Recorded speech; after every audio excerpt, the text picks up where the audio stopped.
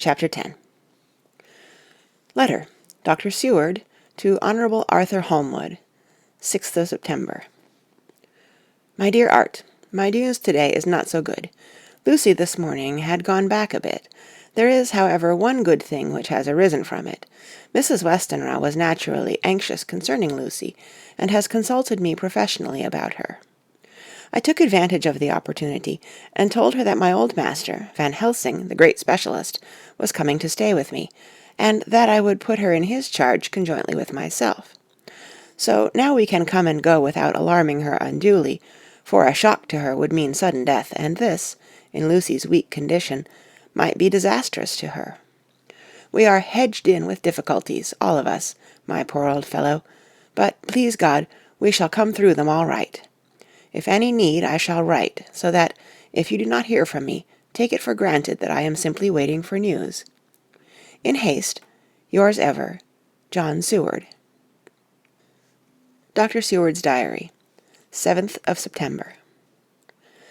The first thing Van Helsing said to me when we met at Liverpool Street was, "Have you said anything to our young friend, the lover of her?"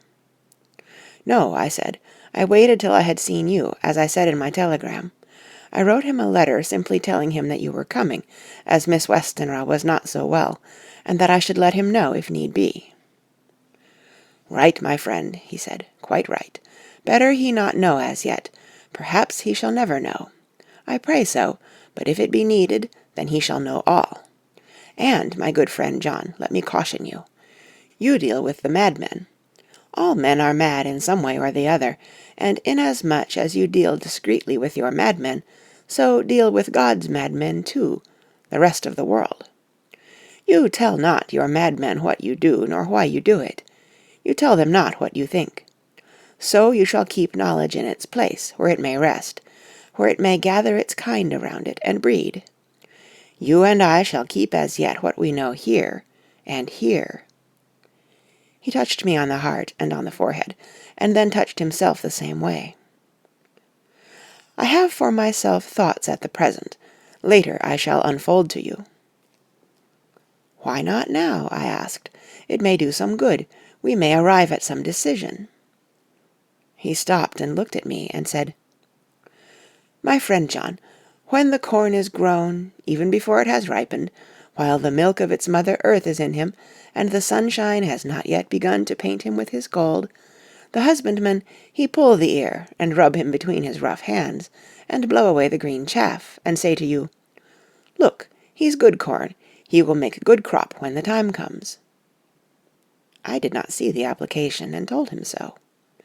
For reply he reached over and took my ear in his hand, and pulled it playfully, as he used long ago to do at lectures, and said, "The good husbandman tell you so then because he knows, but not till then. But you do not find the good husbandman dig up his planted corn to see if he grow. That is for the children who play at husbandry, and not for those who take it as of the work of their life. See you now, friend John? I have sown my corn, and nature has her work to do in making it sprout. If he sprout at all, there's some promise. And I wait till the ear begins to swell." He broke off, for he evidently saw that I understood. Then he went on, and very gravely, "You were always a careful student, and your case-book was ever more full than the rest. You were only student then, now you are master, and I trust that good habit have not fail. Remember, my friend, that knowledge is stronger than memory, and we should not trust the weaker. Even if you have not kept the good practice, let me tell you that this case of our dear Miss is one that may be, mind, I say may be, of such interest to us and others that all the rest may not make him kick the beam, as your people say. Take then good note of it. Nothing is too small. I counsel you, put down in record even your doubts and surmises. Hereafter it may be of interest to you to see how true you guess. We learn from failure, not from success." When I described Lucy's symptoms, the same as before, but infinitely more marked, he looked very grave, but said nothing. He took with him a bag in which there were many instruments and drugs. "The ghastly paraphernalia of our beneficial trade," as he once called, in one of his lectures, the equipment of a professor of the healing craft. When we were shown in, Mrs. Westenra met us. She was alarmed, but not nearly so much as I expected to find her.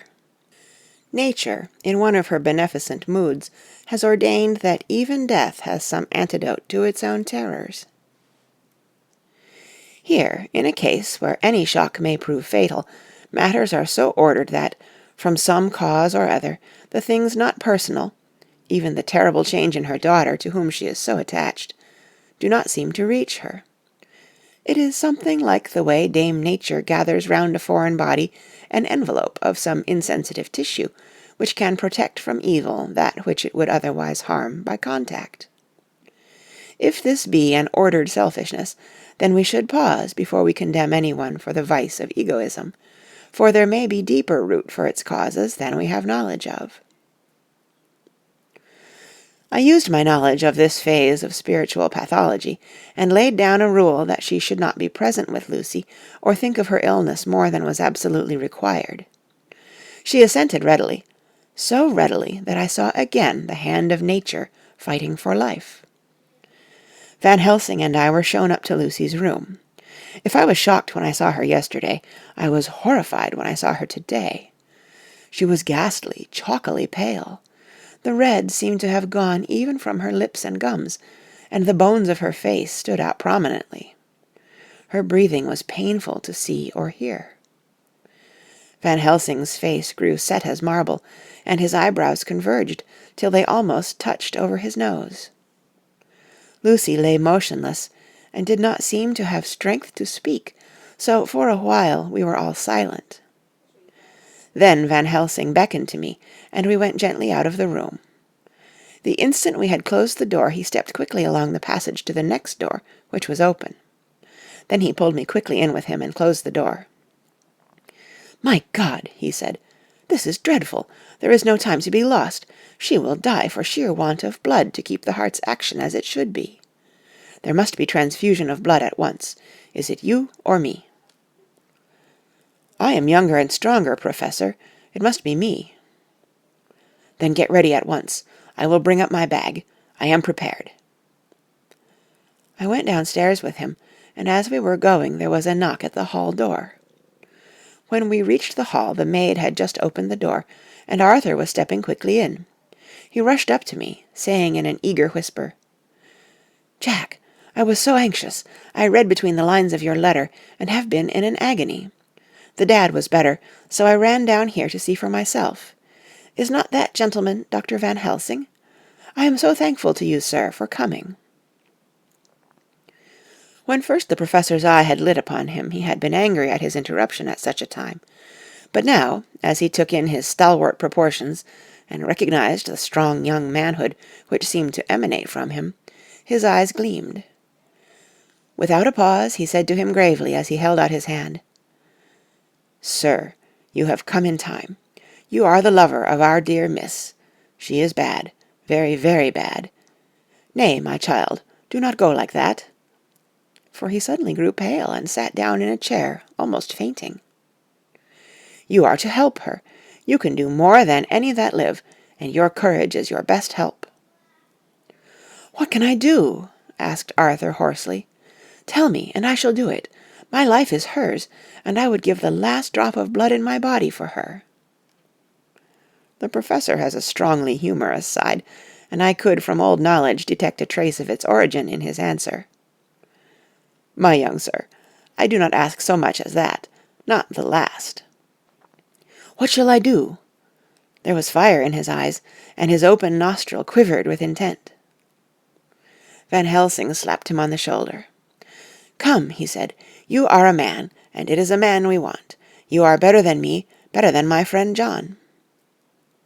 Arthur looked bewildered, and the professor went on by explaining in a kindly way. "Young Miss is bad, very bad. She wants blood, and blood she must have or die. My friend John and I have consulted, and we are about to perform what we call transfusion of blood, to transfer from full veins of one to the empty veins which pine for him. John was to give his blood, as he is the more young and strong than me." Here Arthur took my hand, and wrung it hard in silence. "But Now you are here, you are more good than us, old or young, who toil much in the world of thought. Our nerves are not so calm, and our blood not so bright than yours." Arthur turned to him and said, "If you only knew how gladly I would die for her, you would understand." He stopped, with a sort of choke in his voice. "Good boy," said Van Helsing. "In the not so far off, you will be happy that you have done all for her you love. Come now, and be silent. You shall kiss her once before it is done, but then you must go, and you must leave at my sign. Say no word to Madame. You know how it is with her. There must be no shock. Any knowledge of this would be one. Come." We all went up to Lucy's room. Arthur, by direction, remained outside. Lucy turned her head and looked at us, but said nothing. She was not asleep, but she was simply too weak to make the effort. Her eyes spoke to us. That was all. Van Helsing took some things from his bag and laid them on a little table out of sight. Then he mixed a narcotic, and coming over to the bed, said cheerily, "Now, little miss, here is your medicine. Drink it off like a good child. See, I lift you so that to swallow is easy. Yes." She had made the effort with success. It astonished me how long the drug took to act. This, in fact, marked the extent of her weakness. The time seemed endless until sleep began to flicker in her eyelids. At last, however, the narcotic began to manifest its potency, and she fell into a deep sleep. When the professor was satisfied, he called Arthur into the room and bade him strip off his coat. Then he added, "You may take that one little kiss whiles I bring over the table. Friend John, help to me." So neither of us looked, whilst he bent over her. Van Helsing, turning to me, said, "He is so young and strong, and of blood so pure, that we need not defibrinate it." Then, with swiftness, but with absolute method, Van Helsing performed the operation. As the transfusion went on, something like life seemed to come back to poor Lucy's cheeks, and through Arthur's growing pallor the joy of his face seemed absolutely to shine. After a bit I began to grow anxious, for the loss of blood was telling on Arthur, strong man as he was. It gave me an idea of what a terrible strain Lucy's system must have undergone, that what weakened Arthur only partially restored her. But the professor's face was set, and he stood, watch in hand, and with his eyes fixed now on the patient, and now on Arthur. I could hear my own heart beat.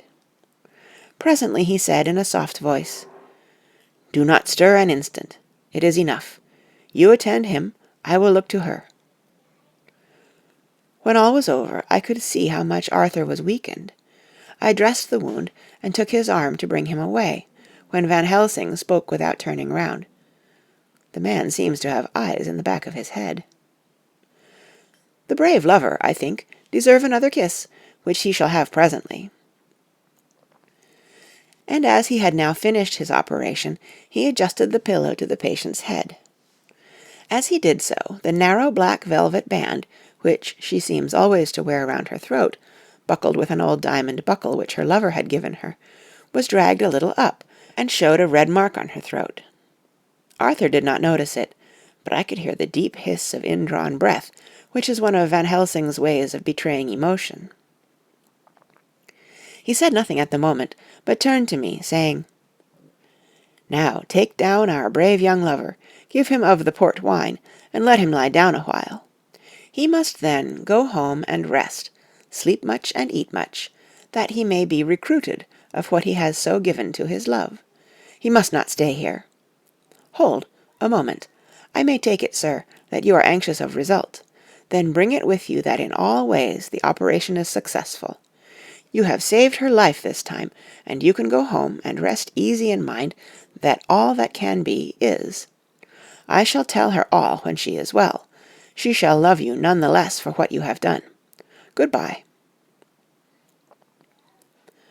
When Arthur had gone, I went back to the room. Lucy was sleeping gently, but her breathing was stronger. I could see the counterpane move as her breast heaved. By the bedside sat Van Helsing, looking at her intently. The velvet band again covered the red mark. I asked the Professor in a whisper, "What do you make of that mark on her throat?" "What do you make of it?" "I have not examined it yet," I answered, and then and there proceeded to loose the band. Just over the external jugular vein there were 2 punctures, not large, but not wholesome looking. There was no sign of disease, but the edges were white and worn-looking, as if by some trituration. It at once occurred to me that this wound, or whatever it was, might be the means of that manifest loss of blood, but I abandoned the idea as soon as formed, for such a thing could not be. The whole bed would have been drenched to a scarlet with the blood which the girl must have lost to leave such a pallor as she had before the transfusion. "Well?" said Van Helsing. "Well," said I can make nothing of it." The Professor stood up. "I must go back to Amsterdam tonight," he said. "There are books and things there which I want. You must remain here all the night, and you must not let your sight pass from her." "Shall I have a nurse?" I asked. "We are the best nurses, you and I. You keep watch all night. See that she is well fed, and that nothing disturbs her. You must not sleep all the night. Later on we can sleep, you and I. I shall be back as soon as possible, and then we may begin." "May begin?" I said. "What on earth do you mean?" "We shall see," he answered, as he hurried out. He came back a moment later and put his head inside the door, and said with warning finger held up, "Remember, she is your charge. If you leave her and harm befall, you shall not sleep easy hereafter." Dr. Seward's diary continued. 8th of September. I sat up all night with Lucy. The opiate worked itself off towards dusk, and she waked naturally. She looked a different being from what she had been before the operation. Her spirits even were good, and she was full of a happy vivacity, but I could see evidences of the absolute prostration which she had undergone. When I told Mrs. Westenra that Dr. Van Helsing had directed that I should sit up with her, she almost pooh-poohed the idea, pointing out her daughter's renewed strength and excellent spirits. I was firm, however, and made preparations for my long vigil. When her maid had prepared her for the night, I came in, having in the meantime had supper, and took a seat by the bedside. She did not in any way make objection, but looked at me gratefully whenever I caught her eye. After a long spell she seemed sinking off to sleep, but with an effort seemed to pull herself together, and shook it off. This was repeated several times, with greater effort and with shorter pauses as the time moved on.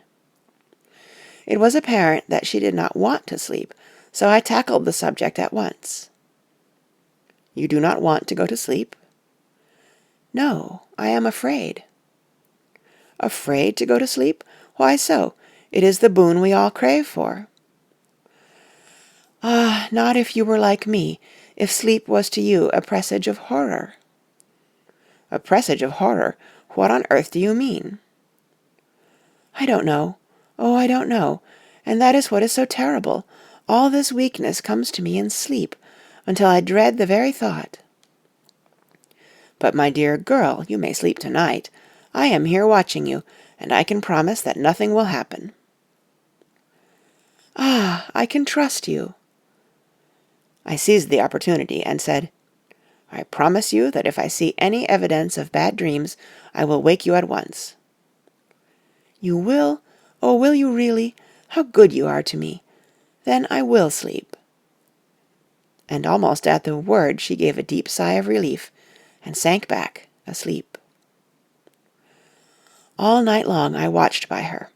She never stirred, but slept on and on in a deep, tranquil, life-giving, health-giving sleep. Her lips were slightly parted, and her breast rose and fell with the regularity of a pendulum. There was a smile on her face, and it was evident that no bad dreams had come to disturb her peace of mind. In the early morning her maid came, and I left her in her care and took myself back home, for I was anxious about many things. I sent a short wire to Van Helsing and to Arthur, telling them of the excellent result of the operation. My own work, with its manifold arrears, took me all day to clear off. It was dark when I was able to inquire about my zoophagus patient. The report was good.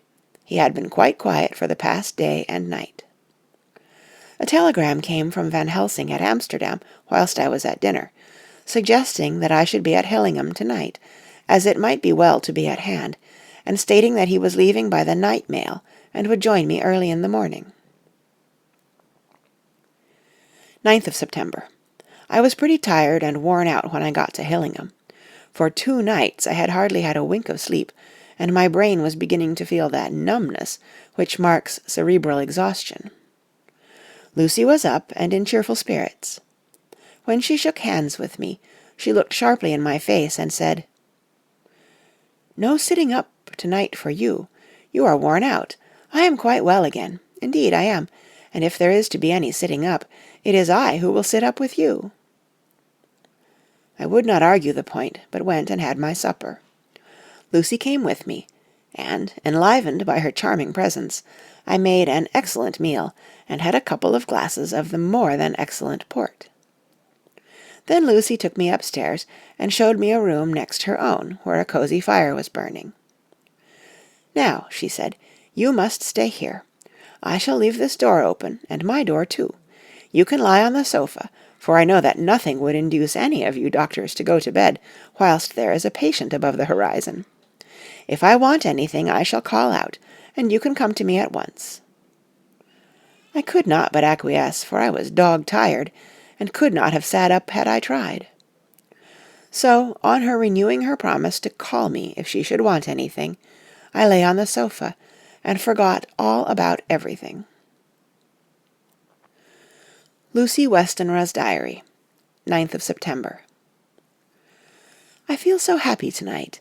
I have been so miserably weak that to be able to think and move about is like feeling sunshine after a long spell of east wind out of a steel sky.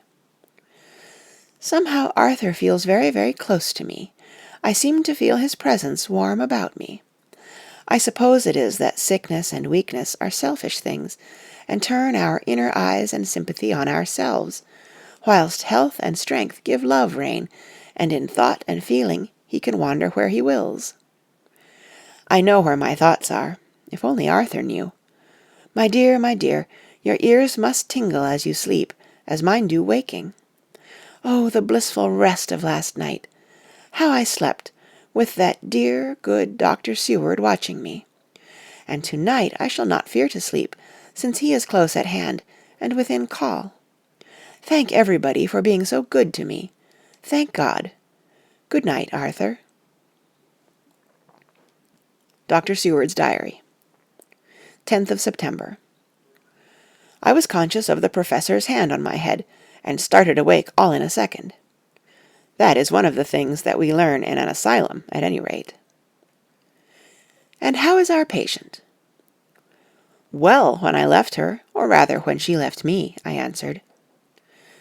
Come, let us see, he said, and together we went into the room. The blind was down, and I went over to raise it gently, whilst Van Helsing stepped, with his soft cat-like tread, over to the bed. As I raised the blind, and the morning sunlight flooded the room, I heard the professor's low hiss of inspiration, and, knowing its rarity, a deadly fear shot through my heart. As I passed over, he moved back, and his exclamation of horror, "Gott im Himmel!" needed no enforcement from his agonized face. He raised his hand and pointed to the bed, and his iron face was drawn and ashen white. I felt my knees begin to tremble. There, on the bed, seemingly in a swoon, lay poor Lucy, more horribly white and wan-looking than ever. Even the lips were white, and the gums seemed to have shrunken back from the teeth, as we sometimes see in a corpse after a prolonged illness. Van Helsing raised his foot to stamp in anger, but the instinct of his life and all the long years of habit stood to him, and he put it down again softly. "Quick," he said, "bring the brandy. I flew to the dining-room and returned with the decanter. He wetted the poor white lips with it, and together we rubbed palm and wrist and heart.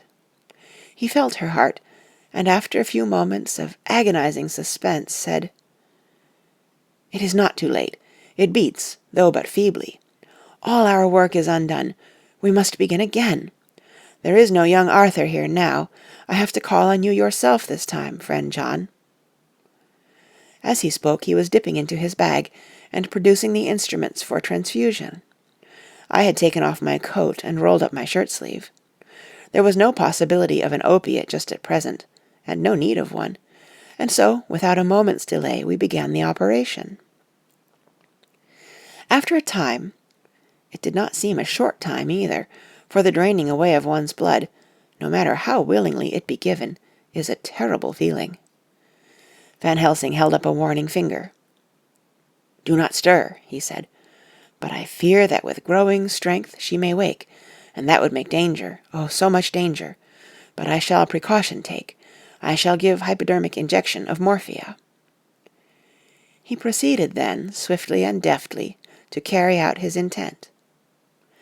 The effect on Lucy was not bad, for the faint seemed to merge subtly into the narcotic sleep. It was with a feeling of personal pride that I could see a faint tinge of color steal back into the pallid cheeks and lips.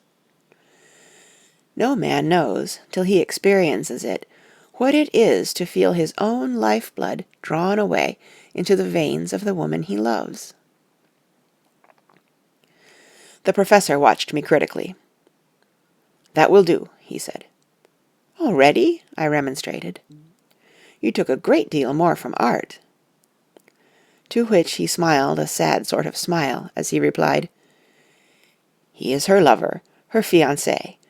You have work, much work, to do for her and for others, and the present will suffice." When we stopped the operation, he attended to Lucy, whilst I applied digital pressure to my own incision. I laid down, whilst I waited for his leisure to attend me, for I felt faint and a little sick.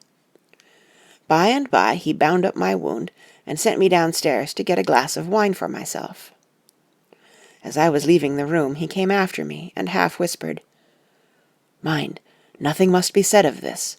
If our young lover should turn up unexpected, as before, no word to him. It would at once frighten him and enjealous him too. There must be none. So." When I came back, he looked at me carefully, and then said, "You are not much the worse. Go into the room and lie on your sofa and rest a while, then have much breakfast, and come here to me." I followed out his orders, for I knew how right and wise they were. I had done my part, and now my next duty was to keep up my strength. I felt very weak, and in the weakness lost something of the amazement at what had occurred. I fell asleep on the sofa, however, wondering over and over again how Lucy had made such a retrograde movement, and how she could have been drained of so much blood, with no sign anywhere to show for it.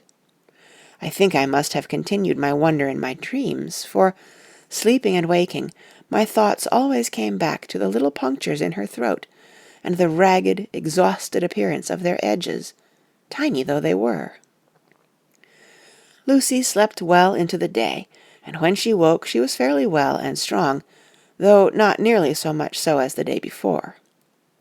When Van Helsing had seen her, he went out for a walk, leaving me in charge, with strict injunctions that I was not to leave her for a moment.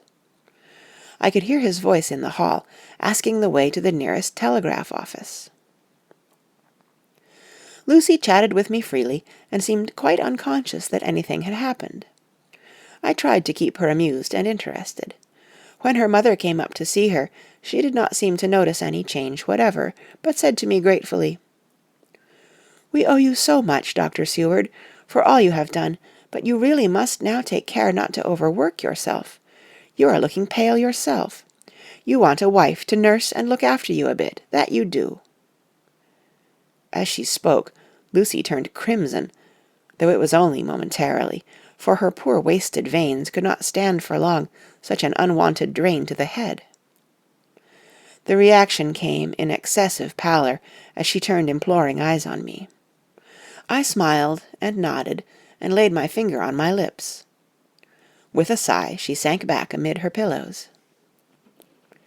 Van Helsing returned in a couple of hours, and presently said to me, "Now, you go home, and eat much and drink enough. Make yourself strong. I stay here tonight, and I shall sit up with little miss myself. You and I must watch the case, and we must have none other to know. I have grave reasons. No, do not ask them. Think what you will. Do not fear to think even the most not probable. Good night." In the hall, 2 of the maids came to me, and asked if they or either of them might not sit up with Miss Lucy. They implored me to let them, and when I said it was Dr. Van Helsing's wish that either he or I should sit up, they asked me quite piteously to intercede with the foreign gentleman. I was much touched by their kindness. Perhaps it is because I am weak at present, and perhaps because it was on Lucy's account that their devotion was manifested, for over and over again have I seen similar instances of woman's kindness. I got back here in time for a late dinner, went my rounds, all well, and set this down whilst waiting for sleep. It is coming. 11th of September. This afternoon I went over to Hillingham, found Van Helsing in excellent spirits, and Lucy much better. Shortly after I had arrived, a big parcel from abroad came for the Professor. He opened it with much impressment, assumed, of course, and showed a great bundle of white flowers. "These are for you, Miss Lucy," he said. "For me? Oh, Dr. Van Helsing." "Yes, my dear, but not for you to play with. These are medicines." Here Lucy made a wry face. "Nay, but they are not to take in a decoction or in nauseous form, so you need not snub that so charming nose, or I shall point out to my friend Arthur what woes he may have to endure in seeing so much beauty that he so loves so much distort. Aha, my pretty miss, that bring the so nice nose all straight again. This is medicinal, but you do not know how.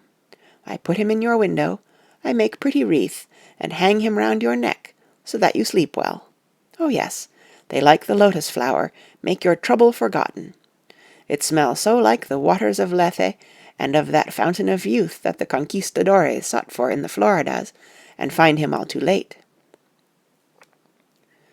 Whilst he was speaking, Lucy had been examining the flowers and smelling them. Now she threw them down, saying, with half laughter, half disgust, "Oh, Professor, I believe you are only putting up a joke on me. Why, these flowers are only common garlic."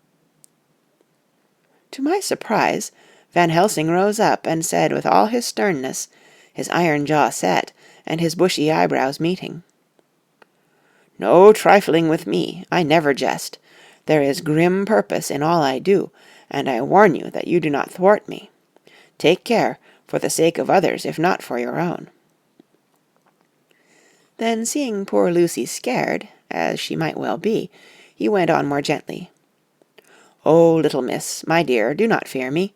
I only do for your good, but there is much virtue to you in those so common flowers. See, I place them myself in your room. I make myself the wreath that you are to wear, but hush, no telling to others that make so inquisitive questions. We must obey, and silence is part of obedience, and obedience is to bring you strong and well into loving arms that wait for you. Now sit still a while.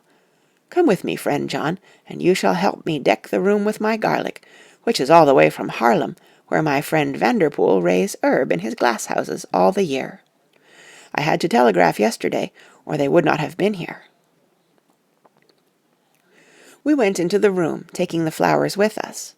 The Professor's actions were certainly odd, and not to be found in any pharmacopoeia that I ever heard of. First he fastened up the windows and latched them securely.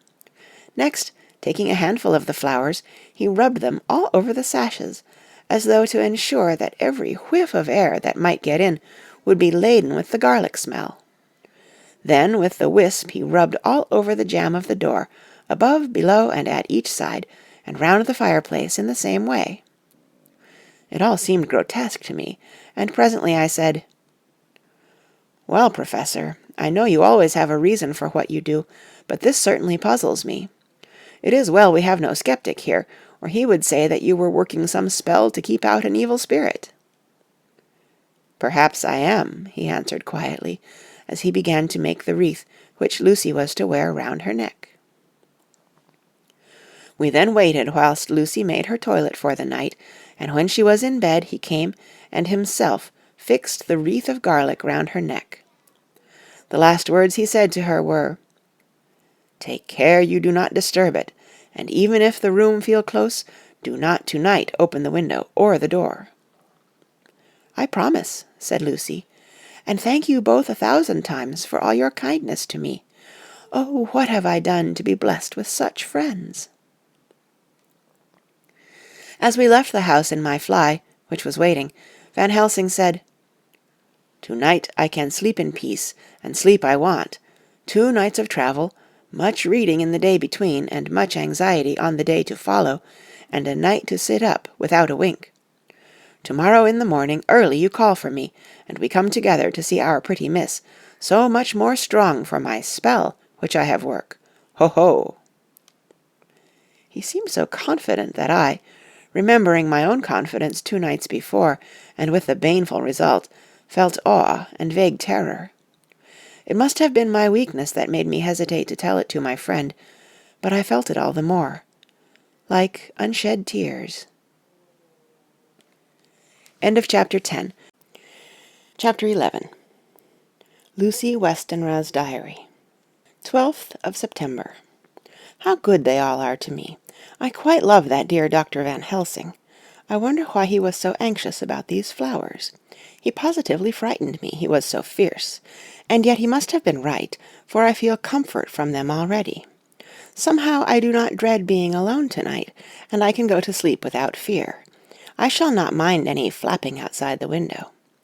Oh, the terrible struggle that I have had against sleep so often of late, the pain of the sleeplessness, or the pain of the fear of sleep, with such unknown horrors as it has for me. How blessed are some people whose lives have no fears, no dreads, to whom sleep is a blessing that comes nightly and brings nothing but sweet dreams. Well, here I am tonight, hoping for sleep, and lying like Ophelia in the play, with virgin krantz and maiden strewments. I never liked garlic before, but tonight it is delightful. There is peace in its smell. I feel sleep coming already. Good night, everybody. Dr. Seward's Diary. 13th of September. Called at the Berkeley and found Van Helsing, as usual, up to time. The carriage ordered from the hotel was waiting. The professor took his bag, which he always brings with him now. Let all be put down exactly. Van Helsing and I arrived at Hillingham at 8 o'clock. It was a lovely morning. The bright sunshine and all the fresh feeling of early autumn seemed like the completion of nature's annual work. The leaves were turning to all kinds of beautiful colors, but had not yet begun to drop from the trees. When we entered, we met Mrs. Westenra coming out of the morning room. She is always an early riser. She greeted us warmly, and said, "You will be glad to know that Lucy is better. The dear child is still asleep. I looked into her room and saw her, but did not go in, lest I should disturb her." The professor smiled and looked quite jubilant. He rubbed his hands together and said, "Aha! I thought I had diagnosed the case. My treatment is working." To which she answered, "You must not take all the credit to yourself, doctor. Lucy's state this morning is due in part to me." "How do you mean, ma'am?" asked the professor. "Well, I was anxious about the dear child in the night, and went into her room. She was sleeping soundly, so soundly that even my coming did not wake her. But the room was awfully stuffy. There were a lot of those horrible strong-smelling flowers about everywhere, and she had actually a bunch of them round her neck. I feared that the heavy odour would be too much for the dear child in her weak state, so I took them all away and opened a bit of the window to let in a little fresh air. You will be pleased with her, I am sure." She moved off into her boudoir, where she usually breakfasted early. As she had spoken, I watched the professor's face, and saw it turn ashen grey. He had been able to retain his self-command whilst the poor lady was present, for he knew her state, and how mischievous a shock would be. He actually smiled on her as he held open the door for her to pass into her room. But the instant she had disappeared, he pulled me, suddenly and forcibly, into the dining-room, and closed the door. Then, for the first time in my life, I saw Van Helsing break down. He raised his hands over his head in a sort of mute despair, and then beat his palms together in a helpless way. Finally he sat down on a chair, and putting his hands before his face, began to sob, with loud, dry sobs that seemed to come from the very racking of his heart. Then he raised his arms again, as though appealing to the whole universe. "God, God, God," he said, "what have we done? What has this poor thing done, that we are so sore beset? Is there fate amongst us still, sent down from the pagan world of old, that such things must be, and in such way? This poor mother, all unknowing, and all for the best, as she think, does such thing as lose her daughter body and soul, and we must not tell her, we must not even warn her, or she die, and then both die. Oh, how we are beset! How are all the powers of the devils against us?" Suddenly he jumped to his feet. "Come," he said, "come, we must see and act. Devils or no devils, or all the devils at once, it matters not. We fight him all the same." He went to the hall door for his bag, and together we went up to Lucy's room. Once again I drew up the blind, whilst Van Helsing went towards the bed. This time he did not start as he looked on the poor face with the same awful, waxen pallor as before. He wore a look of stern sadness and infinite pity. "As I expected," he murmured, with that hissing inspiration of his which meant so much. Without a word he went and locked the door, and then began to set out on the little table the instruments for yet another operation of transfusion of blood. I had long ago recognized the necessity, and begun to take off my coat, but he stopped me with a warning hand. "No," he said, "today you must operate. I shall provide. You are weakened already." As he spoke he took off his coat and rolled up his shirt-sleeve. Again the operation, again the narcotic, again some return of colour to the ashy cheeks, and the regular breathing of healthy sleep. This time I watched whilst Van Helsing recruited himself and rested. Presently he took an opportunity of telling Mrs. Westenra that she must not remove anything from Lucy's room without consulting him, that the flowers were of medicinal value, and that the breathing of their odour was a part of the system of cure. Then he took over the care of the case himself, saying that he would watch this night and the next, and would send me word when to come. After another hour Lucy waked from her sleep, fresh and bright, and seemingly not much the worse for her terrible ordeal. What does it all mean? I am beginning to wonder if my long habit of life amongst the insane is beginning to tell upon my own brain. Lucy Westenra's Diary, 17th of September. 4 days and nights of peace. I am getting so strong again that I hardly know myself.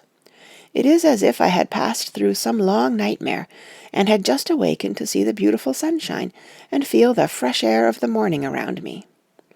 I have a dim half-remembrance of long, anxious times of waiting and fearing, darkness in which there was not even the pain of hope to make present distress more poignant, and then long spells of oblivion, and the rising back to life as a diver coming up through a great press of water. Since, however, Dr. Van Helsing has been with me, all this bad dreaming seems to have passed away. The noises that used to frighten me out of my wits, the flapping against the windows, the distant voices which seemed so close to me, the harsh sounds that came from I know not where, and commanded me to do I know not what, have all ceased. I go to bed now without any fear of sleep. I do not even try to keep awake. I have grown quite fond of the garlic, and a boxful arrives for me every day from Haarlem. To-night Dr. Van Helsing is going away, as he has to be for a day in Amsterdam. But I need not be watched. I am well enough to be left alone. Thank God for Mother's sake, and dear Arthur's, and for all our friends who have been so kind. I shall not even feel the change, for last night Dr. Van Helsing slept in his chair a lot of the time. I found him asleep twice when I awoke, but I did not fear to go to sleep again, though the boughs or bats or something napped almost angrily against the window-panes. The Pall Mall Gazette, 18th of September. The Escaped Wolf. Perilous adventure of our interviewer. Interview with the keeper in the Zoological Gardens. After many inquiries and almost as many refusals, and perpetually using the words Pall Mall Gazette as a sort of talisman, I managed to find the keeper of the section of the Zoological Gardens in which the wolf department is included. Thomas Builder lives in one of the cottages in the enclosure behind the Elephant House, and was just sitting down to his tea when I found him. Thomas and his wife are hospitable folk, elderly and without children, and if the specimen I enjoyed of their hospitality be of the average kind, their lives must be pretty comfortable. The keeper would not enter on what he called business until the supper was over, and we were all satisfied. Then, when the table was cleared and he had lit his pipe, he said, "Now, sir, you can go on and arsk me what you want. You'll excuse me refusin' to talk of professional subjects afore meals. I gives the wolves and the jackals and the hyenas in all our section their tea afore I begins to arsk them questions." "How do you mean, ask them questions?" I queried, wishful to get him into a talkative humour. "'Ittin' of them over the 'ead with a pole is one way. Scratchin' of their ears is another, when gents as is flush wants a bit of a show-orf to their gals. I don't so much mind the fust, the 'ittin' with a pole afore I chucks in their dinner, but I waits till they've 'ad their sherry and coffee, so to speak, afore I tries on with the ear-scratchin'. Mind you," he added philosophically, "there's a deal of the same nature in us as in them theer animiles. Here's you a-comin' and arskin' of me questions about my business, and I that grumpy like that only for your bloomin' £1/2 I'd a-seen you blowed first afore I'd answer. Not even when you arsk me sarcastic like if I'd like you to arsk the superintendent if you might arsk me questions. Without offence, did I tell yer to go to 'ell?" "You did." "And when you said you'd report me for usin' of obscene language, that was 'itting me over the 'ead, but the £1/2 made that all right. I warn't a-goin' to fight, so I waited for the food, and did with my owl as the wolves and lions and tigers does. But, lor love your 'art, now that the old 'oman 'as stuck a chunk of her tea-cake in me, and rinsed me out with her bloomin' old teapot, and I've lit up, you may scratch my ears for all you're worth, and won't get even a growl out of me. Drive along with your questions. I know what you're a-comin' at, that 'ere escaped wolf." "Exactly. I want you to give me your view of it. Just tell me how it happened, and when I know the facts, I'll get you to say what you consider was the cause of it, and how you think the whole affair will end." "All right, governor. This 'ere is about the 'ole story. That 'ere wolf what we called Berserker was one of 3 grey ones that came from Norway to Jamrach's, which we bought off him 4 years ago. He was a nice, well-behaved wolf that never gave no trouble to talk of. I'm more surprised at him for wanting to get out nor any other animile in the place. But there, you can't trust wolves no more nor women." "Don't you mind him, sir," broke in Mrs. Tom with a cheery laugh. "He's got mindin' the animile so long that blest if he ain't like a old wolf hisself, but there ain't no harm in him. Well, sir, it was about 2 hours after feedin' yesterday when I first hear my disturbance. I was making up a litter in the monkey house for a young puma which is ill, but when I heard the yelpin' and owlin' I kem away straight. There was Berserker a-tearin' like a mad thing at the bars, as if he wanted to get out. There wasn't much people about that day, and close at hand was only one man, a tall thin chap, with a 'ook nose and a pointed beard, with a few white hairs running through it. He had a hard, cold look and red eyes, and I took a sort of mislike to him, for it seemed as if it was him as they was irritated at. He had white kid gloves on his hands, and he pointed out the animiles to me and says, 'Keeper, these wolves seem upset at something.' 'Maybe it's you,' says I, for I did not like the airs as he give hisself. He didn't get angry, as I hoped he would, but he smiled a kind of insolent smile with a mouthful of white sharp teeth. "Oh, no, they wouldn't like me," he says. "Oh, yes, they would," says I, a-imitatin' of him. "They always likes a bone or two to clean their teeth on about tea-time, which you has a bagful." Well, it was a odd thing, but when the animile see us a-talkin' they lay down, and when I went over to Berzicker he let me stroke his ears same as ever. That there man kim over, and blest but if he didn't put in his hand and stroke the old wolf's ears too. "Take care," says I, "Berzicker is quick." "Never mind," he says, "I'm used to 'em." "Are you in the business yourself?" I says, taking off my hat, for a man what trades in wolves, etc., is a good friend to keepers. "No," says he, "not exactly in the business, but I have made pets of several." And with that he lifts his hat as perlite as a lord, and walks away. Old Berzicker kep' a-looking arter him till he was out of sight, and then went and lay down in a corner, and wouldn't come out the whole evening. Well, arst night, so soon as the moon was up, the wolves here all began a-owlin'. There warn't nothing for them to owl at. There warn't no one near, except some one that was evidently a-callin' a dog somewheres out back of the gardings in the Park Road. Once or twice I went out to see that all was right, and it was, and then the owling stopped. Just before 12 o'clock I took a look round afore turnin' in, and bust me, but when I kem opposite to old Berzicker's cage I see the rails broken and twisted about, and the cage empty. And that's all I know for certain. Did anyone else see anything? One of our gardeners was a-comin' home about that time from a-'armony, when he sees a big grey dog comin' out through the garden edges. At least so he says, but I don't give much for it myself, for if he did he never said a word about it to his missus when he got home, and it was only after the escape of the wolf was made known, and we had been up all night a-huntin' of the park for Berzicker, that he remembered seeing anything. My own belief was that the 'armony had got into his head. Now, Mr. Builder, can you account in any way for the escape of the wolf? "Well, sir," he said, with a suspicious sort of modesty, "I think I can, but I don't know as how you'd be satisfied with the theory." "Certainly I shall, if a man like you, who knows the animals from experience, can't hazard a good guess at any rate, who is even to try?" "Well then, sir, I accounts for it this way. It seems to me that 'ere wolf escaped simply because he wanted to get out." From the hearty way that both Thomas and his wife laughed at the joke, I could see that it had done service before, and that the whole explanation was simply an elaborate sell.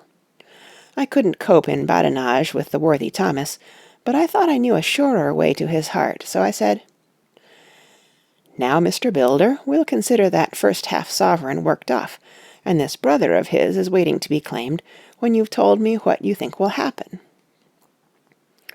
"Right you are, sir," he said briskly. "You'll excuse me, I know, for a chaffin' of ye, but the old woman here winked at me, which is as much as tellin' me to go on." "Well, I never," said the old lady. "My opinion is this. That 'ere wolf is a-'idin' of somewheres. The gardener, what didn't remember, said he was a-gallopin' northward faster than a horse could go, but I don't believe him, for, yer see, sir, wolves don't gallop no more nor dogs does, they not bein' built that way. Wolves is fine things in a storybook, and I dessay when they gets in packs, and does be chivvying something that's more afeard than they is, they can make a devil of a noise and chop it up, whatever it is. But Lord bless you, in real life a wolf is only a low creature, not half so clever or bold as a good dog, and not half a quarter so much fightin' him. This one ain't been used to fightin' or even to providin' for hisself, and more like he's somewhere round the park a-'idin' and a-shiverin' of, and, if he thinks at all, wonderin' where he is to get his breakfast from, or maybe he's got down some area and is in a coal cellar. My eye, won't some cook get a rum start when she sees his green eyes a-shinin' at her out of the dark? If he can't get food, he's bound to look for it, and mayhap he may chance to light on a butcher's shop in time. If he doesn't, and some nursemaid goes a-walkin' orf with a soldier, leavin' of the hinfant in the perambulator, well, then I shouldn't be surprised if the census is one babby the less. That's all." I was handing him the half-sovereign when something came bobbing up against the window, and Mr. Builder's face doubled its natural length with surprise. "God bless me," he said, "if there ain't old Berserker come back by hisself." He went to the door and opened it. A most unnecessary proceeding, it seemed to me. I have always thought that a wild animal never looks so well as when some obstacle of pronounced durability is between us. A personal experience has intensified rather than diminished that idea. After all, however, there is nothing like custom, for neither Builder nor his wife thought any more of the wolf than I should of a dog. The animal itself was as peaceful and well-behaved as that father of all picture wolves, Red Riding Hood's quondam friend, whilst moving her confidence in masquerade. The whole scene was an unutterable mixture of comedy and pathos. The wicked wolf that for half a day had paralyzed London and set all the children in the town shivering in their shoes was there in a sort of penitent mood, and was received and petted like a sort of vulpine prodigal son. Old Builder examined him all over with most tender solicitude, and when he had finished with his penitent, said, "There, I knew the poor old chap would get into some kind of trouble. Didn't I say it all along? Here's his head all cut and full of broken glass. He's been a-getting over some bloomin' wall or other. It's a shime that people are allowed to top their walls with broken bottles. This here's what comes of it. Come along, Berserker." He took the wolf and locked him up in a cage, with a piece of meat that satisfied, in quantity at any rate, the elementary conditions of the fatted calf, and went off to report. I came off too, to report the only exclusive information that is given today regarding the strange escapade at the zoo. Dr. Seward's Diary, 17th of September. I was engaged after dinner in my study posting up my books, which, through press of other work and the many visits to Lucy, had fallen sadly into arrear. Suddenly the door was burst open, and in rushed my patient, with his face distorted with passion. I was thunderstruck, for such a thing as a patient getting of his own accord into the superintendent's study is almost unknown. Without an instant's pause he made straight at me. He had a dinner knife in his hand, and, as I saw he was dangerous, I tried to keep the table between us. He was too quick and too strong for me, however, for before I could get my balance he had struck at me and cut my left wrist rather severely. Before he could strike again, however, I got in my right, and he was sprawling on his back on the floor. My wrist bled freely, and quite a little pool trickled onto the carpet. I saw that my friend was not intent on further effort, and occupied myself binding up my wrist, keeping a wary eye on the prostrate figure all the time. When the attendants rushed in, and we turned our attention to him, his employment positively sickened me. He was lying on his belly on the floor, licking up, like a dog, the blood which had fallen from my wounded wrist. He was easily secured, and, to my surprise, went with the attendants quite placidly, simply repeating over and over again, "The blood is the life. The blood is the life." I cannot afford to lose blood just at present. I have lost too much of late for my physical good, and then the prolonged strain of Lucy's illness and its horrible phases is telling on me. I am overexcited and weary, and I need rest, rest, rest. Happily Van Helsing has not summoned me, so I need not forego my sleep. Tonight I could not well do without it. Telegram, Van Helsing, Antwerp, to Seward, Carfax. Sent to Carfax, Sussex, as no county given. Delivered late, by 22 hours. 17th of September. Do not fail to be at Hillingham tonight. If not watching all the time frequently, visit and see that flowers are as placed. Very important. Do not fail. Shall be with you as soon as possible after arrival. Dr. Seward's Diary, 18th of September. Just off for train to London. The arrival of Van Helsing's telegram filled me with dismay. A whole night lost, and I know by bitter experience what may happen in a night. Of course it is possible that all may be well, but what may have happened? Surely there is some horrible doom hanging over us, that every possible accident should thwart us in all we try to do. I shall take this cylinder with me, and then I can complete my entry on Lucy's phonograph. Memorandum left by Lucy Westenra. 17th of September, night. I write this and leave it to be seen, so that no one may by any chance get into trouble through me. This is an exact record of what took place tonight. I feel I am dying of weakness, and have barely strength to write, but it must be done, if I die in the doing. I went to bed as usual, taking care that the flowers were placed as Dr. Van Helsing directed, and soon fell asleep. I was waked by the flapping at the window, which had begun after that sleepwalking on the cliff at Whitby, when Mina saved me, and which now I know so well.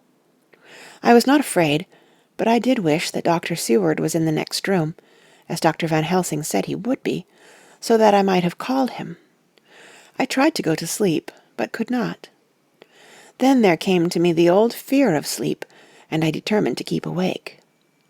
Perversely, sleep would try to come then when I did not want it, so, as I feared to be alone, I opened my door and called out, "Is there anybody there?"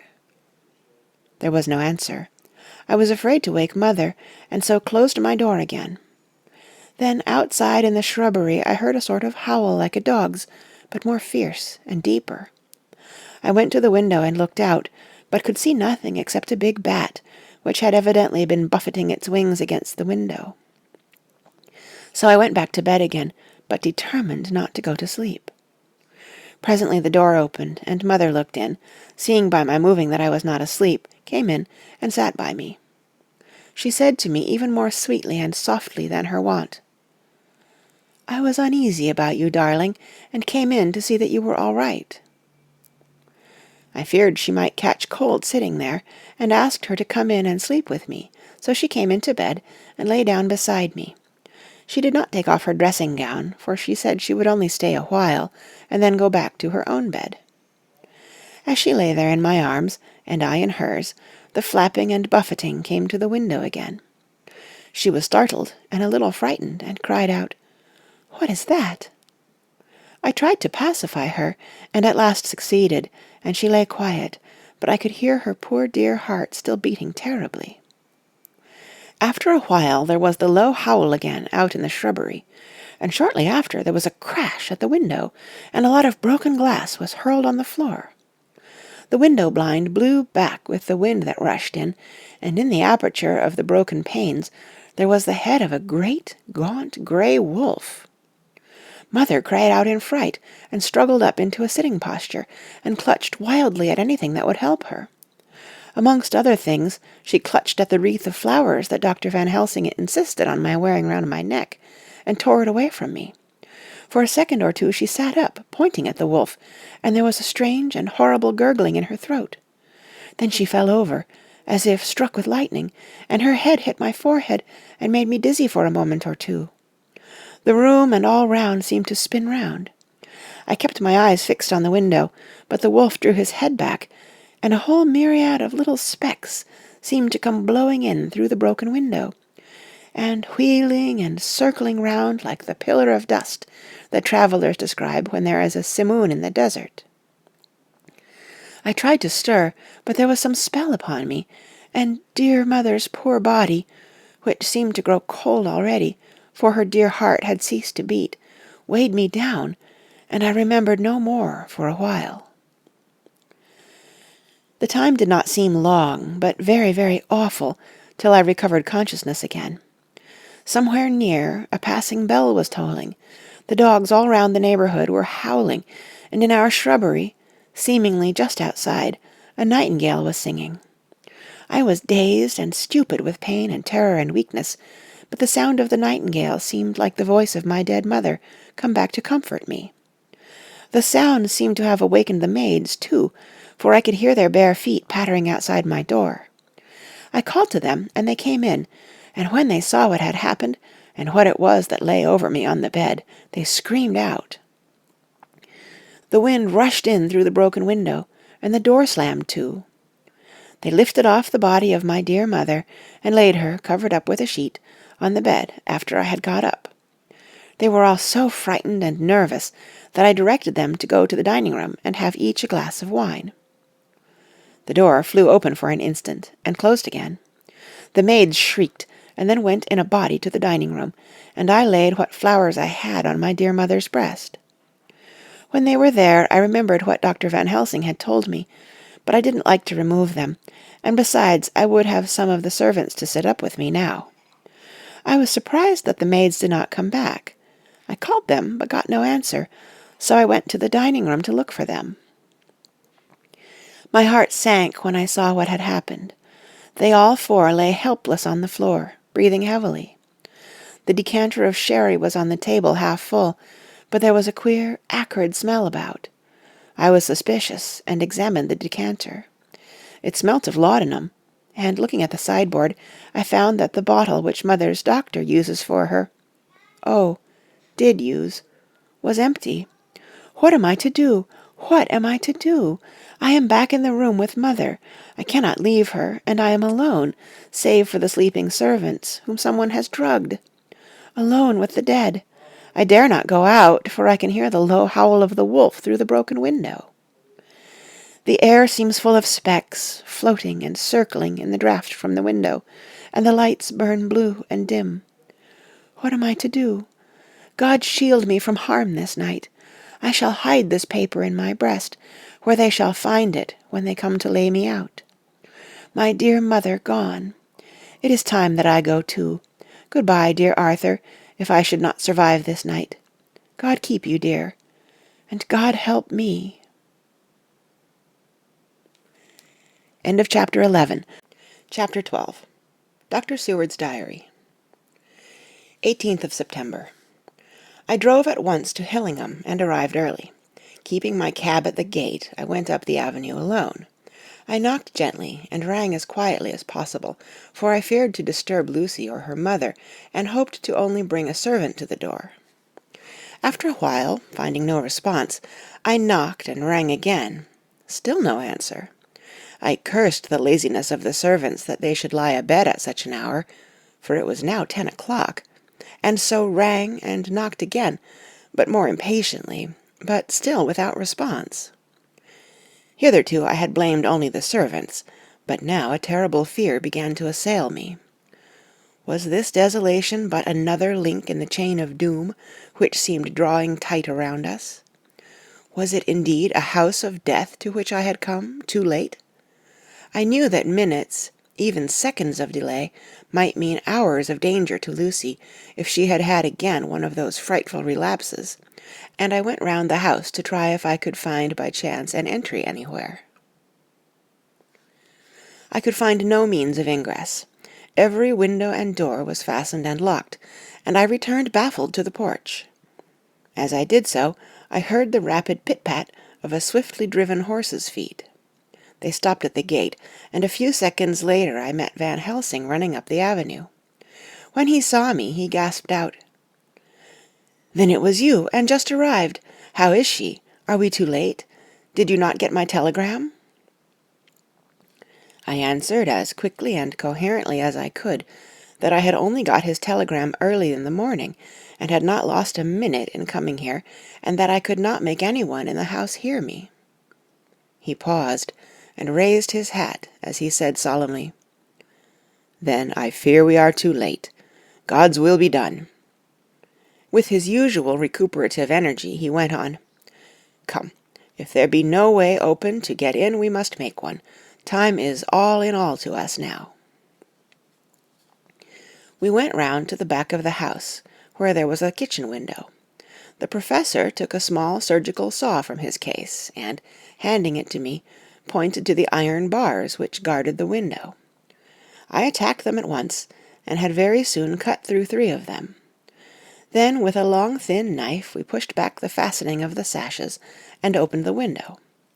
I helped the professor in, and followed him. There was no one in the kitchen, or in the servants' rooms, which were close at hand. We tried all the rooms as we went along, and in the dining-room, dimly lit by rays of light through the shutters, found 4 servant women lying on the floor. There was no need to think them dead, for their stertorous breathing and the acrid smell of laudanum in the room left no doubt as to their condition.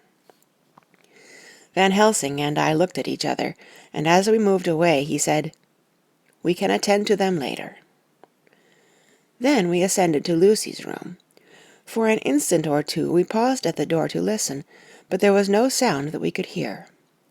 With white faces and trembling hands, we opened the door gently and entered the room. How shall I describe what we saw? On the bed lay two women, Lucy and her mother.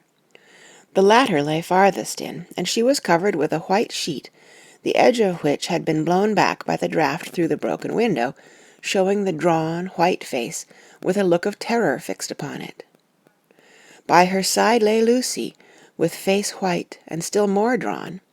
The flowers which had been round her neck we found upon her mother's bosom, and her throat was bare, showing the two little wounds which we had noticed before, but looking horribly white and mangled. Without a word the professor bent over the bed, his head almost touching poor Lucy's breast. Then he gave a quick turn of his head, as of one who listens, and leaping to his feet he cried out to me, "It is not yet too late. Quick, quick, bring the brandy."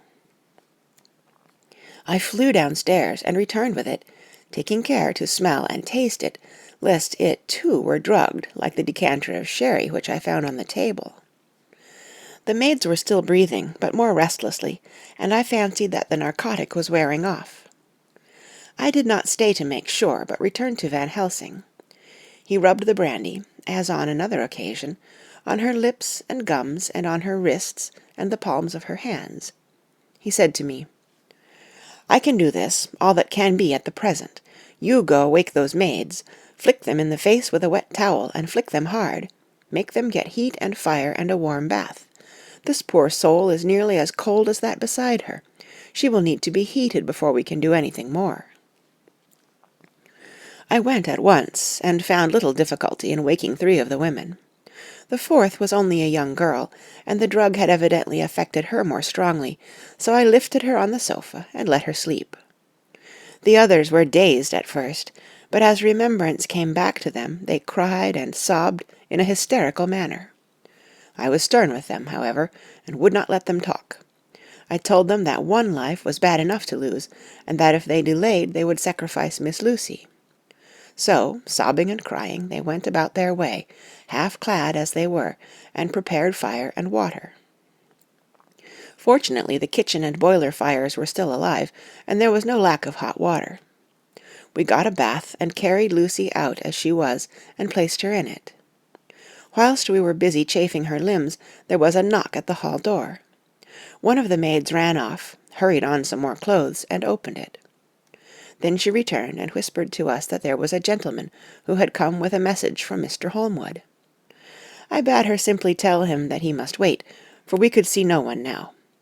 She went away with the message, and, engrossed with our work, I clean forgot all about him. I never saw in all my experience the professor work in such deadly earnest. I knew, as he knew, that it was a stand-up fight with death, and in a pause told him so.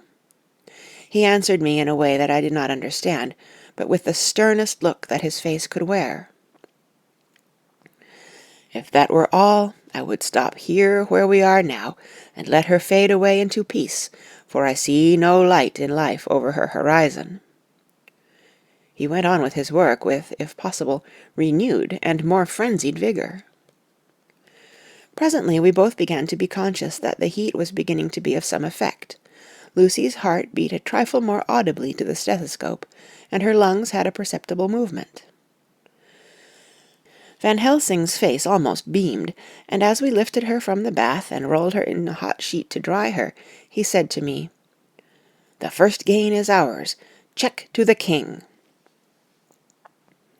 We took Lucy into another room, which had by now been prepared, and laid her in bed, and forced a few drops of brandy down her throat. I noticed that Van Helsing tied a soft silk handkerchief round her throat. She was still unconscious, and was quite as bad as, if not worse than, we had ever seen her. Van Helsing called in one of the women, and told her to stay with her, and not to take her eyes off her till we returned, and then beckoned me out of the room. "We must consult as to what is to be done," he said, as we descended the stairs. In the hall he opened the dining-room door, and we passed in. he closing the door carefully behind him. The shutters had been opened, but the blinds were already down, with that obedience to the etiquette of death which the British woman of the lower classes always rigidly observes. The room was, therefore, dimly dark. It was, however, light enough for our purposes. Van Helsing's sternness was somewhat relieved by a look of perplexity. He was evidently torturing his mind about something, so I waited for an instant, and he spoke. "What are we to do now? Where are we to turn for help? We must have another transfusion of blood, and that soon, or that poor girl's life won't be worth an hour's purchase. You are exhausted already. I am exhausted too. I fear to trust those women, even if they would have courage to submit. What are we to do for someone who will open his veins for her?" "What's the matter with me, anyhow?" The voice came from the sofa across the room, and its tones brought relief and joy to my heart, for they were those of Quincey Morris. Van Helsing started angrily at the first sound, but his face softened, and a glad look came into his eyes as I cried out, "Quincey Morris!" and rushed towards him with outstretched hands. "What brought you here?" I cried as our hands met. "I guess art is the cause." He handed me a telegram. "Have not heard from Seward for 3 days, and am terribly anxious. Cannot leave. Father still in same condition. Send me word how Lucy is. Do not delay. Holmwood." "I think I came just in the nick of time. You know you have only to tell me what to do." Van Helsing strode forward and took his hand, looking him straight in the eyes as he said, "A brave man's blood is the best thing on this earth when a woman is in trouble. You're a man and no mistake. Well, the devil may work against us for all he's worth, but God sends us men when we want them." Once again we went through that ghastly operation. I have not the heart to go through with the details. Lucy had got a terrible shock, and it told on her more than before, for though plenty of blood went into her veins, her body did not respond to the treatment as well as on the other occasions. Her struggle back into life was something frightful to see and hear. However, the action of both heart and lungs improved, and Van Helsing made a subcutaneous injection of morphia, as before, and with good effect. Her faint became a profound slumber. The professor watched whilst I went downstairs with Quincey Morris, and sent one of the maids to pay off one of the cabmen who were waiting. I left Quincey lying down after having a glass of wine, and told the cook to get ready a good breakfast. Then a thought struck me, and I went back to the room where Lucy now was. When I came softly in, I found Van Helsing with a sheet or two of notepaper in his hand. He had evidently read it, and was thinking it over as he sat with his hand to his brow. There was a look of grim satisfaction in his face, as of one who has had a doubt solved. He handed me the paper, saying only, "It dropped from Lucy's breast when we carried her to the bath." When I had read it, I stood looking at the professor, and after a pause asked him, "In God's name, what does it all mean? Was she, or is she, mad, or what sort of horrible danger is it?" I was so bewildered that I did not know what to say more. Van Helsing put out his hand and took the paper, saying, "Do not trouble about it now. Forget it for the present. You shall know and understand it all in good time, but it will be later. And now, what is it that you came to me to say?" This brought me back to fact, and I was all myself again. "I came to speak about the certificate of death. If we do not act properly and wisely, there may be an inquest, and that paper would have to be produced. I am in hopes that we need have no inquest, for if we had it would surely kill poor Lucy if nothing else did. I know, and you know, and the other doctor who attended her knows, that Mrs. Westenra had disease of the heart, and we can certify that she died of it.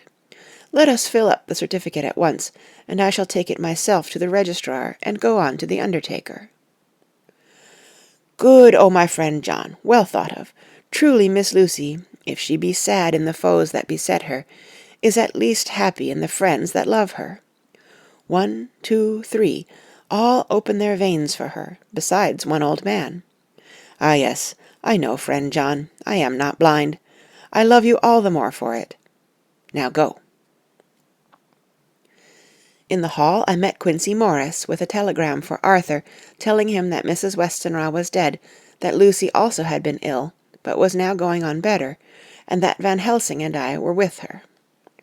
I told him where I was going, and he hurried me out, but as I was going said, "When you come back, Jack, may I have 2 words with you all to ourselves?" I nodded in reply, and went out.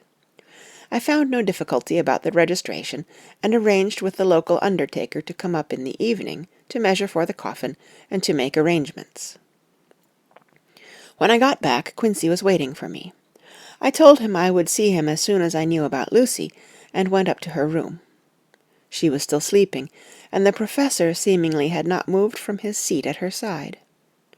From his putting his finger to his lips, I gathered that he expected her to wake before long, and was afraid of forestalling nature. So I went down to Quincey and took him into the breakfast-room, where the blinds were not drawn down, and which was a little more cheerful, or rather less cheerless, than the other rooms. When we were alone, he said to me, "Jack Seward, I don't want to shove myself in anywhere where I've no right to be, but this is no ordinary case. You know I loved that girl and wanted to marry her, but although that's all past and gone, I can't help feeling anxious about her all the same. What is it that's wrong with her? The Dutchman, and a fine old fellow he is, I can see that, said, that time you 2 came into the room, that you must have another transfusion of blood, and that both you and he were exhausted. Now I know well that you medical men speak in camera, and that a man must not expect to know what they consult about in private. But this is no common matter, and whatever it is, I have done my part. Is not that so?" "That's so," I said, and he went on.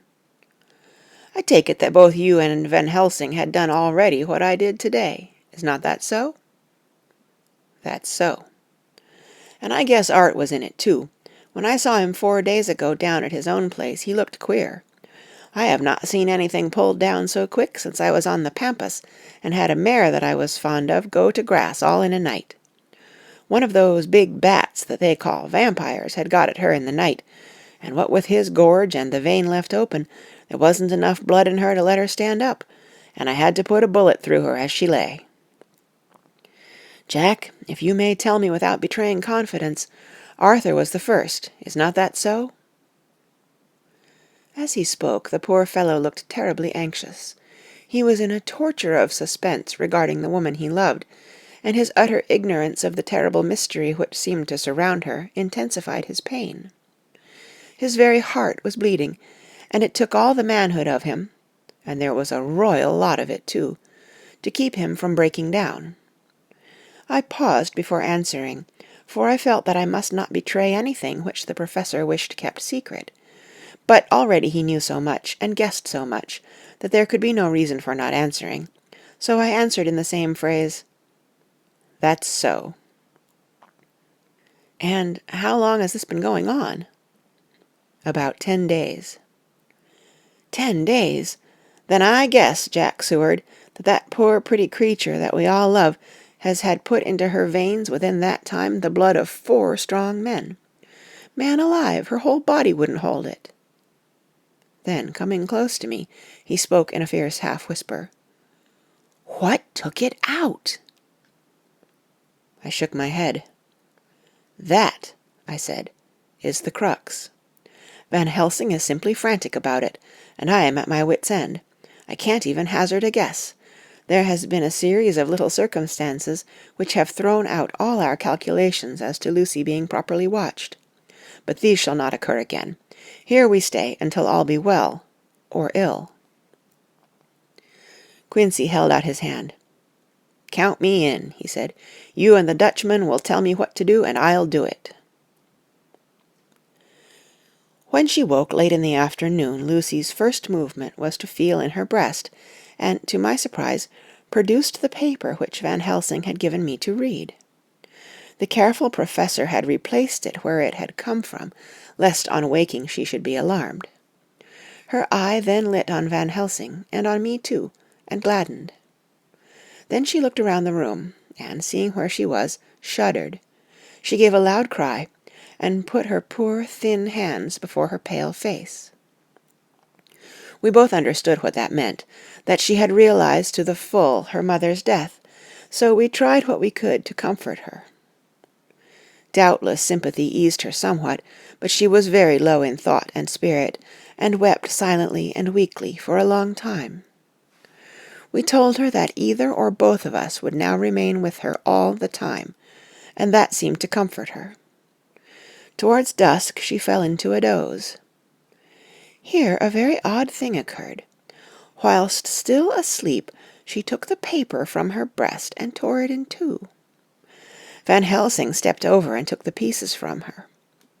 All the same, however, she went on with the action of tearing, as though the material were still in her hands. Finally she lifted her hands and opened them as though scattering the fragments. Van Helsing seemed surprised, and his brows gathered as if in thought, but he said nothing. 19th of September. All last night she slept fitfully, being always afraid to sleep, and something weaker when she woke from it.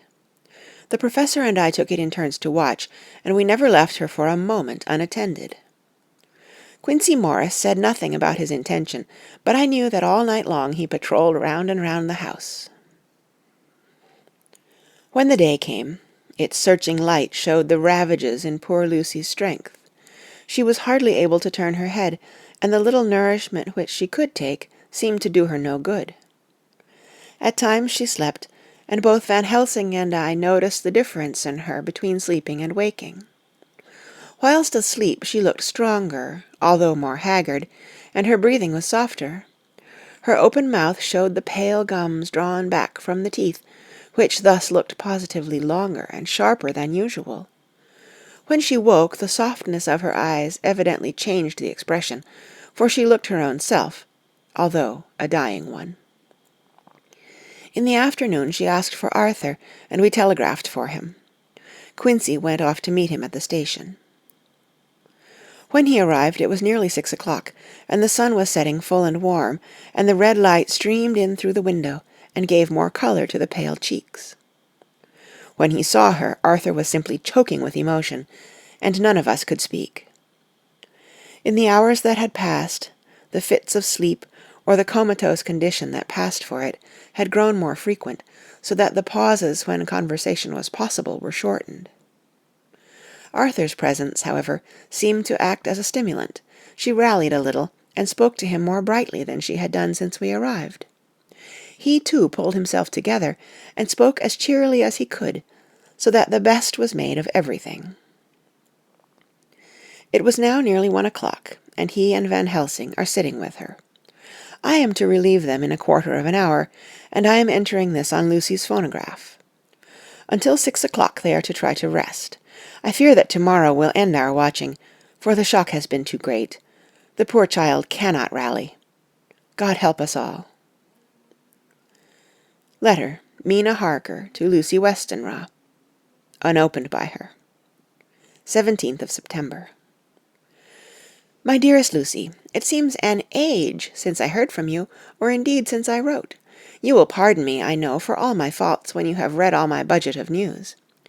Well, I got my husband back all right. When we arrived at Exeter there was a carriage waiting for us, and in it, though he had an attack of gout, Mr. Hawkins. He took us to his house, where there were rooms for us, all nice and comfortable, and we dined together. After dinner Mr. Hawkins said, "My dears, I want to drink your health and prosperity, and may every blessing attend you both.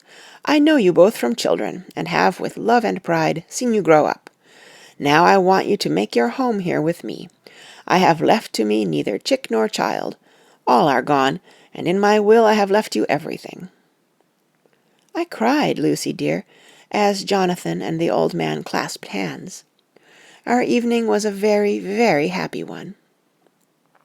So here we are, installed in this beautiful old house, and from both my bedroom and the drawing-room I can see the great elms of the cathedral close, with their great black stems standing out against the old yellow stone of the cathedral, and I can hear the rooks overhead cawing and chattering and gossiping all day, after the manner of rooks and humans. I am busy, I need not tell you, arranging things and housekeeping. Jonathan and Mr. Hawkins are busy all day, for now that Jonathan is a partner, Mr. Hawkins wants to tell him all about the clients. How is your dear mother getting on? I wish I could run up to town for a day or two to see you, dear, but I dare not go yet, with so much on my shoulders, and Jonathan wants looking after still.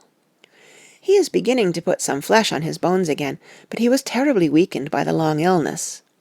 Even now he sometimes starts out of his sleep in a sudden way, and awakes all trembling, until I can coax him back to his usual placidity. However, thank God, these occasions grow less frequent as the days go on, and they will in time pass away altogether, I trust. And now I have told you my news, let me ask yours. When are you to be married, and where, and who is to perform the ceremony, and what are you to wear, and is it to be a public or a private wedding? Tell me all about it, dear. Tell me all about everything, for there is nothing which interests you which will not be dear to me. Jonathan asks me to send his respectful duty, but I do not think that is good enough from the junior partner of the important firm Hawkins and Harker. And so, as you love me, and he loves me, and I love you with all the moods and tenses of the verb, I send you simply his love instead. Good-bye, my dearest Lucy, and all blessings on you. Yours, Mina Harker. Report from Patrick Hennessy, M.D., M.R.C.S.L., K.Q., C.P.I., etc., etc., to John Seward, M.D. 20th of September. My dear Sir, in accordance with your wishes, I enclose a report of the conditions of everything left in my charge. With regard to patient Renfield, there is more to say. He has had another outbreak, which might have had a dreadful ending, but which, as it fortunately happened, was unattended with any unhappy results. This afternoon a carrier's cart with 2 men made a call at the empty house whose grounds abut on ours, the house to which, you will remember, the patient twice ran away. The men stopped at our gate to ask the porter their way, as they were strangers. I was myself looking out of the study window, having a smoke after dinner, and saw one of them come up to the house. As he passed the window of Renfield's room, the patient began to rate him from within, and called him all the foul names he could lay his tongue to. The man, who seemed a decent fellow enough, contented himself by telling him to shut up for a foul-mouthed beggar, whereon our man accused him of robbing him and wanting to murder him, and said that he would hinder him if he were to swing for it. I opened the window and signed to the man not to notice, so he contented himself after looking the place over and making up his mind as to what kind of a place he had got to by saying, "Lor bless yer, sir, I wouldn't mind what was said to me in a bloomin' madhouse. I pity ye and the governor for having to live in the house with a wild beast like that." Then he asked his way civilly enough, and I told him where the gate of the empty house was. He went away, followed by threats and curses and revilings from our man. I went down to see if I could make out any cause for his anger, since he is usually such a well-behaved man, and except his violent fits, nothing of the kind had ever occurred. I found him, to my astonishment, quite composed and most genial in his manner. I tried to get him to talk of the incident, but he blandly asked me questions as to what I meant, and led me to believe that he was completely oblivious of the affair. It was, I am sorry to say, however, only another instance of his cunning, for within half an hour I heard of him again. This time he had broken out through the window of his room, and was running down the avenue.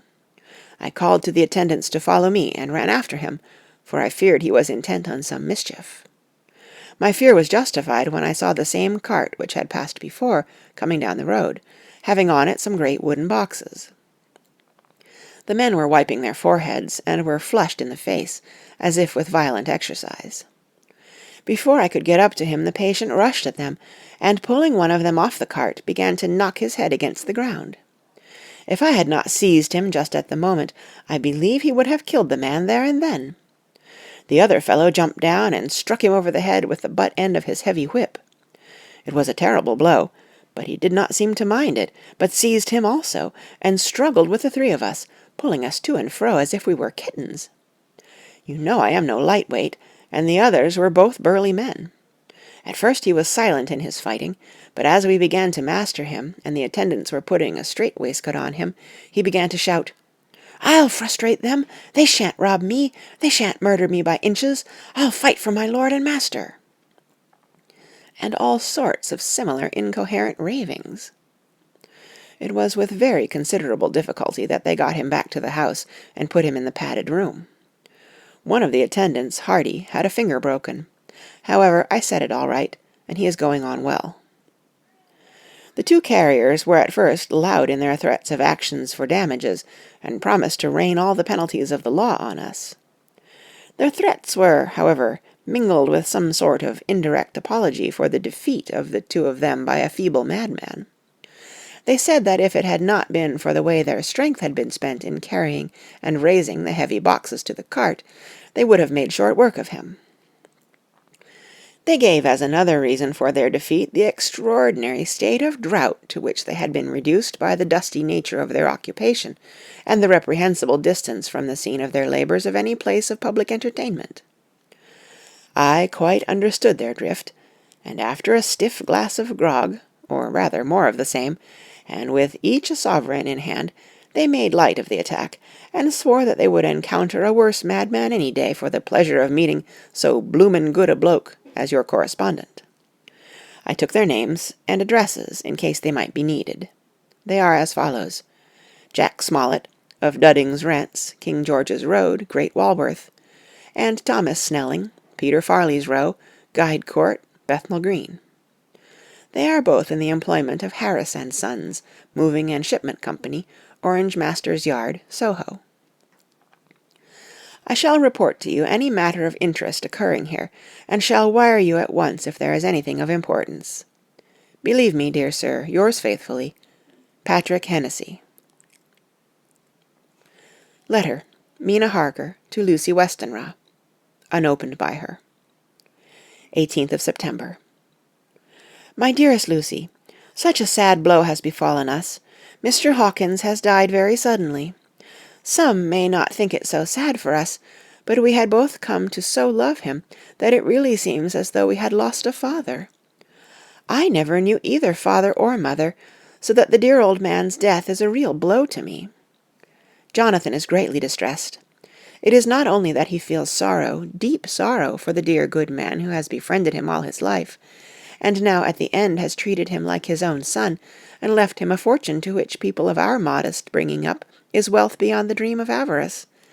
But Jonathan feels it on another account. He says the amount of responsibility which it puts upon him makes him nervous. He begins to doubt himself. I try to cheer him up, and my belief in him helps him to have a belief in himself. But it is here that the grave shock that he experienced tells upon him the most. Oh, it is too hard that a sweet, simple, noble, strong nature such as his, a nature which enabled him by our dear good friend's aid to rise from clerk to master in a few years, should be so injured that the very essence of its strength is gone. Forgive me, dear, if I worry you with my troubles in the midst of your own happiness, but, Lucy dear, I must tell someone, for the strain of keeping up a brave and cheerful appearance to Jonathan tries me, and I have no one here that I can confide in. I dread coming up to London, as we must do the day after tomorrow, for poor Mr. Hawkins left in his will that he was to be buried in the grave with his father. As there are no relations at all, Jonathan will have to be chief mourner. I shall try to run over to see you, dearest, if only for a few minutes. Forgive me for troubling you. With all blessings, your loving, Mina Harker. Dr. Seward's Diary, 20th of September. Only resolution and habit can let me make an entry tonight. I am too miserable, too low-spirited, too sick of the world and all in it, including life itself, that I would not care if I heard this moment the flapping of the wings of the angel of death.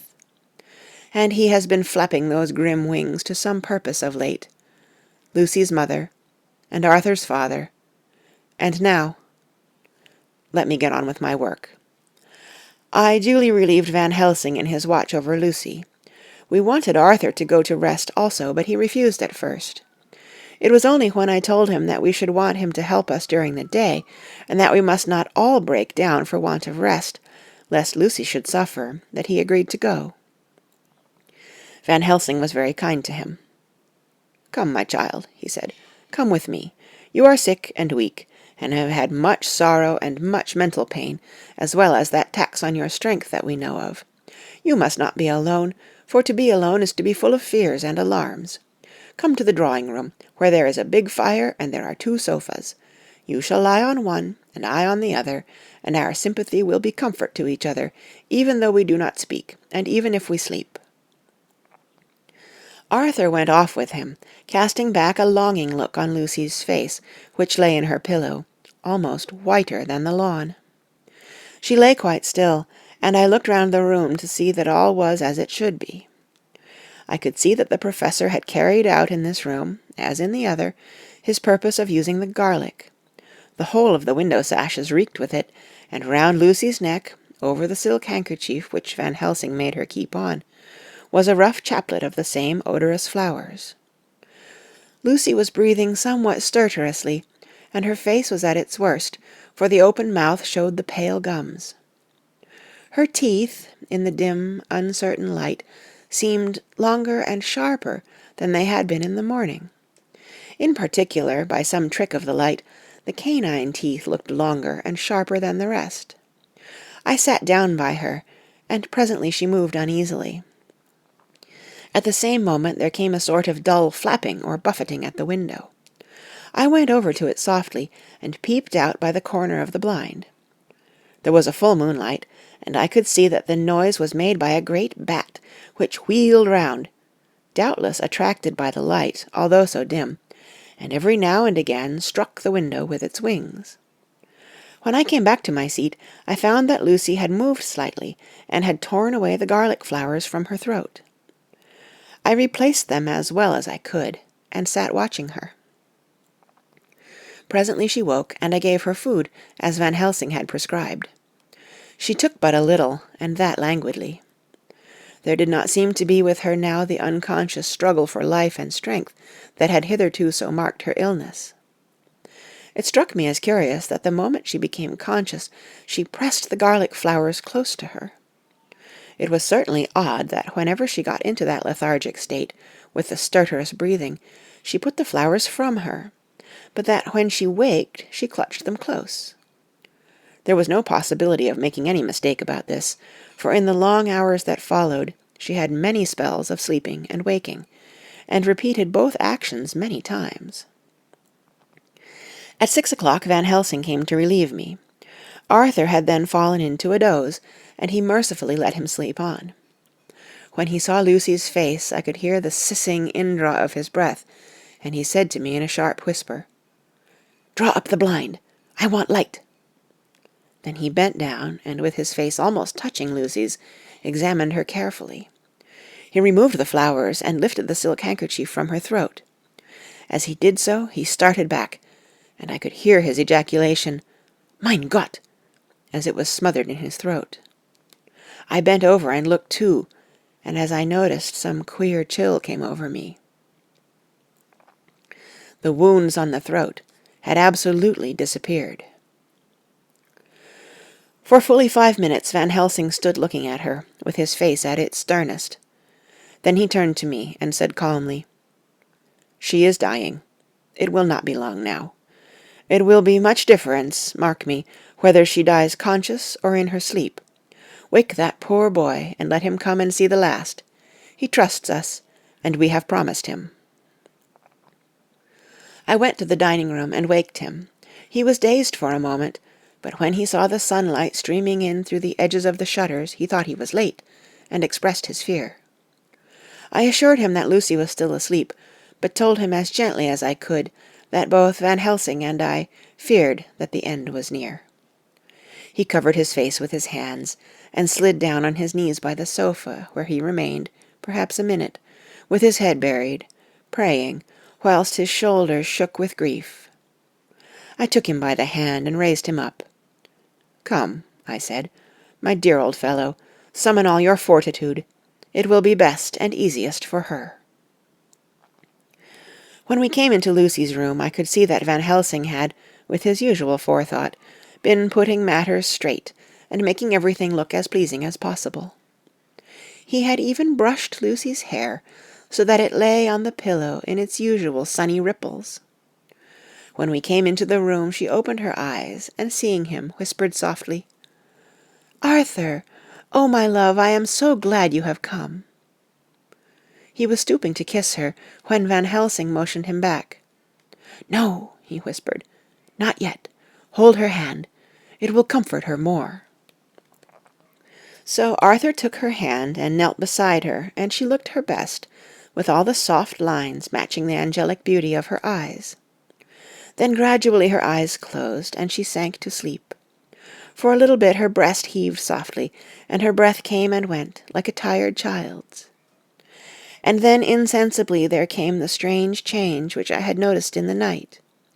Her breathing grew stertorous, the mouth opened, and the pale gums, drawn back, made the teeth look longer and sharper than ever.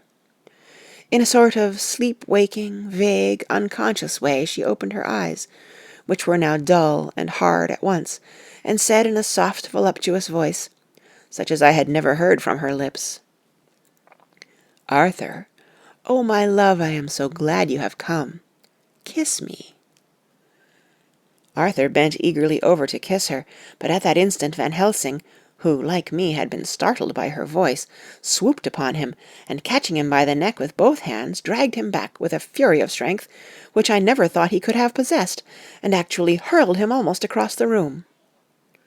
"Not for your life," he said, "not for your living soul and hers." And he stood between them like a lion at bay. Arthur was so taken aback that he did not for a moment know what to do or say, and before any impulse of violence could seize him, he realized the place and the occasion, and stood silent, waiting. I kept my eyes fixed on Lucy, as did Van Helsing, and we saw a spasm as of rage flit like a shadow over her face. The sharp teeth champed together. Then her eyes closed, and she breathed heavily. Very shortly after, she opened her eyes in all their softness, and, putting out her poor, pale, thin hand, took Van Helsing's great brown one. Drawing it to her, she kissed it. "My true friend," she said in a faint voice, but with untellable pathos. "My true friend, and his. Oh, guard him, and give me peace." "I swear it," he said solemnly, kneeling beside her and holding up his hand, as one who registers an oath.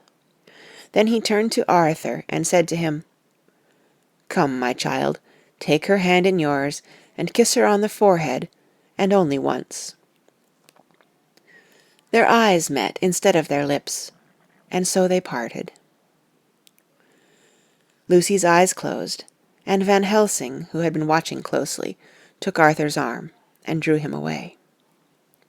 And then Lucy's breathing became stertorous again, and all at once it ceased. "It is all over," said Van Helsing. "She is dead."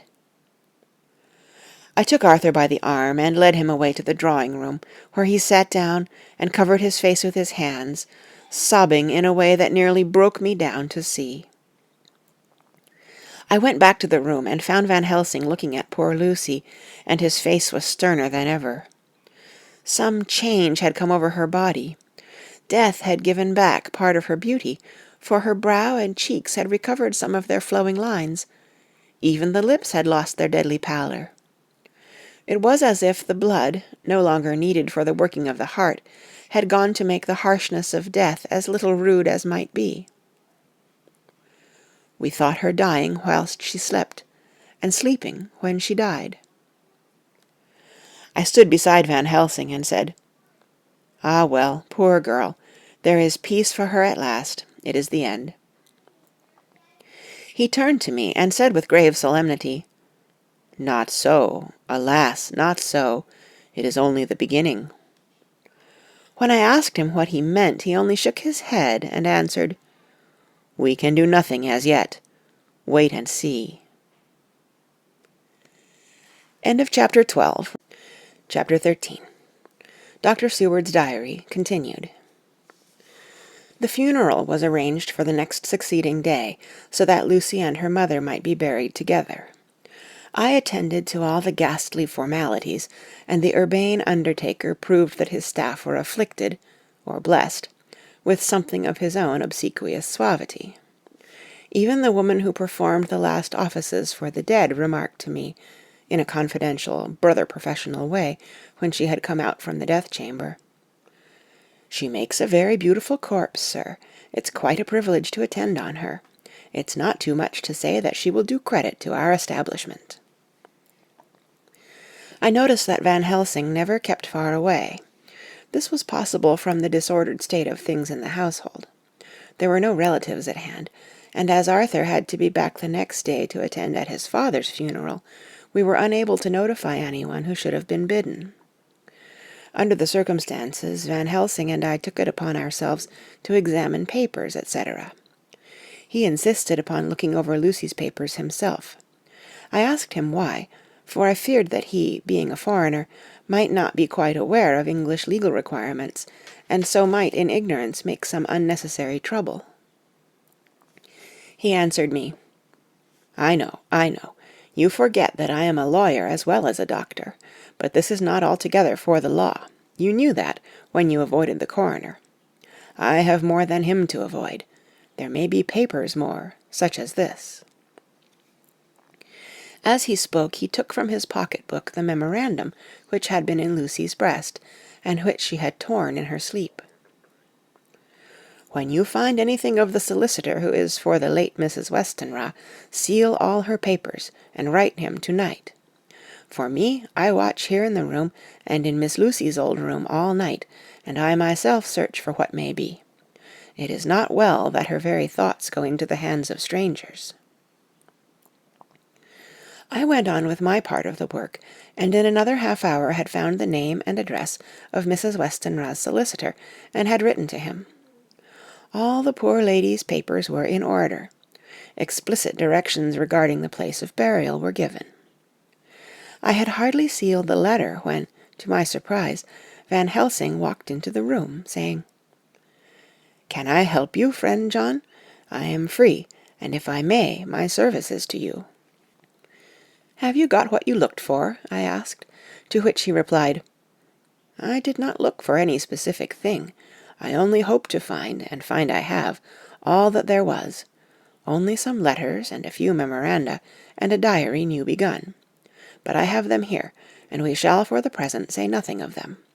I shall see that poor lad to-morrow evening, and, with his sanction, I shall use some." When we had finished the work in hand, he said to me, "And now, friend John, I think we may to bed. We want sleep, both you and I, and rest to recuperate. To-morrow we shall have much to do, but for the to-night there is no need of us, alas." Before turning in, we went to look at poor Lucy. The undertaker had certainly done his work well, for the room was turned into a small chapelle ardente. There was a wilderness of beautiful white flowers, and death was made as little repulsive as might be. The end of the winding sheet was laid over the face. When the professor bent over and turned it gently back, we both started at the beauty before us, the tall wax candles showing a sufficient light to note it well. All Lucy's loveliness had come back to her in death, and the hours that had passed, instead of leaving traces of decay's effacing fingers, had but restored the beauty of life, till positively I could not believe my eyes that I was looking at a corpse.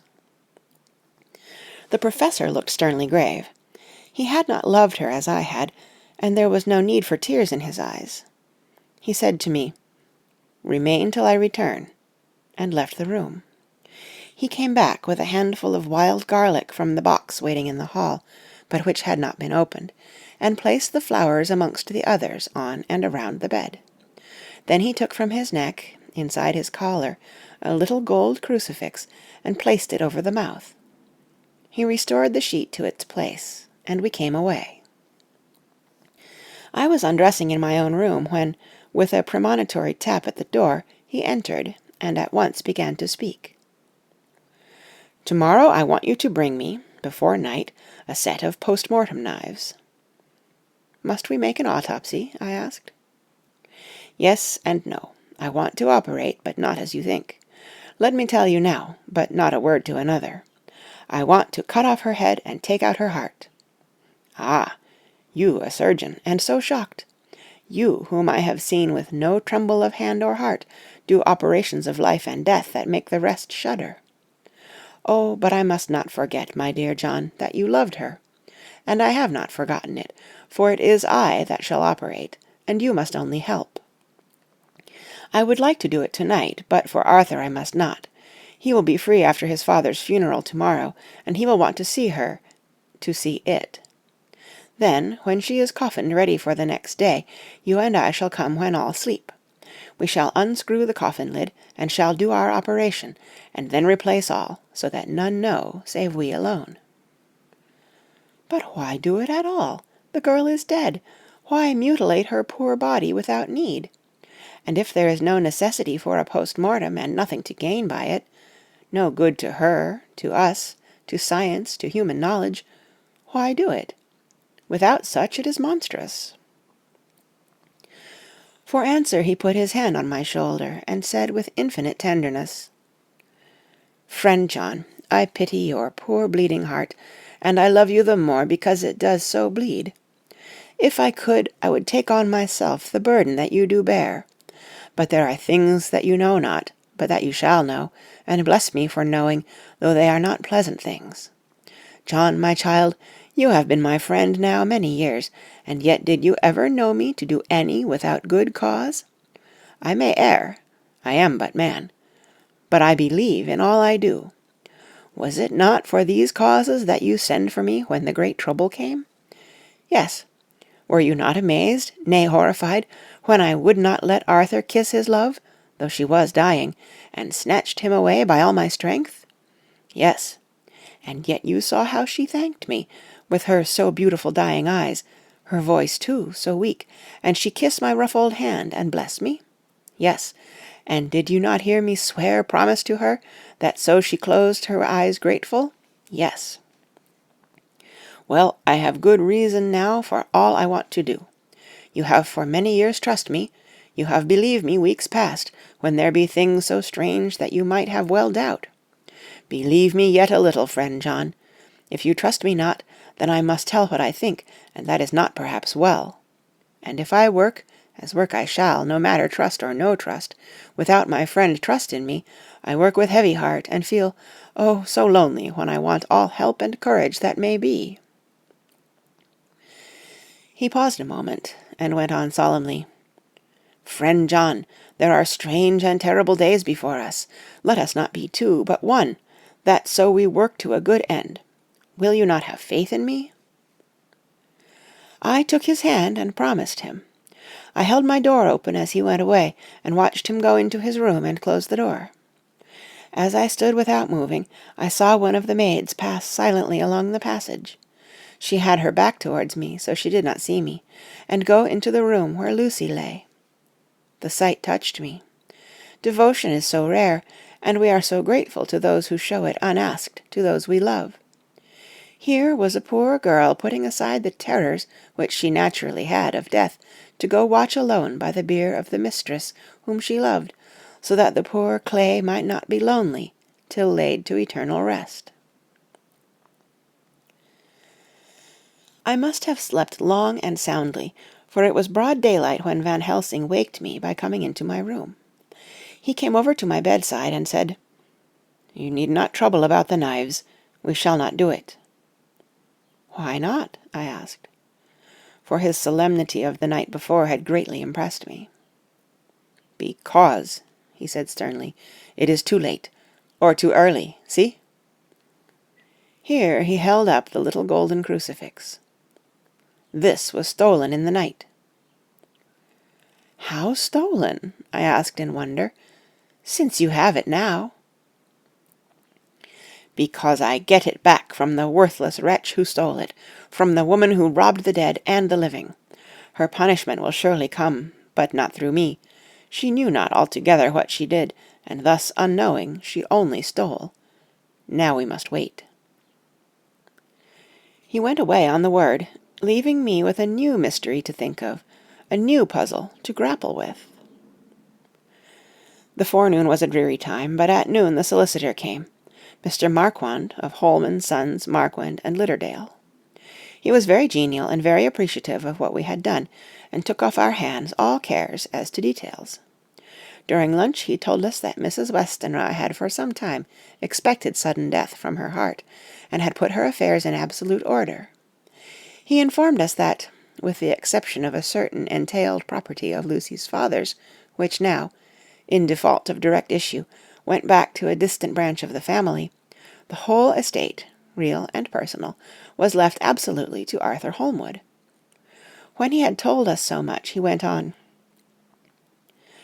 "Frankly, we did our best to prevent such a testamentary disposition, and pointed out certain contingencies that might leave her daughter either penniless, or not so free as she should be to act regarding a matrimonial alliance. Indeed, we pressed the matter so far that we almost came into collision, for she asked us if we were or were not prepared to carry out her wishes. Of course, we had then no alternative but to accept. We were right in principle, and 99 times out of 100 we should have proved, by the logic of events, the accuracy of our judgment. Frankly, however, I must admit that in this case any other form of disposition would have rendered impossible the carrying out of her wishes. For by her predeceasing her daughter, the latter would have come into possession of the property, and even had she only survived her mother by 5 minutes, her property would, in case there were no will, and a will was a practical impossibility in such a case, have been treated at her decease as under intestacy. In which case Lord Godalming, though so dear a friend, would have had no claim in the world, and the inheritors, being remote, would not be likely to abandon their just rights, for sentimental reasons regarding an entire stranger. I assure you, my dear sirs, I am rejoiced at the result, perfectly rejoiced." He was a good fellow, but his rejoicing at the one little part, in which he was officially interested, of so great a tragedy, was an object lesson in the limitations of sympathetic understanding. He did not remain long, but said he would look in later in the day, and see Lord Godalming. His coming, however, had been a certain comfort to us, since it assured us that we should not have to dread hostile criticism as to any of our acts. Arthur was expected at 5 o'clock, so a little before that time we visited the death-chamber. It was so, in very truth, for now both mother and daughter lay in it. The undertaker, true to his craft, had made the best display he could of his goods, and there was a mortuary air about the place that lowered our spirits at once. Van Helsing ordered the former arrangement to be adhered to, explaining that, as Lord Godalming was coming very soon, it would be less harrowing to his feelings to see all that was left of his fiancée quite alone. The undertaker seemed shocked at his own stupidity, and exerted himself to restore things to the condition in which we left them the night before, so that when Arthur came, such shocks to his feelings as we could avoid were saved. Poor fellow, he looked desperately sad and broken. Even his stalwart manhood seemed to have shrunk somewhat under the strain of his much-tried emotions. He had, I knew, been very genuinely and devotedly attached to his father, and to lose him, and at such a time, was a bitter blow to him. With me he was warm as ever, and to Van Helsing he was sweetly courteous, but I could not help seeing that there was some constraint with him. The professor noticed it, too, and motioned me to bring him upstairs. I did so, and left him at the door of the room, as I felt he would like to be quite alone with her, but he took my arm and led me in, saying huskily, "You loved her too, old fellow. She told me all about it, and there was no friend had a closer place in her heart than you. I don't know how to thank you for all you have done for her. I can't think yet—" Here he suddenly broke down, and threw his arms round my shoulders, and laid his head on my breast, crying, "Oh, Jack, Jack, what shall I do? The whole of life seems gone from me all at once, and there is nothing in the wide world for me to live for." I comforted him as well as I could. In such cases men do not need much expression. A grip of the hand, the tightening of an arm over the shoulder, a sob in unison, are expressions of sympathy dear to a man's heart. I stood still and silent till his sobs died away, and then I said softly to him, "Come and look at her." Together we moved over to the bed, and I lifted the lawn from her face. God, how beautiful she was! Every hour seemed to be enhancing her loveliness. It frightened and amazed me somewhat, and as for Arthur, he fell a-trembling, and finally was shaken with doubt as with an egg. At last, after a long pause, he said to me in a faint whisper, "Jack, is she really dead?"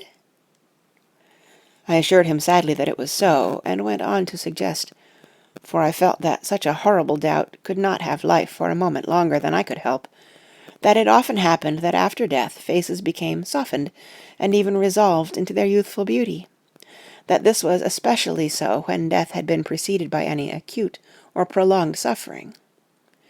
It seemed to quite do away with any doubt, and after kneeling beside the couch for a while and looking at her lovingly and long, he turned aside.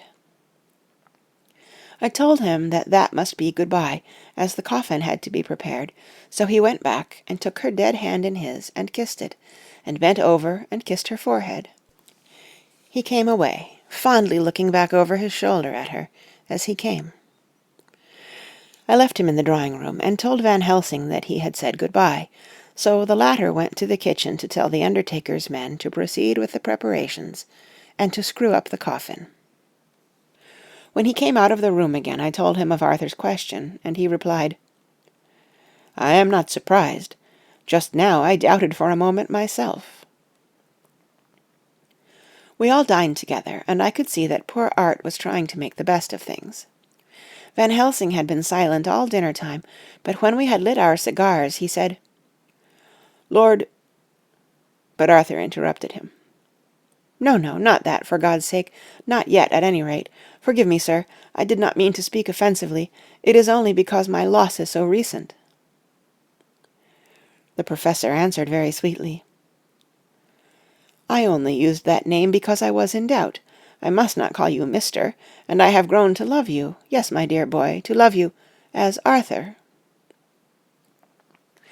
Arthur held out his hand, and took the old man's warmly. "Call me what you will," he said. "I hope I may always have the title of a friend, and let me say that I am at a loss for words to thank you for your goodness to my poor dear." He paused a moment, and went on.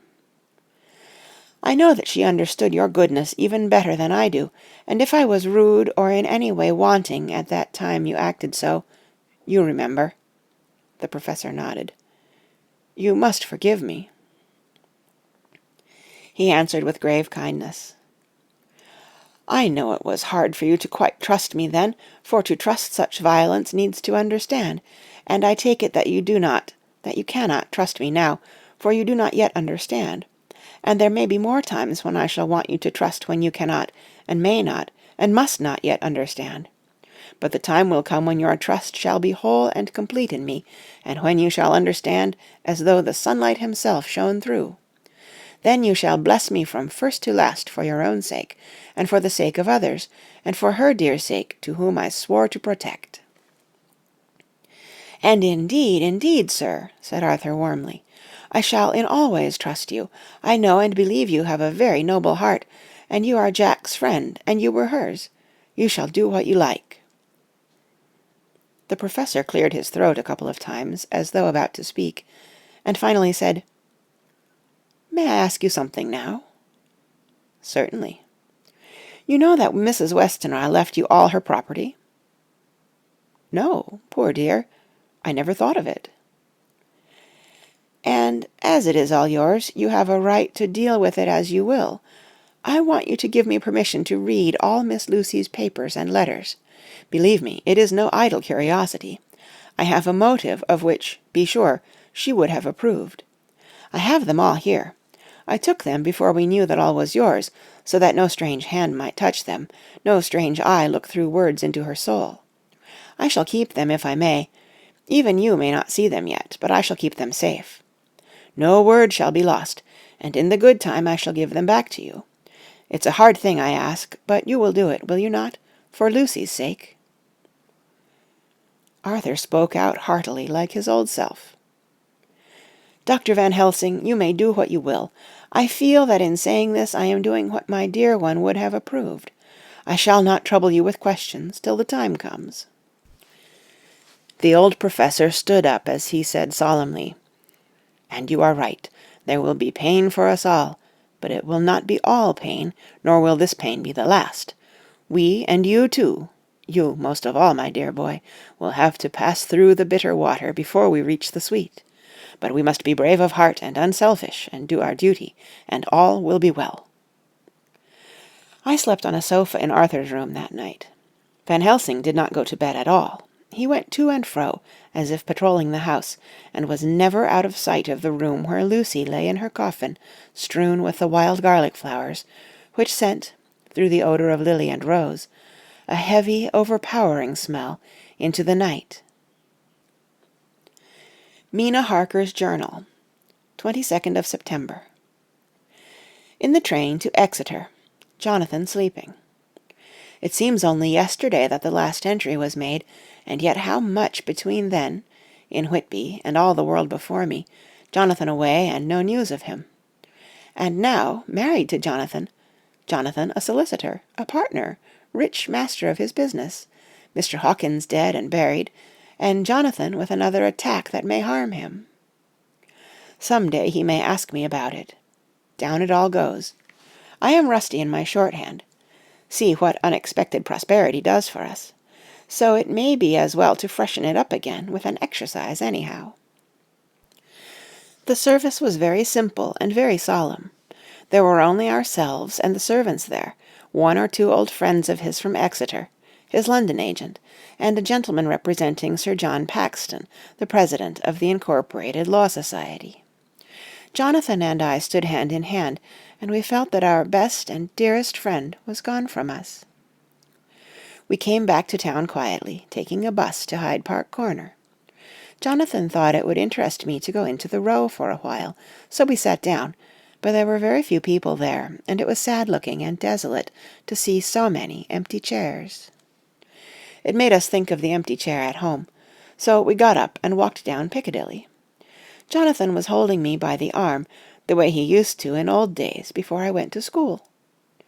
I felt it very improper, for you can't go on for some years teaching etiquette and decorum to other girls without the pedantry of it biting into yourself a bit. But it was Jonathan, and he was my husband, and we didn't know anybody who saw us, and we didn't care if they did, so on we walked. I was looking at a very beautiful girl in a big cartwheel hat, sitting in a victoria outside Giuliano's, when I felt Jonathan clutch my arm so tight that he hurt me, and he said under his breath, "My God!" I am always anxious about Jonathan, for I fear that some nervous fit may upset him again, so I turned to him quickly and asked him what it was that disturbed him. He was very pale, and his eyes seemed bulging out, as, half in terror and half in amazement, he gazed at a tall, thin man, with a beaky nose and black moustache and pointed beard, who was also observing the pretty girl. He was looking at her so hard that he did not see either of us, and so I had a good view of him. His face was not a good face. It was hard and cruel and sensual, and his big white teeth, that looked all the whiter because his lips were so red, were pointed like an animal's. Jonathan kept staring at him till I was afraid he would notice. I feared he might take it ill, he looked so fierce and nasty. I asked Jonathan why he was disturbed, and he answered, evidently thinking that I knew as much about it as he did, "Do you see who it is?" "No, dear," I said. "I don't know him. Who is it?" His answer seemed to shock and thrill me, for it was said as if he did not know that it was me, Mina, to whom he was speaking. "It is the man himself." The poor dear was evidently terrified at something, very greatly terrified.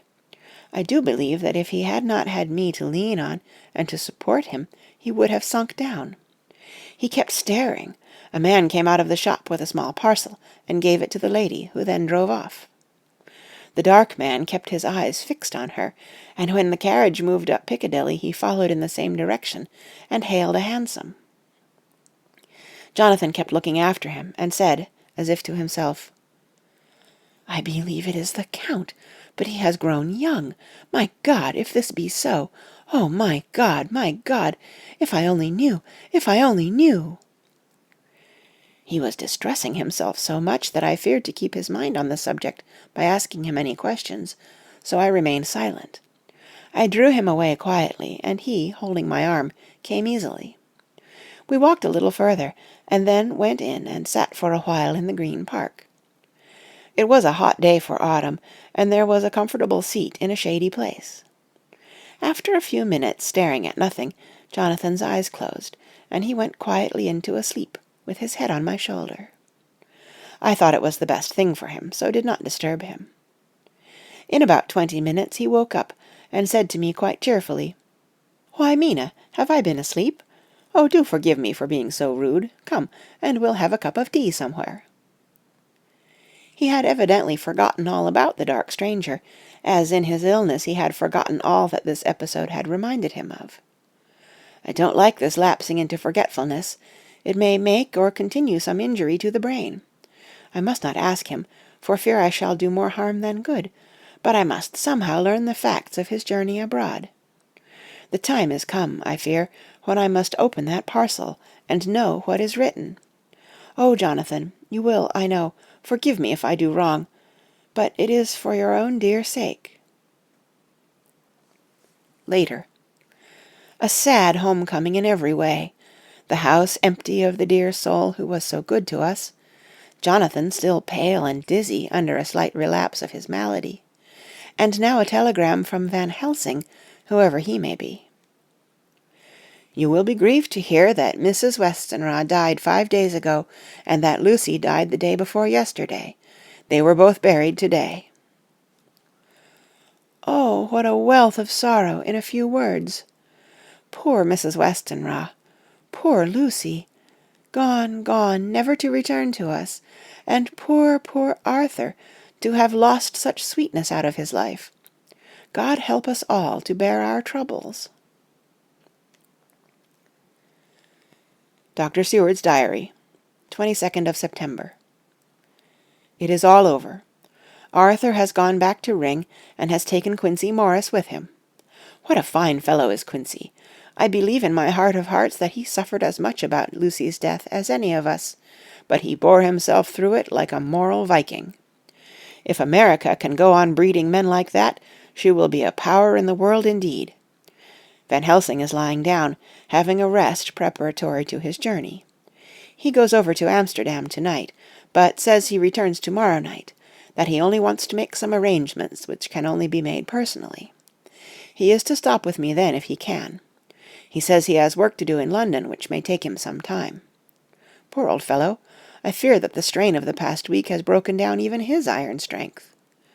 All the time of the burial he was, I could see, putting some terrible restraint on himself.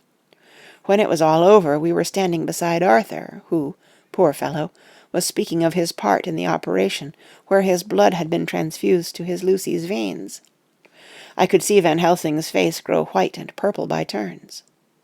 Arthur was saying that he felt since then as if they two had been really married, and that she was his wife in the sight of God.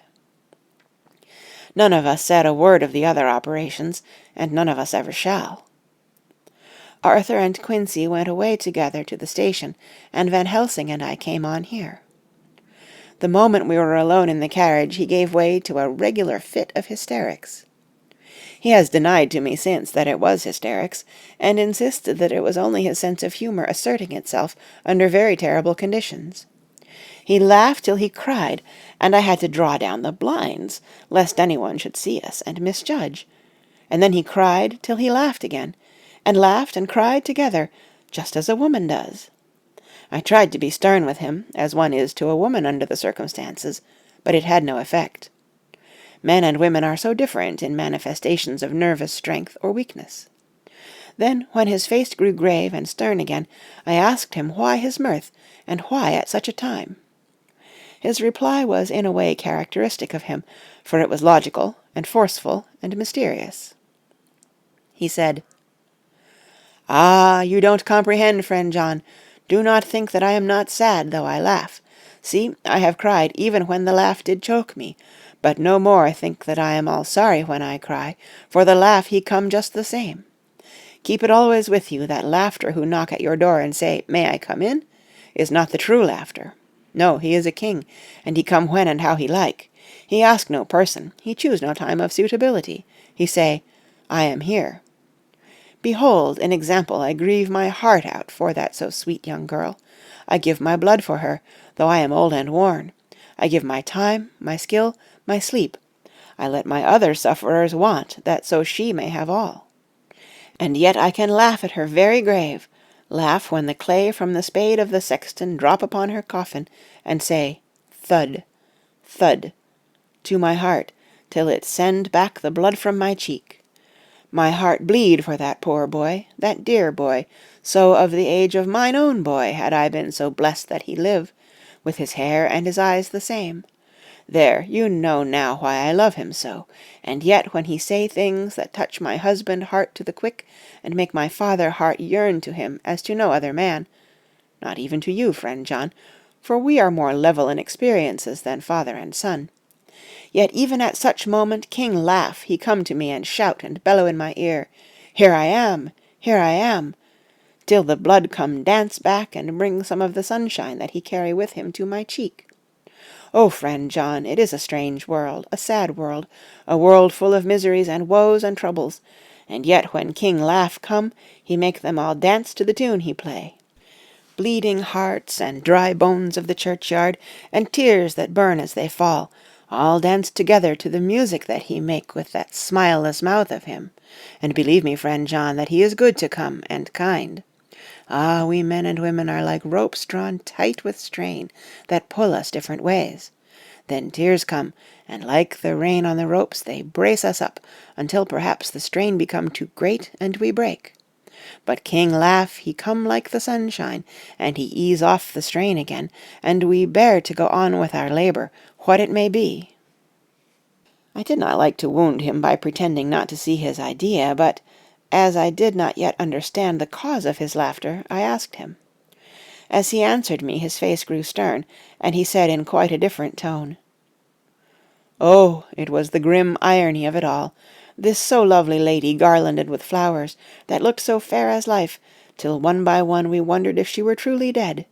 She laid in that so fine marble house in that lonely churchyard, where rest so many of her kin, laid there with the mother who loved her, and whom she loved, and that sacred bell going toll, toll, toll, so sad and slow, and those holy men with the white garments of the angel, pretending to read books, and yet all the time their eyes never on the page, and all of us with the bowed head. And all for what? She is dead. So, is it not?" "Well, for the life of me, Professor," I said, "I can't see anything to laugh at in all that. Why, your explanation makes it a harder puzzle than before. But even if the burial service was comic, what about poor Art and his trouble? Why, his heart was simply breaking." "Just so. Said he not that the transfusion of his blood to her veins had made her truly his bride?" "Yes, and it was a sweet and comforting idea for him." "Quite so. But there was a difficulty, friend John. If so that, then what about the others? Ho, ho! Then this so sweet maid is a polyandrist, and me, with my poor wife dead to me, but alive by church's law, though no wits, all gone, even I who am faithful husband to this now no wife, am bigamist." "I don't see where the joke comes in there either," I said, and I did not feel particularly pleased with him for saying such things. He laid his hand on my arm and said, "Friend John, forgive me if I pain. I showed not my feeling to others when it would wound, but only to you, my old friend, whom I can trust. If you could have looked into my very heart then when I want to laugh, if you could have done so when the laugh arrived, if you could do so now when King Laugh have pack up his crown and all that is to him, for he go far, far away from me, and for a long, long time, maybe you would perhaps pity me the most of all." I was touched by the tenderness of his tone, and asked why. "Because I know." And now we are all scattered, and for many a long day loneliness will sit over our roofs with brooding wings. Lucy lies in the tomb of her kin, a lordly death-house in a lonely churchyard, away from teeming London, where the air is fresh, and the sun rises over Hampstead Hill, and where wildflowers grow of their own accord. So I can finish this diary, and God only knows if I shall ever begin another. If I do, or if I even open this again, it will be to deal with different people and different themes, for here at the end, where the romance of my life is told, ere I go back to take up the thread of my life-work, I say sadly, and without hope, Fini. The Westminster Gazette, 25th of September. A Hampstead Mystery. The neighbourhood of Hampstead is just at present exercised with a series of events which seem to run on lines parallel to those of what was known to the writers of headlines as the Kensington Horror, or the Stabbing Woman, or the Woman in Black. During the past 2 or 3 days several cases have occurred of young children straying from home or neglecting to return from their playing on the heath. In all these cases the children were too young to give any properly intelligible account of themselves, but the consensus of their excuses is that they had been with a bloofer lady. It has always been late in the evening when they have been missed, and on 2 occasions the children have not been found until early in the following morning. It is generally supposed in the neighbourhood that, as the first child missed gave his reason for being away that a bloofer lady had asked him to come for a walk, the others had picked up the phrase and used it as occasion served. This is the more natural, as the favourite game of the little ones at present is luring each other away by wiles. A correspondent writes us that to see some of the tiny tots pretending to be the bloofer lady is supremely funny. Some of our caricaturists might, he says, take a lesson in the irony of grotesque by comparing the reality and the picture. It is only in accordance with general principles of human nature that the bloofer lady should be the popular role at these al fresco performances. Our correspondent naively says that even Ellen Terry could not be so winningly attractive as some of these grubby-faced little children pretend, and even imagine themselves to be. There is, however, possibly a serious side to the question, for some of the children, indeed all who have been missed at night, have been slightly torn or wounded in the throat. The wounds seem such as might be made by a rat or a small dog, and although of not much importance individually, would tend to show that whatever animal inflicts them has a system or method of its own.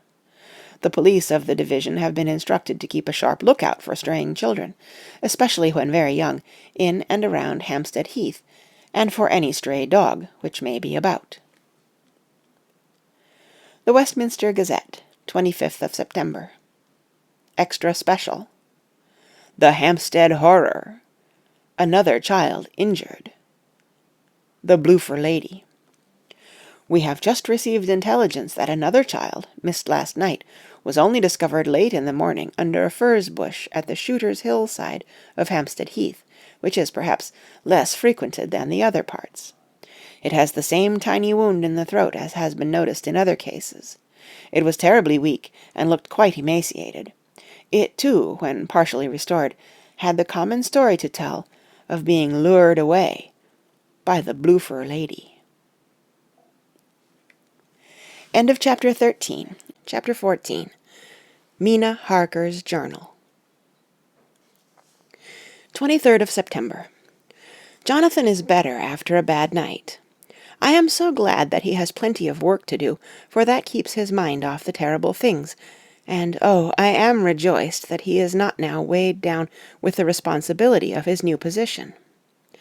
I knew he would be true to himself, and now how proud I am to see my Jonathan rising to the height of his advancement, and keeping pace in all ways with the duties that come upon him. He will be away all day till late, for he said he could not lunch at home. My household work is done, so I shall take up his foreign journal, and lock myself up in my room, and read it. 24th of September. I hadn't the heart to write last night. That terrible record of Jonathan's upset me so. Poor dear, how he must have suffered, whether it be true or only imagination. I wonder if there is any truth in it at all. Did he get his brain fever, and then write all those terrible things, or had he some cause for it all? I suppose I shall never know, for I dare not open the subject to him.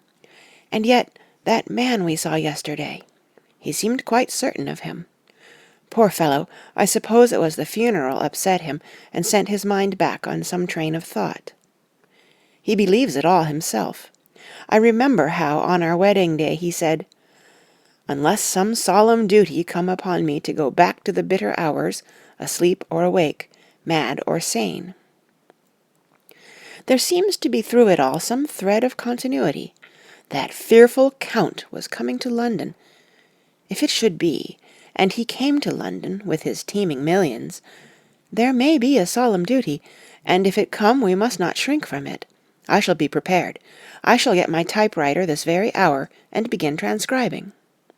Then we shall be ready for other eyes if required, and if it be wanted, then, perhaps, if I am ready, poor Jonathan may not be upset, for I can speak for him, and never let him be troubled or worried with it at all.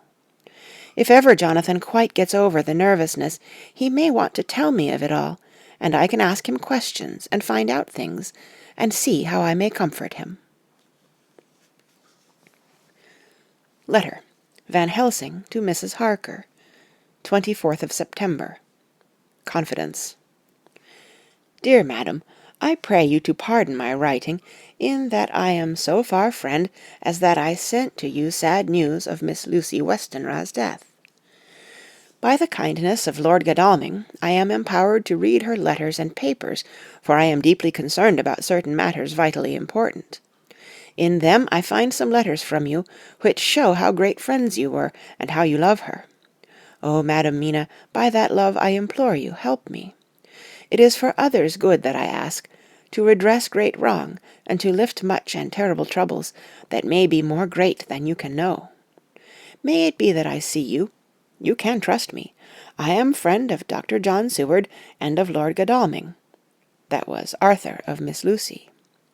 I must keep it private for the present from all.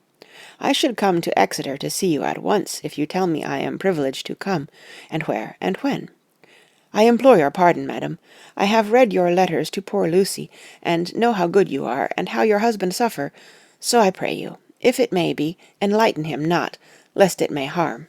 Again your pardon, and forgive me. Van Helsing. Telegram. Mrs. Harker to Van Helsing. 25th of September. Come to-day by 10:15 train, if you can catch it. Can see you any time you call. Wilhelmina Harker. Mina Harker's Journal. 25th of September. I cannot help feeling terribly excited as the time draws near for the visit of Dr. Van Helsing, for somehow I expect that it will throw some light upon Jonathan's sad experience, and as he attended poor dear Lucy in her last illness, he can tell me all about her. That is the reason of his coming. It is concerning Lucy and her sleepwalking, and not about Jonathan. Then I shall never know the real truth now. How silly I am! That awful journal gets hold of my imagination, and tinges everything with something of its own colour. Of course it is about Lucy. That habit came back to the poor dear, and that awful night on the cliff must have made her ill. I had almost forgotten in my own affairs how ill she was afterwards. She must have told him of her sleepwalking adventure on the cliff, and that I knew all about it, and now he wants me to tell him what she knows, so that he may understand. I hope I did right in not saying anything of it to Mrs. Westenra. I should never forgive myself if any act of mine, were it even a negative one, brought harm on poor dear Lucy. I hope, too, Dr. Van Helsing will not blame me. I have had so much trouble and anxiety of late that I feel I cannot bear more just at present. I suppose a cry does us all good at times, clears the air as other rain does. Perhaps it was reading the journal yesterday that upset me, and then Jonathan went away this morning to stay away from me a whole day and night, the first time we have been parted since our marriage. I do hope the dear fellow will take care of himself, and that nothing will occur to upset him. It is 2:00, and the doctor will be here soon now. I shall say nothing of Jonathan's journal unless he asks me. I am so glad I have type-written out my own journal, so that, in case he asks about Lucy, I can hand it to him. It will save much questioning. Later. He has come and gone. Oh, what a strange meeting, and how it all makes my head whirl round. I feel like one in a dream. Can it be all possible, or even a part of it?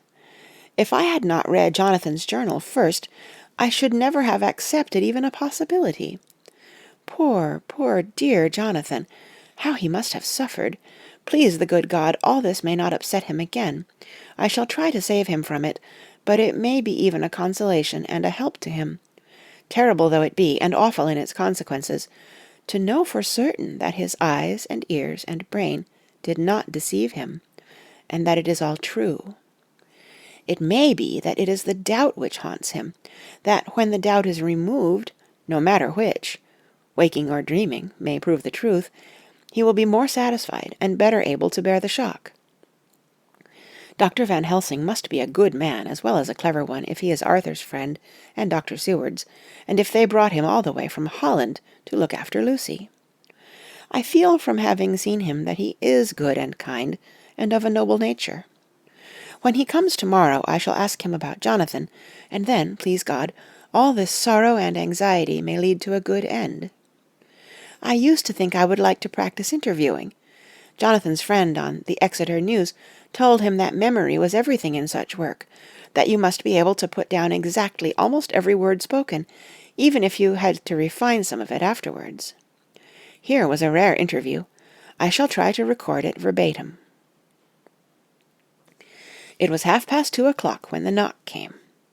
I took my courage à deux mains and waited. In a few minutes Mary opened the door and announced Dr. Van Helsing. I rose and bowed, and he came towards me, a man of medium weight, strongly built, with his shoulders set back over a broad, deep chest, and a neck well balanced on the trunk as the head is on the neck. The poise of the head strikes one at once, as indicative of thought and power. The head is noble, well-sized, broad, and large behind the ears. The face, clean-shaven, shows a hard, square chin, a large, resolute, mobile mouth, a good-sized nose, rather straight, but with quick, sensitive nostrils that seem to broaden as the big, bushy brows come down and the mouth tightens. The forehead is broad and fine, rising at first almost straight, and then sloping back above two bumps or ridges wide apart. Such a forehead that the reddish hair cannot possibly tumble over it, but falls naturally back and to the sides. Big, dark blue eyes are set widely apart, and are quick and tender, or stern with the man's moods. He said to me, "Miss Harker, is it not?" I bowed assent. "That was Miss Mina Murray?" Again I assented. "It is Mina Murray that I came to see, that was friend of that poor dear child Lucy Westenra. Madam Mina, it is on account of the dead I come." "Sir," I said, "you could have no better claim on me than that you were a friend and helper of Lucy Westenra." And I held out my hand. He took it and said tenderly, "Oh, Madam Mina, I knew that the friend of that poor Lily girl must be good, but I had yet to learn—" He finished his speech with a courtly bow. I asked him what it was that he wanted to see me about, so he at once began. "I have read your letters to Miss Lucy. Forgive me, but I had to begin to inquire somewhere, and there was none to ask. I know that you were with her at Whitby. She sometimes kept a diary. You need not look surprised, Madam Mina. It was begun after you had left, and was in imitation of you. And in that diary she traces by inference certain things to a sleep-walking in which she puts down that you saved her. In great perplexity, then, I come to you, and ask you out of your so much kindness to tell me all of it that you can remember."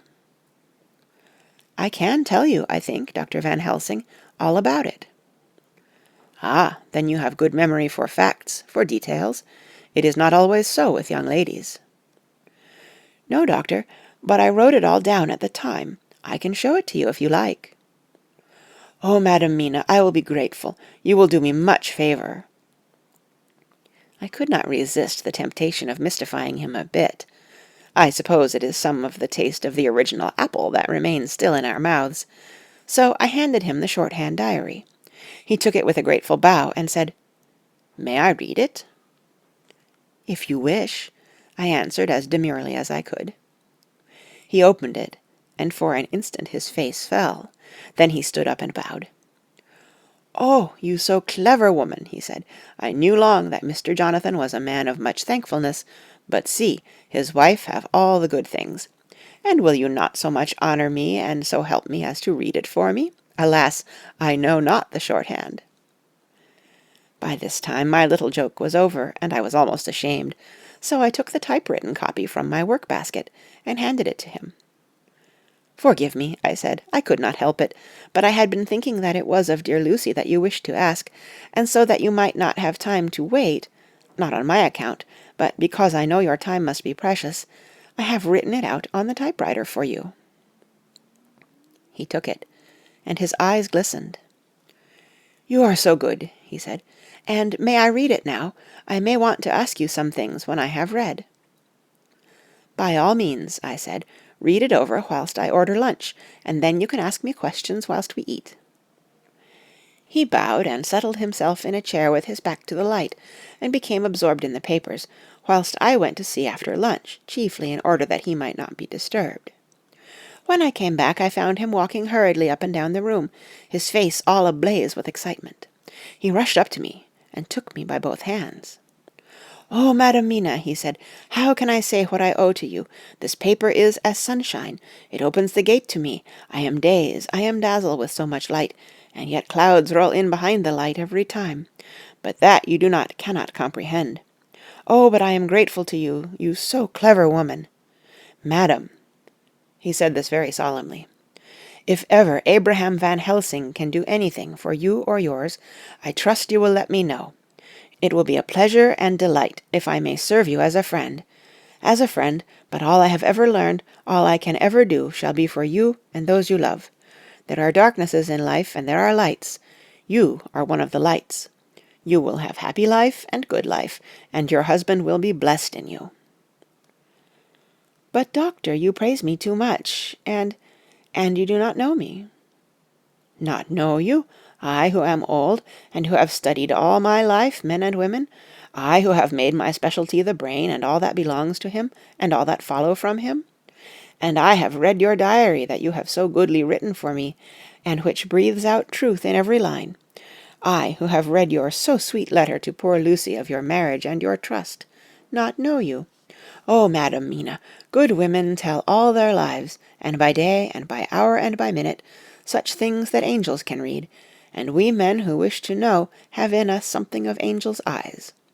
Your husband is noble nature, and you are noble too, for you trust, and trust cannot be where there is mean nature. And your husband, tell me of him, is he quite well? Is all that fever gone, and is he strong and hearty?" I saw here an opening to ask him about Jonathan, so I said, "He was almost recovered, but he has been greatly upset by Mr. Hawkins's death." He interrupted, "Oh, yes, I know. I have read your last 2 letters." I went on. "I suppose this upset him, for when we were in town on Thursday last, he had a sort of shock." "A shock, and after brain fever so soon. That was not good. What kind of a shock was it?" "He thought he saw someone who recalled something terrible, something which led to his brain fever." And here the whole thing seemed to overwhelm me in a rush. The pity for Jonathan, the horror which he experienced, the whole fearful mystery of his diary, and the fear that has been brooding over me ever since, all came in a tumult. I suppose I was hysterical, for I threw myself on my knees and held up my hands to him, and implored him to make my husband well again. He took my hands and raised me up and made me sit on the sofa, and sat by me. He held my hand in his and said to me with, oh, such infinite sweetness, "My life is a barren and lonely one, and so full of work that I have not had much time for friendships. But since I have been summoned to here by my friend John Seward, I have known so many good people and seen such nobility that I feel more than ever, and it has grown with my advancing years, the loneliness of my life. Believe me, then, that I come here full of respect for you, and you have given me hope. Hope, not in what I am seeking of, but that there are good women still left to make life happy, good women whose lives and whose truths may make good lesson for the children that are to be. I am glad, glad, that I may here be of some use to you, for if your husband suffer, he suffer within the range of my study and experience. I promise you that I will gladly do all for him that I can, all to make his life strong and manly, and your life a happy one. Now you must eat. You are overwrought, and perhaps over-anxious. Husband Jonathan would not like to see you so pale, and what he not like where he love is not to his good. Therefore, for his sake you must eat and smile. You have told me all about Lucy, and so now we shall not speak of it, lest it distress.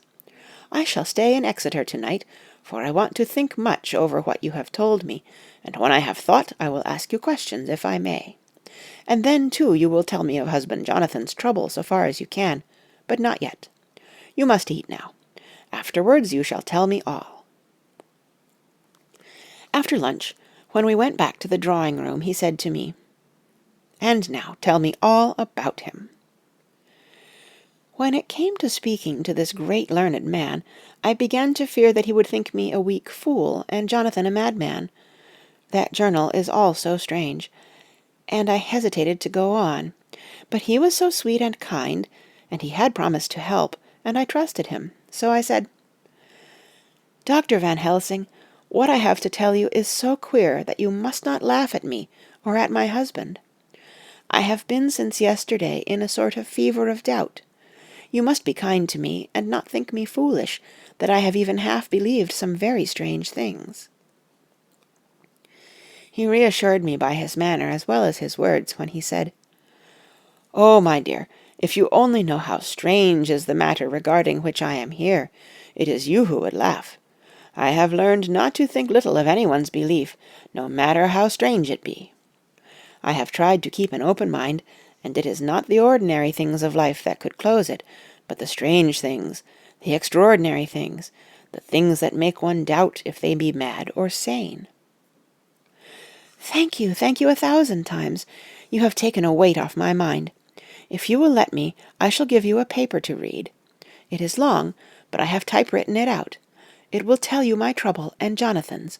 It is the copy of his journal when abroad, and all that happened. I dare not say anything of it. You will read for yourself, and judge, and then when I see you, perhaps you will be very kind, and tell me what you think. "I promise," he said, as I gave him the papers. "I shall in the morning, so soon as I can, come to see you and your husband, if I may. Jonathan will be here at 11:30, and you must come to lunch with us, and see him then. You could catch the quick 3:34 train, which will leave you at Paddington before 8. He was surprised at my knowledge of the trains offhand, but he does not know that I have made up all the trains to and from Exeter, so that I may help Jonathan in case he is in a hurry." So he took the papers with him and went away, and I sit here thinking I don't know what. Letter, by hand, Van Helsing to Mrs. Harker, 25th of September, 6 o'clock. Dear Madam Mina, I have read your husband's so wonderful diary. You may sleep without doubt. Strange and terrible as it is true. I will pledge my life on it. It may be worse for others, but for him and you there is no dread. He is a noble fellow, and let me tell you from experience of men that one who would do as he did in going down that wall and to that room, ay, and going a second time, is not one to be injured in permanence by a shock. His brain and his heart are all right. This I swear before I have even seen him. So be at rest. I shall have much to ask him of other things. I am blessed that to-day I come to see you, for I have learned all at once so much that again I am dazzle more than ever, and I must think. Yours the most faithful, Abraham Van Helsing. Letter, Mrs. Harker to Van Helsing, 25th of September, 6:30 p.m. My dear Dr. Van Helsing, 1,000 thanks for your kind letter, which has taken a great weight off my mind. And yet If it be true, what terrible things there are in the world, and what an awful thing if that man, that monster, be really in London. I fear to think. I have this moment, whilst writing, had a wire from Jonathan, saying that he leaves by the 6:25 tonight from Launceston, and will be here tonight at 10:18, so that I shall have no fear tonight. Will you, therefore, instead of lunching with us, please come to breakfast at 8 o'clock, if this be not too early for you? You can get away, if you are in a hurry, by the 10:30 train, which will bring you to Paddington by 2:35. Do not answer this, as I shall take it that, if I do not hear, you will come to breakfast. Believe me, your faithful and grateful friend, Mina Harker. Jonathan Harker's Journal, 26th of September. I never thought to write in this diary again, but the time has come. When I got home last night, Mina had supper ready, and when we had supped, she told me of Van Helsing's visit, and of her having given him the 2 diaries copied out, and of how anxious she has been about me. She showed me in the doctor's letter that all I wrote down was true. It seems to have made a new man of me. It was the doubt as to the reality of the whole thing that knocked me over. I felt impotent, and in the dark, and distrustful.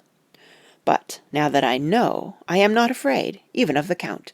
He has succeeded, after all, then, in his design in getting to London, and it was he I saw. He has got younger, and how? Van Helsing is the man to unmask him and hunt him out, if he is anything like what Mina says. We sat late and talked it all over. Mina is dressing, and I shall call at the hotel in a few minutes and bring him over. He was, I think, surprised to see me. When I came into the room where he was, and introduced myself, he took me by the shoulder, and turned my face round to the light, and said, after a sharp scrutiny, "But Madam Mina told me you were ill, that you had had a shock." It was so funny to hear my wife called Madam Mina by this kindly, strong-faced old man. I smiled and said, "I was ill. I have had a shock. But you have cured me already." "And how?" "By your letter to Mina last night. I was in doubt, and then everything took a hue of unreality, and I did not know what to trust, even the evidence of my own senses. Not knowing what to trust, I did not know what to do, and so had only to keep on working in what had hitherto been the groove of my life. The groove ceased to avail me, and I mistrusted myself. Doctor, you don't know what it is to doubt everything, even yourself. No, you don't. You couldn't, with eyebrows like yours." He seemed pleased, and laughed as he said, "So, you are physiognomist. I learn more here with each hour. I am with so much pleasure coming to you to breakfast, and, oh, sir, you will pardon praise from an old man, but you are blessed in your wife." I would listen to him go on praising Mina for a day, so I simply nodded and stood silent. "She is one of God's women, fashioned by his own hand to show us men and other women that there is a heaven where we can enter, and that its light can be here on earth. So true, so sweet, so noble, so little an egoist, and that, let me tell you, is much in this age, so sceptical and selfish. And you, sir, I have read all the letters to poor Miss Lucy, and some of them speak of you, so I know you since some days from the knowing of others, but I have seen your true self since last night. You will give me your hand, will you not? And let us be friends for all our lives." We shook hands, and he was so earnest and so kind that it made me quite choky. "And now," he said, "may I ask you for some more help? I have a great task to do, and at the beginning it is to know. You can help me here. Can you tell me what went before your going to Transylvania? Later on I may ask more help, and of a different kind, but at first this will do." "Look here, sir," I said, "does what you have to do concern the Count?" "It does," he said solemnly. "Then I am with you heart and soul. As you go by the 10:30 train, you will not have time to read them, but I shall get the bundle of papers. You can take them with you and read them in the train." After breakfast I saw him to the station. When we were parting, he said, "Perhaps you will come to town if I send to you, and take Madam Mina too." "We shall both come when you will," I said. I had got him the morning papers and the London papers of the previous night, and while we were talking at the carriage window, waiting for the train to start, he was turning them over. His eyes suddenly seemed to catch something in one of them. The Westminster Gazette. I knew it by the colour, and he grew quite white. He read something intently, groaning to himself. Mein Gott! Mein Gott! So soon, so soon! I do not think he remembered me at the moment. Just then the whistle blew, and the train moved off. This recalled him to himself, and he leaned out of the window and waved his hand, calling out, "Love to Madam Mina. I shall write so soon as ever I can." Dr. Seward's Diary, 26th of September. Truly there is no such thing as finality. Not a week since I said finis, and yet here I am starting fresh again, or rather going on with the same record. Until this afternoon I had no cause to think of what is done. Renfield had become, to all intents, as sane as he ever was. He was already well ahead with his fly business, and he had just started in the spider line also, so he had not been of any trouble to me. I had a letter from Arthur, written on Sunday, and from it I gather that he is bearing up wonderfully well. Quincey Morris is with him, and that is much of a help, for he himself is a bubbling well of good spirits. Quincey wrote me a line too, and from him I hear that Arthur is beginning to recover something of his old buoyancy. So as to them all, my mind is at rest. As for myself, I was settling down to my work with the enthusiasm which I used to have for it, so that I might fairly have said that the wound which poor Lucy left on me was becoming cicatrized. Everything is, however, now reopened, and what is to be the end God only knows. I have an idea that Van Helsing thinks he knows too, but he will only let out enough at a time to whet curiosity. He went to Exeter yesterday, and stayed there all night. To-day he came back, and almost bounded into the room at about 5:30 o'clock, and thrust last night's Westminster Gazette into my hand. "What do you think of that?" he asked, as he stood back and folded his arms. I looked over the paper, for I really did not know what he meant, but he took it from me and pointed out a paragraph about children being decoyed away at Hampstead. It did not convey much to me, until I reached the passage where it described small punctured wounds on their throats. An idea struck me, and I looked up. "Well," he said. "It is like poor Lucy's." "And what do you make of it?" "Simply that there is some cause in common. Whatever it was that injured her has injured them." I did not quite understand his answer. "That is true indirectly, but not directly." "How do you mean, Professor?" I asked. I was a little inclined to take his seriousness lightly, for after all 4 days of rest and freedom from burning, harrowing anxiety does help to restore one's spirits. But when I saw his face, it sobered me. Never, even in the midst of our despair about poor Lucy, had he looked more stern. "Tell me," I said. "I can hazard no opinion. I do not know what to think, and I have no data on which to found a conjecture." "Do you mean to tell me, friend John, that you have no suspicion as to what poor Lucy died of, not after all the hints given, not only by events, but by me?" "Of nervous prostration following on great loss or waste of blood." "And how the blood lost or waste?" I shook my head. He stepped over and sat down beside me and went on. "You are a clever man, friend John. You reason well, and your wit is bold, but you are too prejudiced. You do not let your eyes see, nor your ears hear, and that which is outside your daily life is not of account to you. Do you not think that there are things which you cannot understand, and yet which are? That some people see things that others cannot? But there are things old and new which must not be contemplated by men's eyes, because they know, or think they know, some things which other men have told them. Ah, it is the fault of our science that it wants to explain all, and if it explain not, then it says there is nothing to explain. But yet we see around us every day the growth of new beliefs, which think themselves new, and which are yet but the old, which pretend to be young, like the fine ladies at the opera. I suppose now you do not believe in corporeal transference? No. Nor in materialization? No. nor in astral bodies, no, nor in the reading of thought, no, nor in hypnotism. Yes, I said, Charcot has proved that pretty well. He smiled as he went on. Then you are satisfied as to it, yes? And of course then you understand how it acts, and can follow the mind of the great Charcot, alas that he is no more, into the very soul of the patient that he influenced? No? Then, friend John, am I to take it that you simply accept fact, and are satisfied to let from premise to conclusion be a blank? No? Then tell me, for I am student of the brain, how you accept the hypnotism and reject the thought-reading.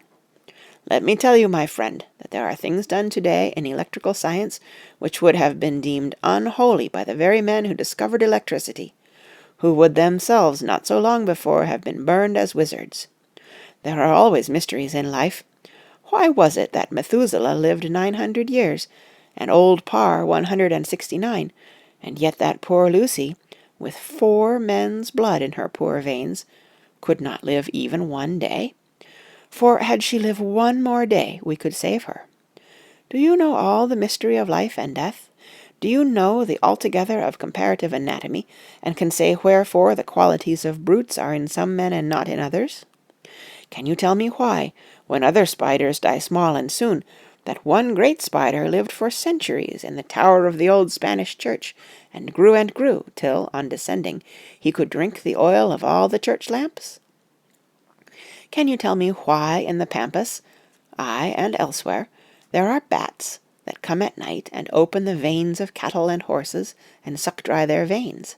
How in some islands of the western seas there are bats which hang on the trees all day, and those who have seen describe as like giant nuts or pods, and that when the sailors sleep on the deck, because that it is hot, flit down on them, and then in the morning are found dead men, white as even Miss Lucy was?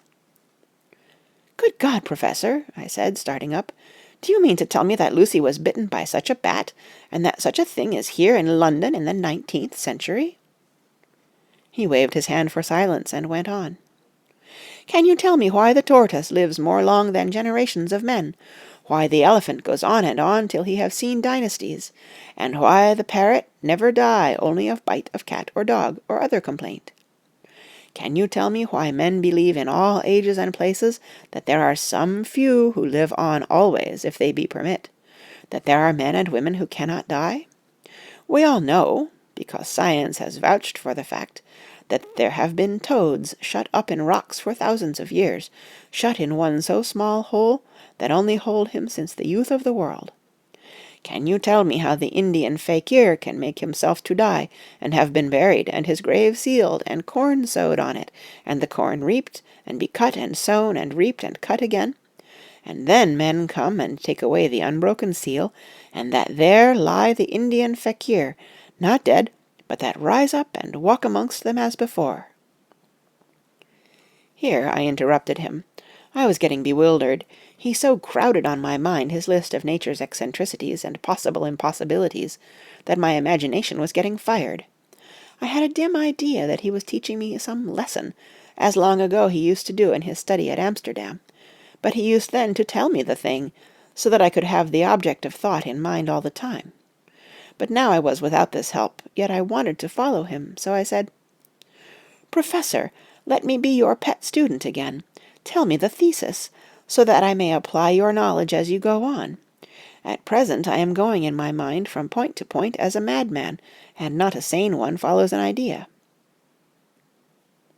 I feel like a novice lumbering through a bog in a mist, jumping from one tussock to another in the mere blind effort to move on, without knowing where I am going. That is a good image, he said. Well, I shall tell you. My thesis is this. I want you to believe. To believe what? To believe in things you cannot. Let me illustrate. I heard once of an American who so defined faith. That faculty which enables us to believe things which we know to be untrue.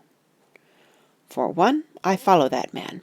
He meant that we shall have an open mind, and not let a little bit of truth check the rush of a big truth, like a small rock does a railway truck. We get the small truth first. Good, we keep him, and we value him.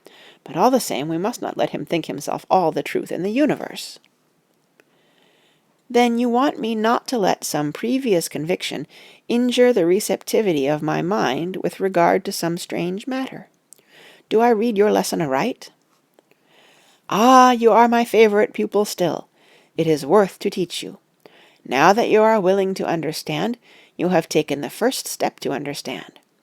You think, then, that those so small holes in the children's throats were made by the same that made the hole in Miss Lucy?"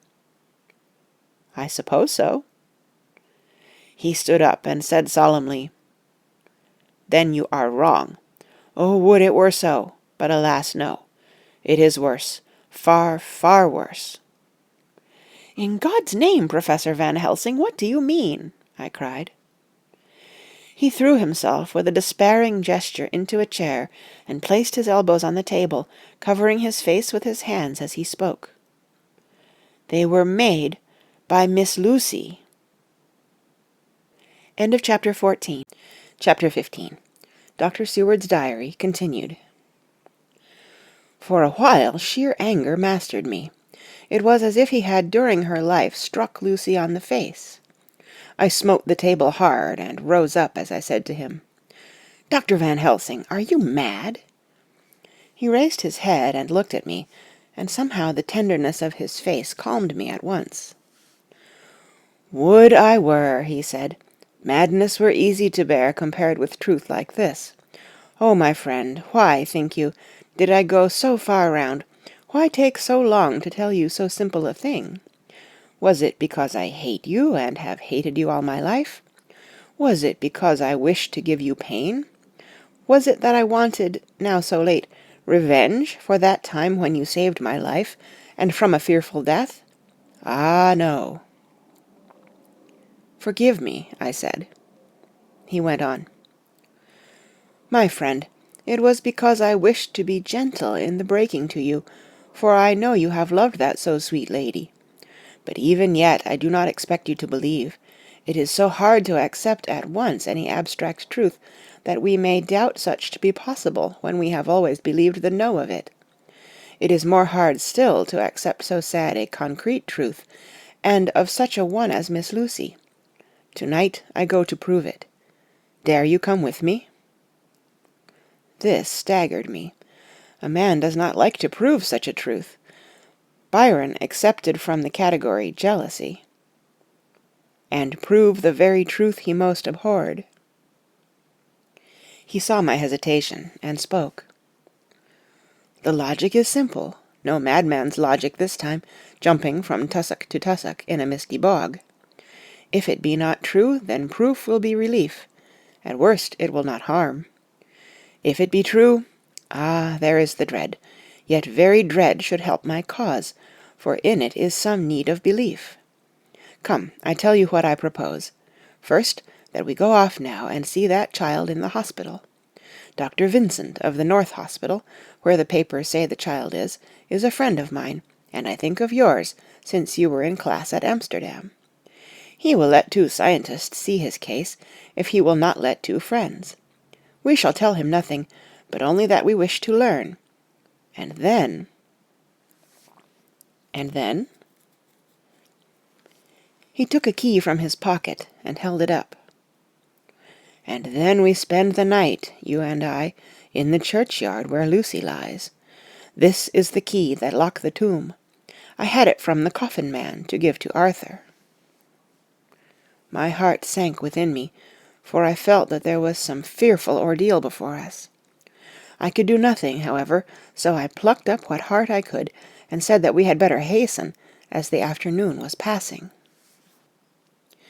We found the child awake. It had had a sleep and taken some food, and altogether was going on well. Dr. Vincent took the bandage from its throat, and showed us the punctures. There was no mistaking the similarity to those which had been on Lucy's throat. They were smaller, and the edges looked fresher. That was all. We asked Vincent to what he attributed them, and he replied that it must have been a bite of some animal, perhaps a rat, but for his own part he was inclined to think it was one of the bats, which are so numerous on the northern heights of London. Out of so many harmless ones, he said, there may be some wild specimen from the south of a more malignant species. Some sailor may have brought one home, and it managed to escape. Or even from the zoological gardens a young one may have got loose, or one be bred there from a vampire. These things do occur, you know. Only 10 days ago a wolf got out, and was, I believe, traced up in this direction. For a week after, the children were playing nothing but Red Riding Hood on the heath, and in every alley in the place, until this Bloofer Lady scare came along, since when it has been quite a gala time with them. Even this poor little mite, when he woke up today, asked the nurse if he might go away. When she asked him why he wanted to go, he said he wanted to play with the Bloofer Lady. I hope, said Van Helsing, that when you are sending the child home, you will caution its parents to keep strict watch over it. These fancies to stray are most dangerous, and if the child were to remain out another night, it would probably be fatal. But in any case, I suppose you will not let it away for some days. Certainly not for a week at least, longer if the wound is not healed. Our visit to the hospital took more time than we had reckoned on, and the sun had dipped before we came out. When Van Helsing saw how dark it was, he said, "There is no hurry. It is more late than I thought. Come, let us seek somewhere that we may eat, and then we shall go on our way." We dined at Jack Straw's Castle, along with a little crowd of bicyclists and others who were genially noisy. About 10 o'clock we started from the inn. It was then very dark, and the scattered lamps made the darkness greater when we were once outside their individual radius. The professor had evidently noted the road we were to go, for he went on unhesitatingly, but as for me, I was in quite a mix-up as to locality. As we went further, we met fewer and fewer people, till at last we were somewhat surprised when we met even the patrol of horse police going their usual suburban round. At last we reached the wall of the churchyard, which we climbed over. With some little difficulty, for it was very dark, and the whole place seemed so strange to us, we found the Westenra tomb. The professor took the key, opened the creaky door, and, standing back, politely, but quite unconsciously, motioned me to precede him. There was a delicious irony in the offer, in the courtliness of giving preference on such a ghastly occasion. My companion followed me quickly, and cautiously drew the door to, after carefully ascertaining that the lock was of falling, and not a spring one. In the latter case we should have been in a bad plight. Then he fumbled in his bag, and taking out a matchbox and a piece of candle, proceeded to make a light. The tomb in the daytime, and when wreathed with fresh flowers, had looked grim and gruesome enough, but now, some days afterwards, when the flowers hung lank and dead, their whites turning to rust and their greens to browns, when the spider and the beetle had resumed their accustomed dominance, when time-discoloured stone, and dust-encrusted mortar, and rusty dank iron, and tarnished brass, and clouded silver plating gave back the feeble glimmer of a candle, the effect was more miserable and sordid than could have been imagined. It conveyed irresistibly the idea that life, animal life, was not the only thing which could pass away. Van Helsing went about his work systematically, holding his candle so that he could read the coffin plates, and so holding it that the sperm dropped in white patches, which congealed as they touched the metal. He made assurance of Lucy's coffin. Another search in his bag, and he took out a turnscrew. "What are you going to do?" I asked. "To open the coffin. You shall yet be convinced." Straightway he began taking out the screws, and finally lifted off the lid, showing the casing of lead beneath. The sight was almost too much for me. It seemed to be as much an affront to the dead as it would have been to have stripped off her clothing in her sleep whilst living. I actually took hold of his hand to stop him. He only said, "You shall see," and again fumbling in his bag, took out a tiny fret saw. Striking the turn-screw through the lead with a swift downward stab, which made me wince, he made a small hole, which was, however, big enough to admit the point of the saw. I had expected a rush of gas from the weak old corpse. We doctors, who have had to study our dangers, have to become accustomed to such things, and I drew back towards the door. But the Professor never stopped for a moment. He sawed down a couple of feet along one side of the lead coffin, and then across, and down the other side.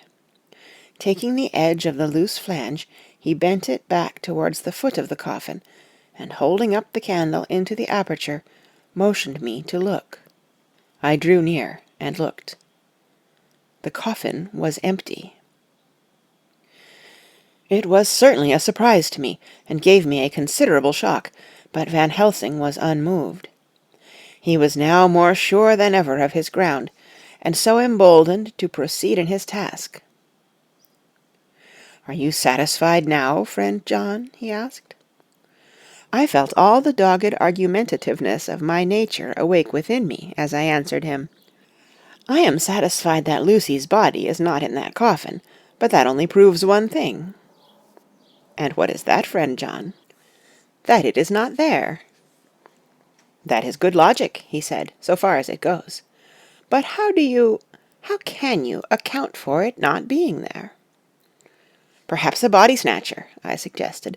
"Some of the undertaker's people may have stolen it." I felt that I was speaking folly, and yet it was the only real cause which I could suggest. The Professor sighed. "Ah, well," he said, "we must have more proof. Come with me." He put on the coffin lid again, gathered up all his things, and placed them in the bag, blew out his light, and placed the candle also in the bag. We opened the door and went out. Behind us he closed the door and locked it. He handed me the key, saying, "Will you keep it? You had better be assured." I laughed. It was not a very cheerful laugh, I am bound to say, as I motioned him to keep it. "A key is nothing," I said. "There may be duplicates, and anyhow it is not difficult to pick a lock of that kind." He said nothing, but put the key in his pocket. Then he told me to watch at one side of the churchyard, whilst he would watch at the other. I took up my place behind a yew tree, and I saw his dark figure move until the intervening headstones and trees hid it from my sight. It was a lonely vigil. Just after I had taken my place, I heard a distant clock strike 12, and in time came 1 and 2. I was chilled and unnerved, and angry with the Professor for taking me on such an errand, and with myself for coming. I was too cold and too sleepy to be keenly observant, and not sleepy enough to betray my trust, so altogether I had a dreary, miserable time. Suddenly, as I turned round, I thought I saw something like a white streak moving between two dark yew trees at the side of the churchyard farthest from the tomb. At the same time a dark mass moved from the Professor's side of the ground, and hurriedly went towards it. Then I too moved, but I had to go round headstones and railed-off tombs, and I stumbled over graves. The sky was overcast, and somewhere far off an early cock crew. A little way off, beyond a line of scattered juniper trees, which marked the pathway to the church, a white, dim figure flitted in the direction of the tomb. The tomb itself was hidden by trees, and I could not see where the figure disappeared. I heard the rustle of actual movement where I had first seen the white figure, and, coming over, found the Professor holding in his arms a tiny child. When he saw me, he held it out to me, and said, "Are you satisfied now?" "No," I said, in a way that I felt was aggressive. "Do you not see the child?" "Yes, it is a child, but who brought it here? And is it wounded?" I asked. "We shall see," said the Professor, and with one impulse we took our way out of the churchyard, he carrying the sleeping child. When we had got some little distance away, we went into a clump of trees, and struck a match, and looked at the child's throat. It was without a scratch or scar of any kind. Was I right? I asked triumphantly. We were just in time, said the professor thankfully. We had now to decide what we were to do with the child, and so consulted about it. If we were to take it to a police station, we should have to give some account of our movements during the night. At least, we should have had to make some statement as to how we had come to find the child. So finally we decided that we would take it to the Heath, and when we heard a policeman coming, we would leave it where he could not fail to find it. We would then seek our way home as quickly as we could. All fell out well. At the edge of Hampstead Heath, we heard a policeman's heavy tramp, and laying the child on the pathway, we waited and watched until he saw it as he flashed his lantern to and fro. We heard his exclamation of astonishment, and then we went away silently. By good chance we got a cab near the Spaniards, and drove to town. I cannot sleep, so I make this entry. But I must try to get a few hours' sleep, as Van Helsing is to call for me at noon. He insists that I shall go with him on another expedition. 27th of September. It was 2 o'clock before we found a suitable opportunity for our attempt. The funeral held at noon was all completed, and the last stragglers of the mourners had taken themselves lazily away, when, looking carefully from behind a clump of alder trees, we saw the sexton lock the gate after him. We knew then that we were safe till morning, did we desire it, but the professor told me that we should not want more than an hour at most. Again I felt that horrid sense of the reality of things, in which any effort of imagination seemed out of place, and I realized distinctly the perils of the law which we were incurring in our unhallowed work. Besides, I felt it was also useless. Outrageous as it was to open a leaden coffin, to see if a woman dead nearly a week were really dead, it now seemed the height of folly to open the tomb again, when we knew, from the evidence of our own eyesight, that the coffin was empty. I shrugged my shoulders, however, and rested silent, for Van Helsing had a way of going on his own road, no matter who remonstrated. He took the key, opened the vault, and again courteously motioned me to proceed. The place was not so gruesome as last night, but oh, how unutterably mean-looking when the sunshine streamed in. Van Helsing walked over to Lucy's coffin, and I followed. He bent over, and again forced back the leaden flange, and then a shock of surprise and dismay shot through me. There lay Lucy, seemingly just as we had seen her the night before her funeral. She was, if possible, more radiantly beautiful than ever, and I could not believe that she was dead. The lips were red, nay, redder than before, and on the cheeks was a delicate bloom. "Is this a juggle?" I said to him. "Are you convinced now?" said the professor in response, and as he spoke he put over his hand, and in a way that made me shudder, pulled back the dead lips, and showed the white teeth. "See," he went on, "see, they are even sharper than before, with this and this," and he touched one of the canine teeth, and that below it. "The little children can be bitten. Are you of belief now, friend John?"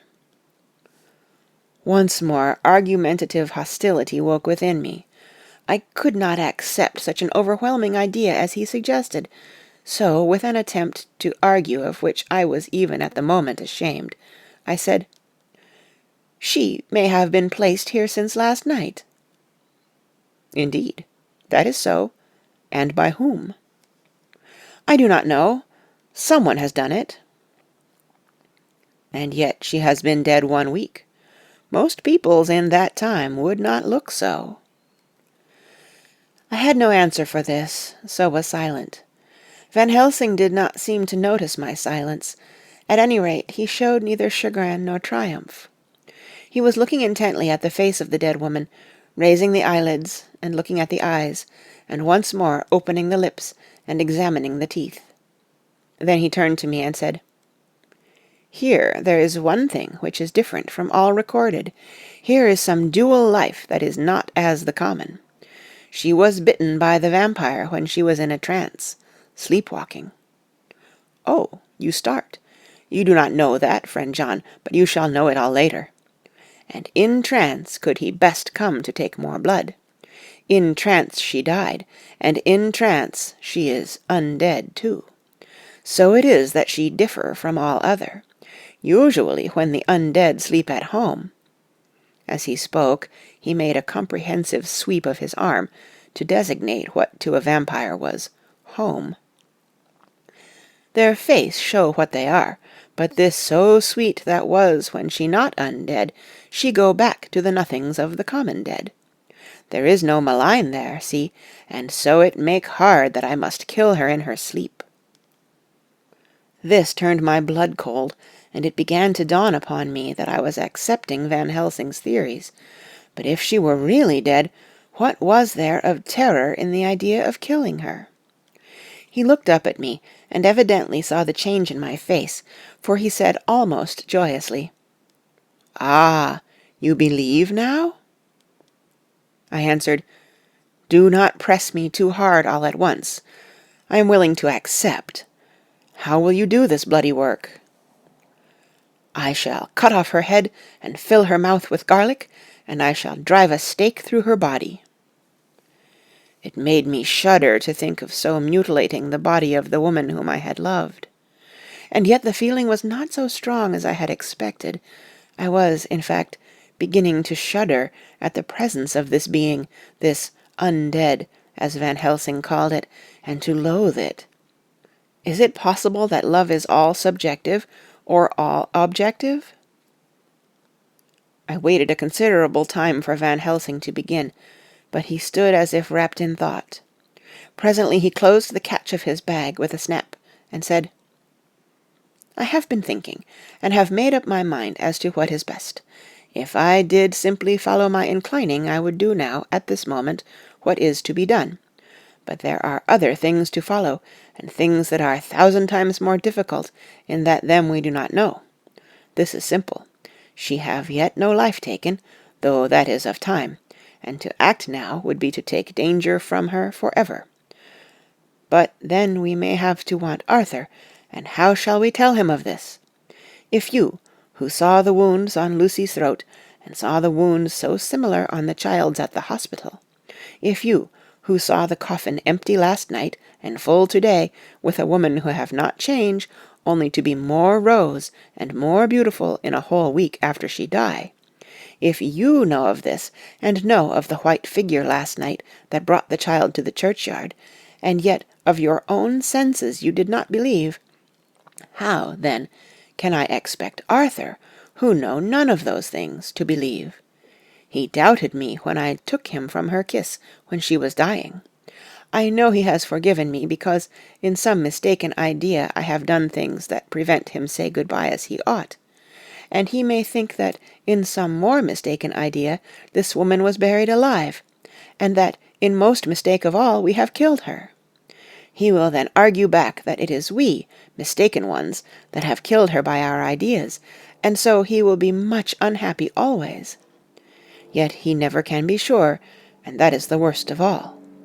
And he will sometimes think that she he loved was buried alive, and that will paint his dreams with horrors of what she must have suffered, and again he will think that we may be right, and so his so beloved was, after all, an undead. No, I told him once, and since then I learn much. Now, since I know it is all true, 100,000 times more do I know that he must pass through the bitter waters to reach the sweet. He, poor fellow, must have 1 hour that will make the very face of heaven grow black to him. Then we can act for good all round, and send him peace. My mind is made up. Let us go. You return home for to-night to your asylum, and see that all be well. As for me, I shall spend the night here in this churchyard in my own way. To-morrow night you will come to me to the Berkeley Hotel at 10 of the clock. I shall send for Arthur to come too, and also that so fine young man of America that gave his blood. Later we shall all have work to do. I come with you so far as Piccadilly, and there dine, for I must be back here before the sun set." So we locked the tomb and came away, and got over the wall of the churchyard, which was not much of a task, and drove back to Piccadilly. Note left by Van Helsing in his portmanteau, Berkeley Hotel, directed to John Seward, M.D. Not delivered. 27th of September. Friend John, I write this in case anything should happen. I go alone to watch in that churchyard. It pleases me that the undead Miss Lucy shall not leave to-night, that so on the morrow night she may be more eager. Therefore I shall fix some things she not like, garlic and a crucifix, and so seal up the door of the tomb. She is young as undead, and will heed. Moreover, these are only to prevent her coming out. They may not prevail on her wanting to get in, for then the undead is desperate, and must find the line of least resistance, whatsoever it may be. I shall be at hand all the night from sunset till after the sunrise, and if there be aught that may be learned, I shall learn it. For Miss Lucy, or from her, I have no fear, but that other to whom is there that she is undead, he have now the power to seek her tomb and find shelter. He is cunning, as I know from Mr. Jonathan, and from the way that all along he have fooled us when he played with us for Miss Lucy's life, and we lost, and in many ways the undead are strong. He have always the strength in his hand of 20 men, even we 4 who gave our strength to Miss Lucy, it also is all to him. Besides, he can summon his wolf, and I know not what. So, if it be that he come thither on this night, he shall find me, but none other shall, until it be too late. But it may be that he will not attempt the place. There is no reason why he should. His hunting ground is more full of game than the churchyard where the undead woman sleep, and the one old man watch. Therefore I write this in case. Take the papers that are with this, the diaries of Harker and the rest, and read them, and then find this great undead, and cut off his head, and burn his heart, or drive a stake through it, so that the world may rest from him. If it be so, farewell. Van Helsing. Dr. Seward's Diary, 28th of September. It is wonderful what a good night's sleep will do for one. Yesterday I was almost willing to accept Van Helsing's monstrous ideas, but now they seem to start out lurid before me as outrages on common sense. I have no doubt that he believes it all. I wonder if his mind can have become in any way unhinged. Surely there must be some rational explanation of all these mysterious things. Is it possible that the professor can have done it himself? He is so abnormally clever that if he went off his head, he would carry out his intent with regard to some fixed idea in a wonderful way. I am loath to think it, and indeed it would be almost as great a marvel as the other to find that Van Helsing was mad, but anyhow, I shall watch him carefully. I may get some light on the mystery.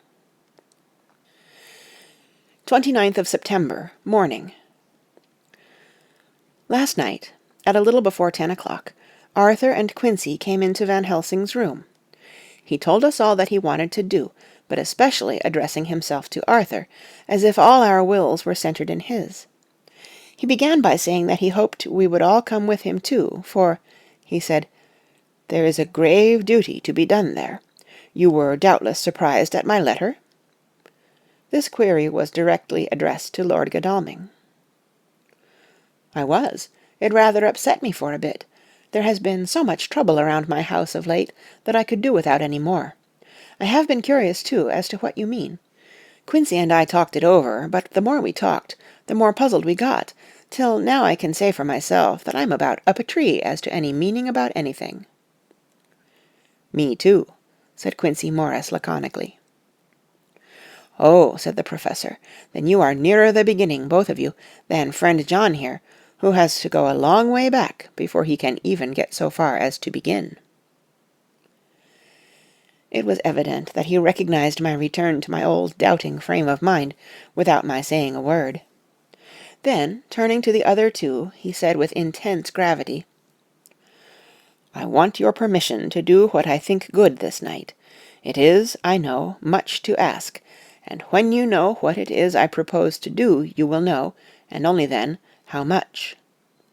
Therefore, may I ask that you promise me in the dark, so that afterwards, though you may be angry with me for a time, I must not disguise from myself the possibility that such may be. You shall not blame yourselves for anything." "That's frank, anyhow," broke in Quincy. "I'll answer for the Professor. I don't quite see his drift, but I swear he's honest, and that's good enough for me." "I thank you, sir," said Van Helsing proudly. "I have done myself the honour of counting you one trusting friend, and such endorsement is dear to me." He held out a hand, which Quincy took. Then Arthur spoke out. "Dr. Van Helsing, I don't quite like to buy a pig in a poke, as they say in Scotland, and if it be anything in which my honour as a gentleman or my faith as a Christian is concerned, I cannot make such a promise. If you can assure me that what you intend does not violate either of these two, then I give my consent at once, though for the life of me I cannot understand what you are driving at." "I accept your limitation," said Van Helsing, "and all I ask of you is that if you feel it necessary to condemn any act of mine, you will first consider it well, and be satisfied that it does not violate your reservations." "Agreed," said Arthur. "That is only fair. And now that the pourparlers are over, may I ask what it is we are to do?" "I want you to come with me, and to come in secret, to the churchyard at Kingstead." Arthur's face fell as he said in an amazed sort of way, "Where poor Lucy is buried?" The Professor bowed. Arthur went on, "And when there?" "To enter the tomb." Arthur stood up. "Professor, are you in earnest, or is it some monstrous joke? Pardon me, I see that you are in earnest." He sat down again, but I could see that he sat firmly and proudly, as one who is on his dignity. There was silence until he asked again, "And when in the tomb?" "To open the coffin." "This is too much," he said, rising angrily again.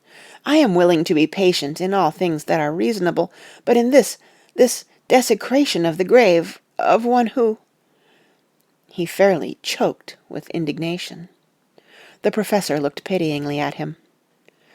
"If I could spare you one pang, my poor friend," he said, "God knows I would, but this night our feet must tread in thorny paths, or later, and forever, the feet you love must walk in paths of flame." Arthur looked up with set white face and said, "Take care, sir, take care."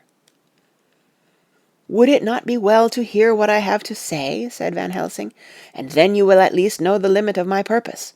Shall I go on?" "That's fair enough," broke in Morris.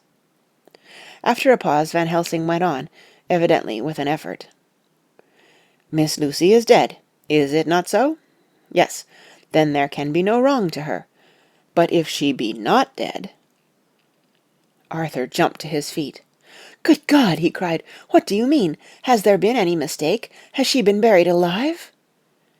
He groaned in anguish that not even hope could soften. "I did not say she was alive, my child. I did not think it. I go no further than to say that she might be undead." "Undead? Not alive? What do you mean? Is this all a nightmare, or what is it?" "There are mysteries which men can only guess at, which age by age they may solve only in part. Believe me, we are now on the verge of one, but I have not done. May I cut off the head of dead Miss Lucy?" "Heavens and earth, no!" cried Arthur, in a storm of passion. "Not for the wide world will I consent to any mutilation of her dead body. Dr. Van Helsing, you try me too far. What have I done to you that you should torture me so? What did that poor sweet girl do that you should want to cast such dishonour on her grave? Are you mad that speak such things, or am I mad to listen to them? Don't dare to think more of such a desecration. I shall not give my consent to anything you do.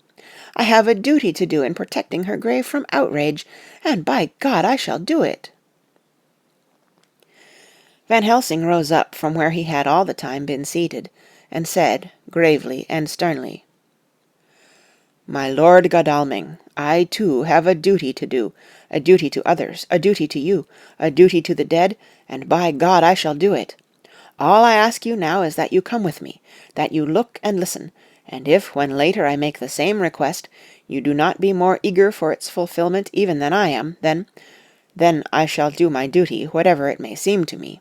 And then, to follow of your lordship's wishes, I shall hold myself at your disposal to render an account to you when and where you will." His voice broke a little, and he went on with a voice full of pity. "But, I beseech you, do not go forth in anger with me. In a long life of acts which were often not pleasant to do, and which sometimes did wring my heart, I have never had so heavy a task as now. Believe me that if the time comes for you to change your mind towards me, one look from you will wipe away all this so sad hour, for I would do what a man can to save you from sorrow. Just think, for why should I give myself so much of labour and so much of sorrow? I have come here from my own land to do what I can of good, at the first to please my friend John, and then to help a sweet young lady, whom, too, I came to love. For her, I am ashamed to say so much, but I say it in kindness, I gave what you gave, the blood of my veins. I gave it, I, who was not, like you, her lover, but only her physician and her friend. I gave to her my nights and days, before death, after death. And if my death can do her good even now, when she is the dead undead, she shall have it freely." He said this with a very grave, sweet pride, and Arthur was much affected by it. He took the old man's hand, and said in a broken voice, "Oh, it is hard to think of it, and I cannot understand, but at least I shall go with you, and wait." End of chapter 15. Chapter 16. Dr. Seward's Diary, continued. It was just a quarter before 12 o'clock when we got into the churchyard over the low wall. The night was dark, with occasional gleams of moonlight between the rents of the heavy clouds that scudded across the sky. We all kept somehow close together, with Van Helsing slightly in front as he led the way. When we had come close to the tomb, I looked well at Arthur, for I feared that the proximity to a place laden with so sorrowful a memory would upset him, but he bore himself well. I took it that the very mystery of the proceeding was in some way a counteractant to his grief.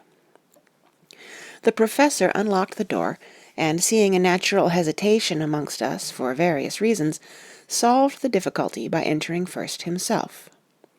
The rest of us followed, and he closed the door. He then lit a dark lantern and pointed to the coffin. Arthur stepped forward hesitatingly. Van Helsing said to me, "You were with me here yesterday. Was the body of Miss Lucy in that coffin?" "It was."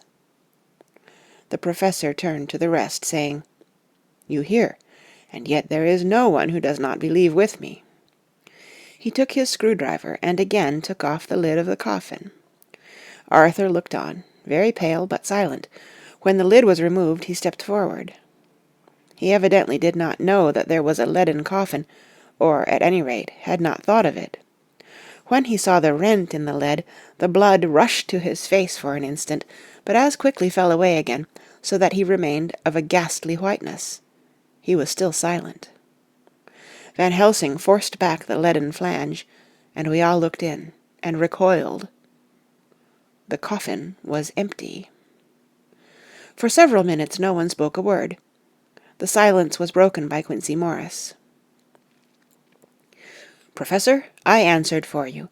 Your word is all I want. I wouldn't ask such a thing ordinarily. I wouldn't so dishonour you as to imply a doubt, but this is a mystery that goes beyond any honour or dishonour. Is this your doing?"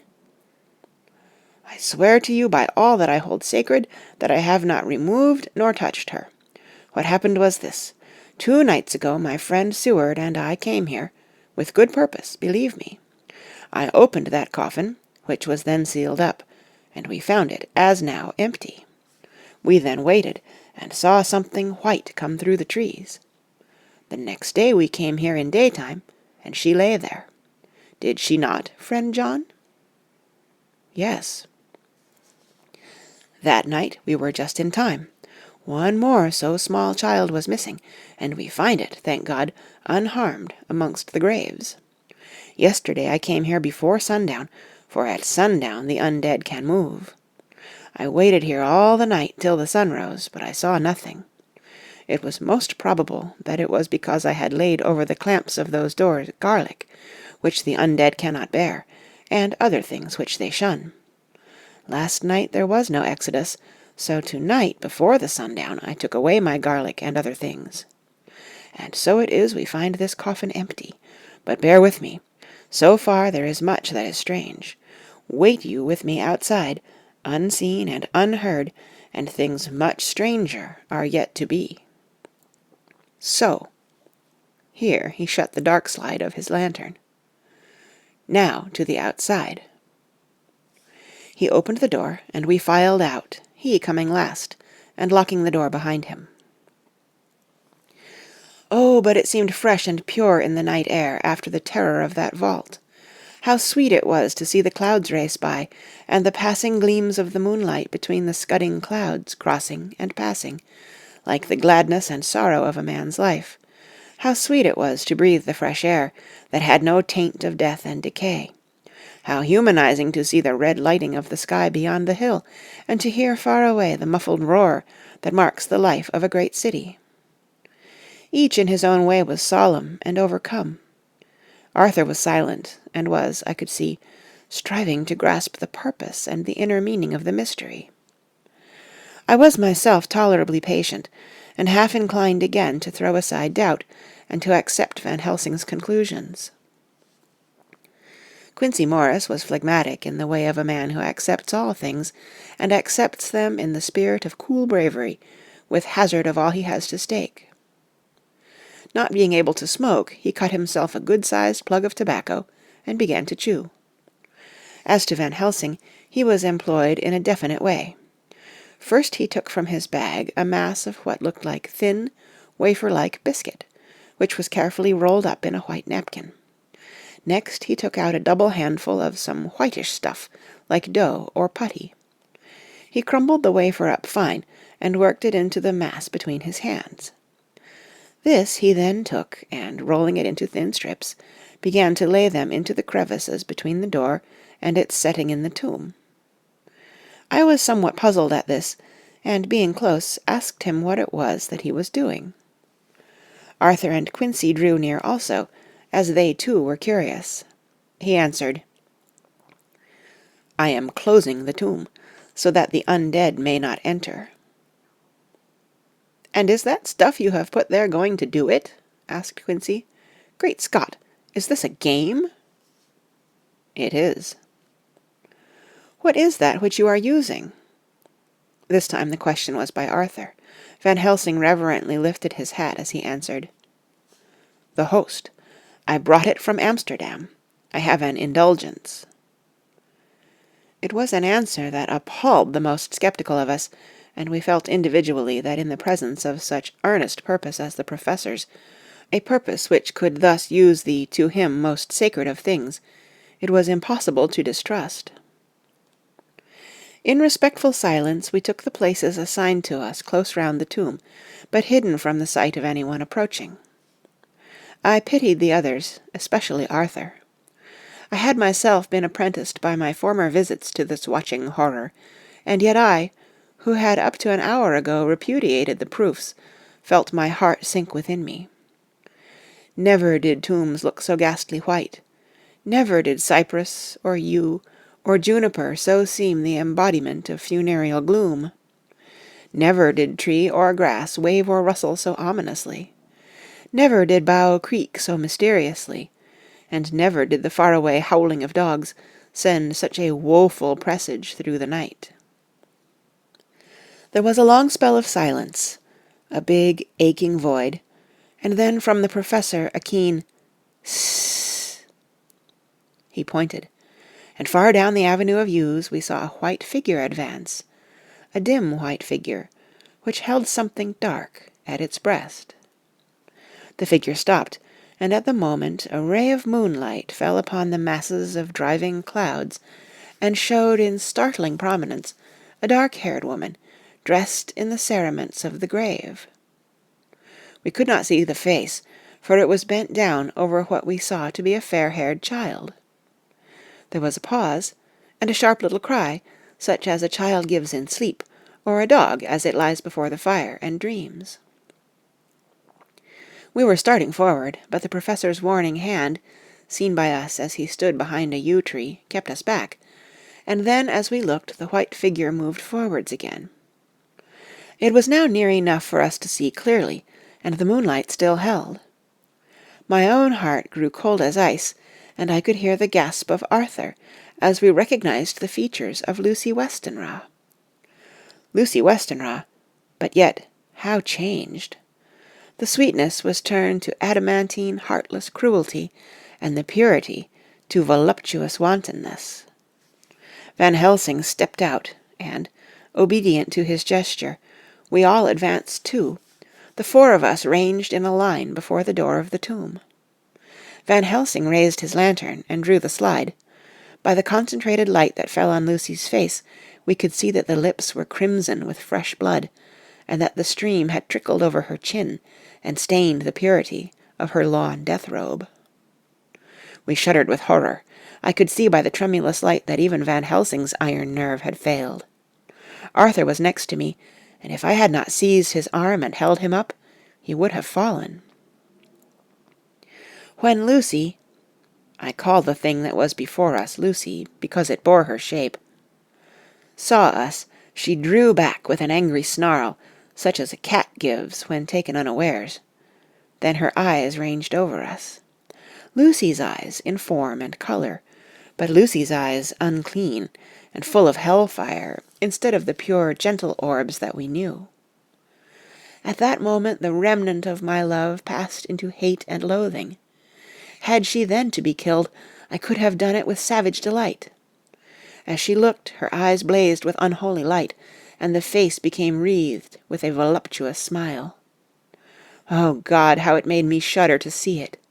With a careless motion, she flung to the ground, callous as a devil, the child that up to now she had clutched strenuously to her breast, growling over it as a dog growls over a bone. The child gave a sharp cry, and lay there moaning. There was a cold-bloodedness in the act which wrung a groan from Arthur. When she advanced to him with outstretched arms and a wanton smile, he fell back and hid his face in his hands. She still advanced, however, and with a languorous, voluptuous grace said, "Come to me, Arthur. Leave these others, and come to me. My arms are hungry for you. Come, and we can rest together. Come, my husband, come." There was something diabolically sweet in her tones, something of the tingling of glass when struck, which rang through the brains even of us who heard the words addressed to another. As for Arthur, he seemed under a spell. Moving his hands from his face, he opened wide his arms. She was leaping for them, when Van Helsing sprang forward and held between them his little golden crucifix. She recoiled from it, and, with a suddenly distorted face, full of rage, dashed past him as if to enter the tomb. When within a foot or two of the door, however, she stopped, as if arrested by some irresistible force. Then she turned, and her face was shown in the clear burst of moonlight and by the lamp, which had now no quiver from Van Helsing's iron nerves. Never did I see such baffled malice on a face, and never, I trust, shall such ever be seen again by mortal eyes. The beautiful colour became livid, the eyes seemed to throw out sparks of hellfire, the brows were wrinkled as though the folds of the flesh were the coils of Medusa's snakes, and the lovely blood-stained mouth grew to an open square, as in the passion masks of the Greeks and Japanese. If ever a face meant death, if looks could kill, we saw it at that moment. And so, for full half a minute, which seemed an eternity, she remained between the lifted crucifix and the sacred closing of her means of entry. Van Helsing broke the silence by asking Arthur, "Answer me, O my friend, am I to proceed in my work?" Arthur threw himself on his knees and hid his face in his hands as he answered, "Do as you will, friend, do as you will. There can be no horror like this ever any more." And he groaned in spirit. Quincey and I simultaneously moved towards him and took his arms. We could hear the click of the closing lantern as Van Helsing held it down. Coming close to the tomb, he began to remove from the chinks some of the sacred emblem which he had placed there. We all looked on in horrified amazement as we saw, when he stood back, the woman, with a corporeal body as real at that moment as our own, pass in through the interstice where scarce a knife-blade could have gone. We all felt a glad sense of relief when we saw the Professor calmly restoring the strings of putty to the edges of the door. When this was done, he lifted the child and said, "Come now, my friends, we can do no more till tomorrow. There is a funeral at noon, so here we shall all come before long after that. The friends of the dead will all be gone by 2, and when the sexton lock the gate, we shall remain. Then there is more to do, but not like this of tonight. As for this little one, he is not much harm, and by tomorrow night he shall be well. We shall leave him where the police will find him, as on the other night, and then to home." Coming close to Arthur, he said, "My friend Arthur, you have had a sore trial, but after, when you look back, you will see how it was necessary. You are now in the bitter waters, my child. By this time tomorrow you will, please God, have passed them, and have drunk of the sweet waters, so do not mourn overmuch. Till then I shall not ask you to forgive me." Arthur and Quincey came home with me, and we tried to cheer each other on the way. We had left the child in safety, and were tired, so we all slept with more or less reality of sleep. 29th of September, night. A little before 12 o'clock we three, Arthur, Quincey Morris, and myself, called for the Professor. It was odd to notice that by common consent we had all put on black clothes.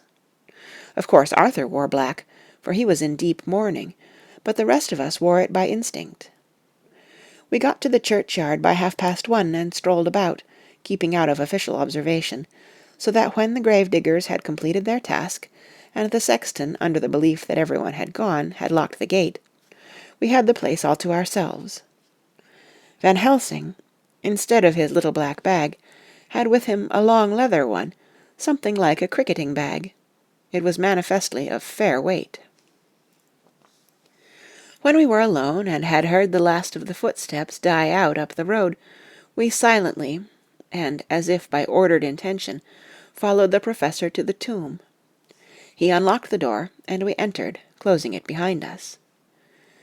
Then he took from his bag the lantern, which he lit, and also 2 wax candles, which, when lighted, he stuck, by melting their own ends, on other coffins, so that they might give light sufficient to work by. When he again lifted the lid off Lucy's coffin, we all looked, Arthur trembling like an aspen, and saw that the body lay there in all its death beauty. But there was no love in my own heart, nothing but loathing for the foul thing which had taken Lucy's shape without her soul. I could see even Arthur's face grow hard as he looked. Presently he said to Van Helsing, "Is this really Lucy's body, or only a demon in her shape?" "It is her body, and yet not it. But wait a while, and you all see her as she was, and is."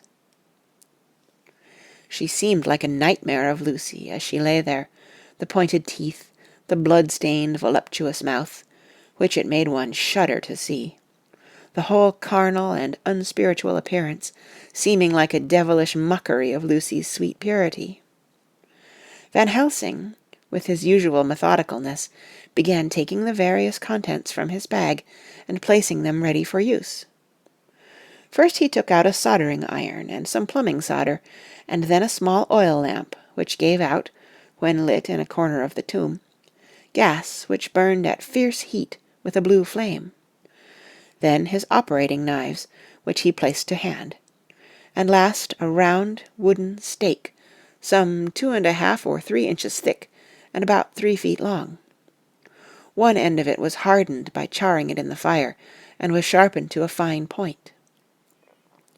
With this stake came a heavy hammer, such as in households is used in the coal cellar for breaking the lumps. To me, a doctor's preparations for work of any kind are stimulating and bracing, but the effect of these things on both Arthur and Quincey was to cause them a sort of consternation. They both, however, kept their courage, and remained silent and quiet. When all was ready, Van Helsing said, "Before we do anything, let me tell you this. It is out of the lore and experience of the ancients, and of all those who have studied the powers of the undead. When they become such, there comes with the change the curse of immortality. They cannot die, but must go on, age after age, adding new victims, and multiplying the evils of the world. For all that die from the preying of the undead become themselves undead, and prey on their kind. And so the circle goes on ever widening, like as the ripples from a stone thrown in the water. Friend Arthur, if you had met that kiss which you know of before poor Lucy die, or again, last night when you open your arms to her, you would in time, when you had died, have become Nosferatu, as they call it in Eastern Europe, and would all time make more of those undeads that so have fill us with horror. The career of this so unhappy dear lady is but just begun. Those children whose blood she suck are not as yet so much the worse, but if she live on, undead, more and more they lose their blood, and by her power over them they come to her, and so she draw their blood with that so wicked mouth. But if she die in truth, then all cease. The tiny wounds of the throats disappear, and they go back to their plays, unknowing ever of what has been. But of the most blessed of all, when this now undead be made to rest as true dead, then the soul of the poor lady whom we love shall again be free. Instead of working wickedness by night, and growing more debased in the assimilating of it by day, she shall take her place with the other angels. So that, my friend, it will be a blessed hand for her that shall strike the blow that sets her free. To this I am willing, but is there none amongst us who has a better right? Will it be no joy to think of hereafter in the silence of the night, when sleep is not? It was my hand that sent her to the stars. It was the hand of him that loved her best, the hand that of all she would herself have chosen, had it been to her to choose. Tell me if there be such a one amongst us." We all looked at Arthur. He saw, too, what we all did, the infinite kindness which suggested that his should be the hand which would restore Lucy to us as a holy, and not an unholy, memory.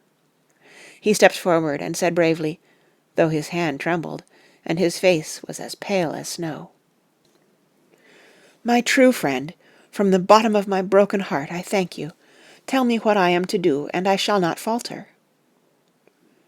Van Helsing laid a hand on his shoulder and said, "Brave lad, a moment's courage, and it is done. This stake must be driven through her. It will be a fearful ordeal. Be not deceived in that. But it will be only a short time, and you will then rejoice more than your pain was great. From this grim tomb you will emerge as though you tread on air. But you must not falter when once you have begun.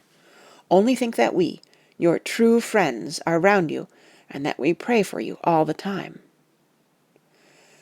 "Go on," said Arthur hoarsely. "Tell me what I am to do." "Take this stake in your left hand, ready to place the point over the heart, and the hammer in your right. Then, when we begin our prayer for the dead, I shall read him, I have here the book, and the others shall follow. Strike in God's name, so that all may be well with the dead that we love, and that the undead pass away." Arthur took the stake and the hammer, and when once his mind was set on action, his hands never trembled nor even quivered. Van Helsing opened his missal and began to read, and Quincey and I followed as well as we could. Arthur placed the point over the heart, and as I looked I could see its dint in the white flesh.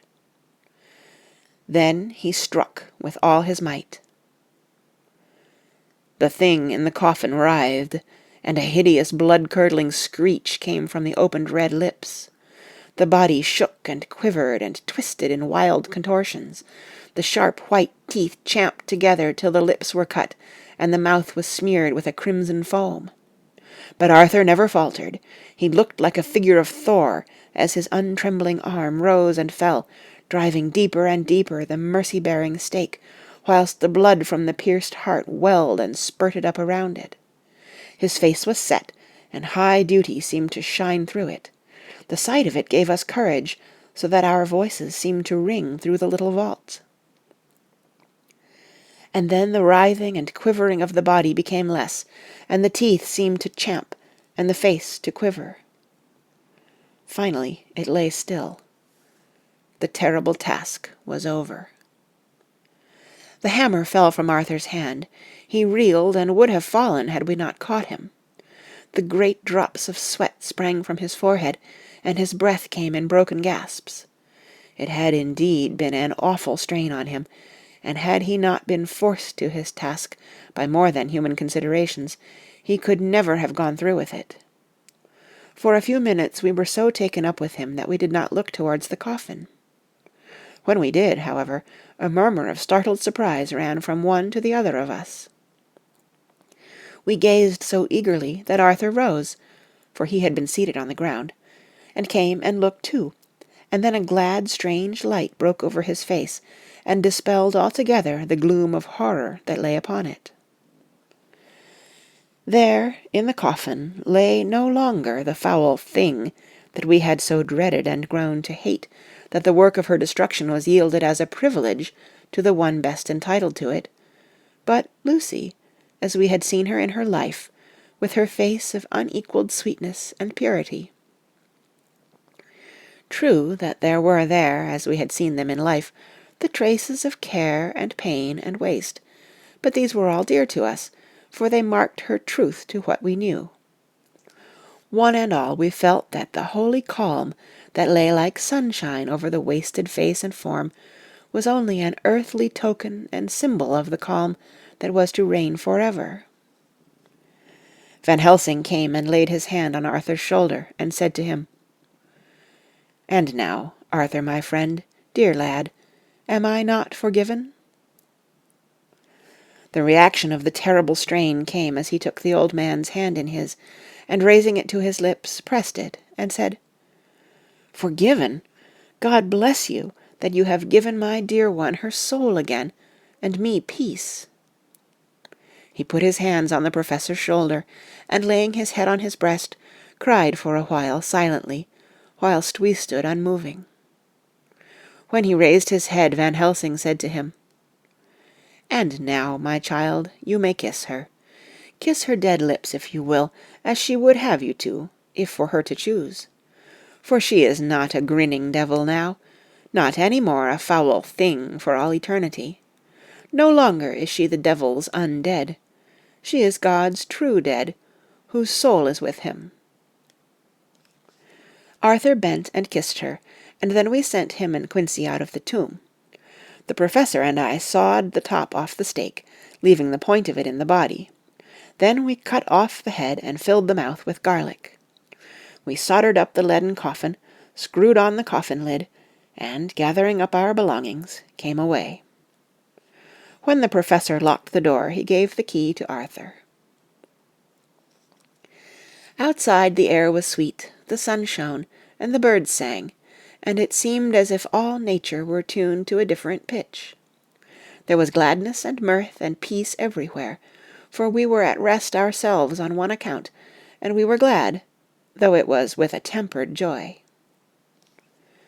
Before we moved away, Van Helsing said, "Now, my friends, one step of our work is done, one the most harrowing to ourselves, but there remains a greater task, to find out the author of all this our sorrow, and to stamp him out. I have clues which we can follow, but it is a long task and a difficult, and there is danger in it, and pain. Shall you not all help me? We have learned to believe, all of us, is it not so? And since so, do we not see our duty? Yes, and do we not promise to go on to the bitter end?" Each in turn we took his hand, and the promise was made. Then said the professor as we moved off, "2 nights hence you shall meet with me, and dine together at 7 of the clock with friend John. I shall entreat 2 others, 2 that you know not as yet, and I shall be ready to all our work show and our plans unfold. Friend John, you come with me home, for I have much to consult about, and you can help me. To-night I leave for Amsterdam, but shall return to-morrow night, and then begins our great quest. But first I shall have much to say, so that you may know what is to do and to dread. Then our promise shall be made to each other anew, for there is a terrible task before us, and once our feet are on the ploughshare, we must not draw back." End of Chapter 16. Chapter 17. Dr. Seward's Diary, continued. When we arrived at the Berkeley Hotel, Van Helsing found a telegram waiting for him. "Am coming up by train. Jonathan at Whitby. Important news. Mina Harker." The professor was delighted. "Ah, that wonderful Madam Mina," he say. "Pearl among women. She arrive, but I cannot stay. She must go to your house, friend John. You must meet her at the station. Telegraph her en route, so that she may be prepared." When the wire was despatched, he had a cup of tea. Over it he told me of a diary kept by Jonathan Harker when abroad, and gave me a typewritten copy of it, as also of Mrs. Harker's diary at Whitby. "Take these," he said, "and study them well. When I have returned you will be master of all the facts, and we can then better enter on our inquisition. Keep them safe, for there is in them much of treasure. You will need all your faith, even you who have had such an experience as that of to-day. What is here told," he laid his hand heavily and gravely on the packet of papers as he spoke, "may be the beginning of the end to you and me and many another, or it may sound the knell of the undead who walk the earth. Read all, I pray you, with the open mind, and if you can add in any way to the story here told, do so, for it is all important. You have kept diary of all these so strange things, is it not so? Yes, then we shall go through all these together when we meet." He then made ready for his departure, and shortly after drove off to Liverpool Street. I took my way to Paddington, where I arrived about 15 minutes before the train came in. The crowd melted away, after the bustling fashion common to arrival platforms, and I was beginning to feel uneasy, lest I might miss my guest, when a sweet-faced, dainty-looking girl stepped up to me and, after a quick glance, said, "Dr. Seward, is it not?" "And you are Mrs. Harker," I answered at once, whereupon she held out her hand. "I knew you from the description of poor dear Lucy, but—" She stopped suddenly, and a quick blush overspread her face. The blush that rose to my own cheeks somehow set us both at ease, for it was a tacit answer to her own. I got her luggage, which included a typewriter, and we took the Underground to Fenchurch Street, after I had sent a wire to my housekeeper to have a sitting-room and bedroom prepared at once for Mrs. Harker. In due time we arrived. She knew, of course, that the place was a lunatic asylum, but I could see that she was unable to repress a shudder when we entered. She told me that, if she might, she would come presently to my study, as she had much to say. So here I am finishing my entry in my phonograph diary, whilst I await her. As yet I have not had the chance of looking at the papers which Van Helsing left with me, though they lie open before me. I must get her interested in something, so that I may have an opportunity of reading them. She does not know how precious time is, or what a task we have in hand.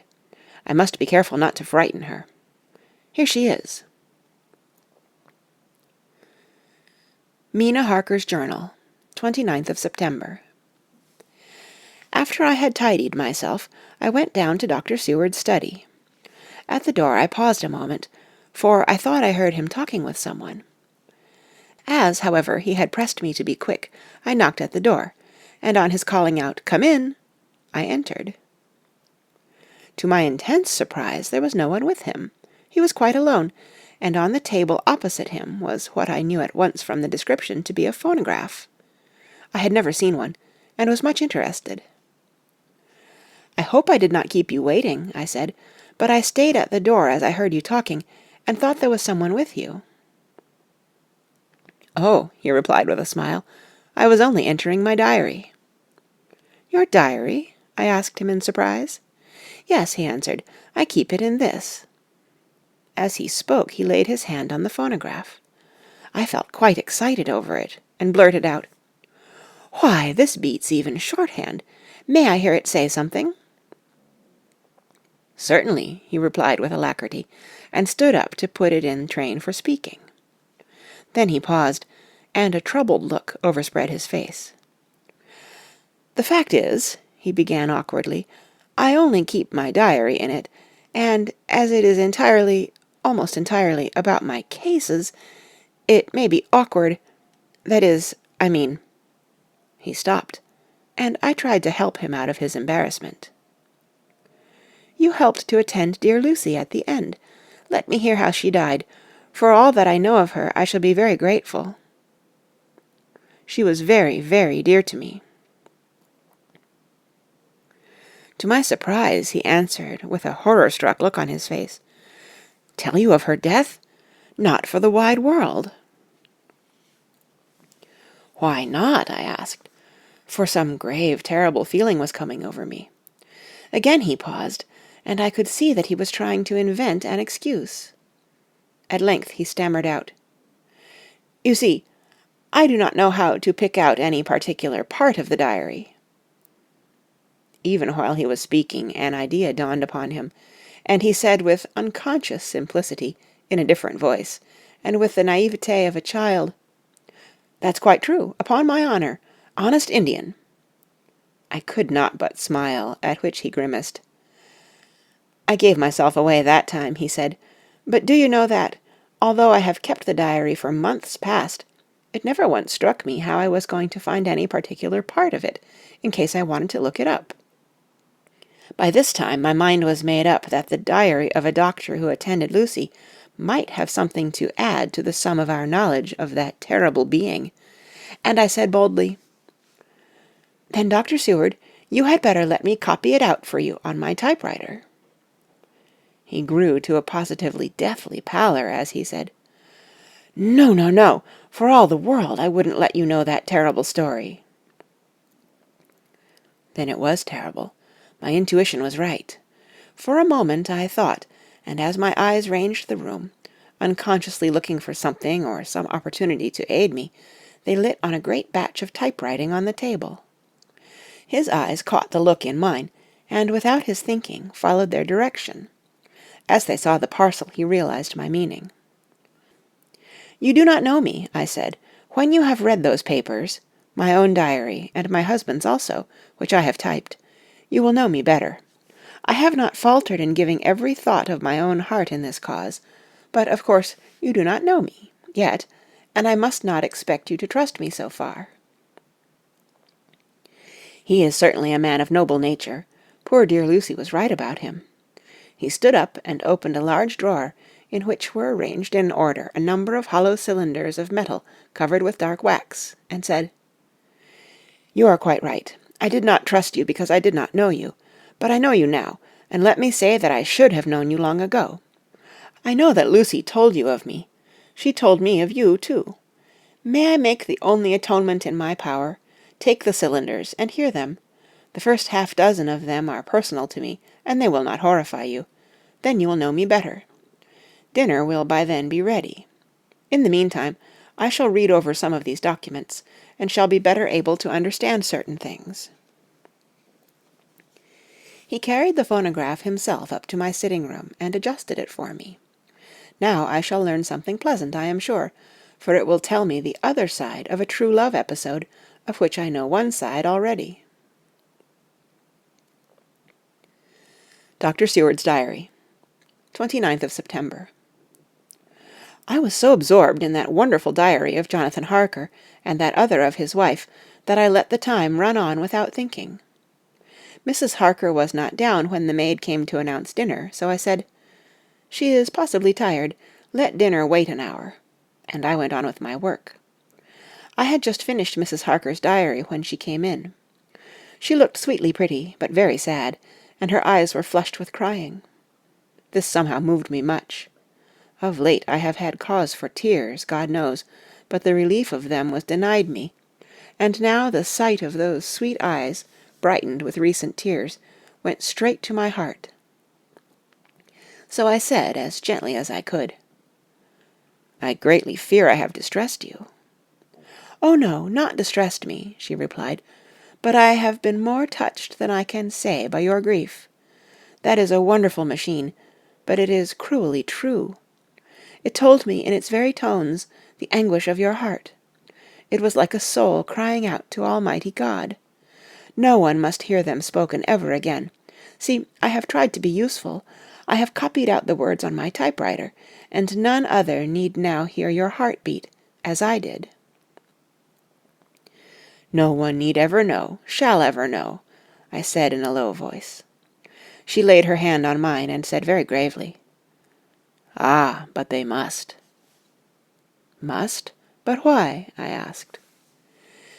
"Because it is a part of the terrible story, a part of poor dear Lucy's death and all that led to it. Because in the struggle which we have before us to rid the earth of this terrible monster, we must have all the knowledge and all the help which we can get. I think that the cylinders which you gave me contained more than you intended me to know, but I can see that there are in your record many lights to this dark mystery. You will let me help, will you not? I know all up to a certain point, and I see already, though your diary only took me to the 7th of September, how poor Lucy was beset, and how her terrible doom was being wrought out. Jonathan and I have been working day and night since Professor Van Helsing saw us. He has gone to Whitby to get more information, and he will be here tomorrow to help us. We need have no secrets amongst us. Working together, and with absolute trust, we can surely be stronger than if some of us were in the dark." She looked at me so appealingly, and at the same time manifested such courage and resolution in her bearing, that I gave in at once to her wishes. "You shall," I said, "do as you like in the matter. God forgive me if I do wrong. There are terrible things yet to learn of, but if you have so far travelled on the road to poor Lucy's death, you will not be content, I know, to remain in the dark. Nay, the end, the very end, may give you a gleam of peace. Come, there is dinner. We must keep one another strong for what is before us. We have a cruel and dreadful task. When you have eaten you shall learn the rest, and I shall answer any questions you ask, if there be anything which you do not understand, though it was apparent to us who were present." Mina Harker's Journal, 29th of September. After dinner I came with Dr. Seward to his study. He brought back the phonograph from my room, and I took my typewriter. He placed me in a comfortable chair, and arranged the phonograph so that I could touch it without getting up, and showed me how to stop it in case I should want to pause. Then he very thoughtfully took a chair, with his back to me, so that I might be as free as possible, and began to read.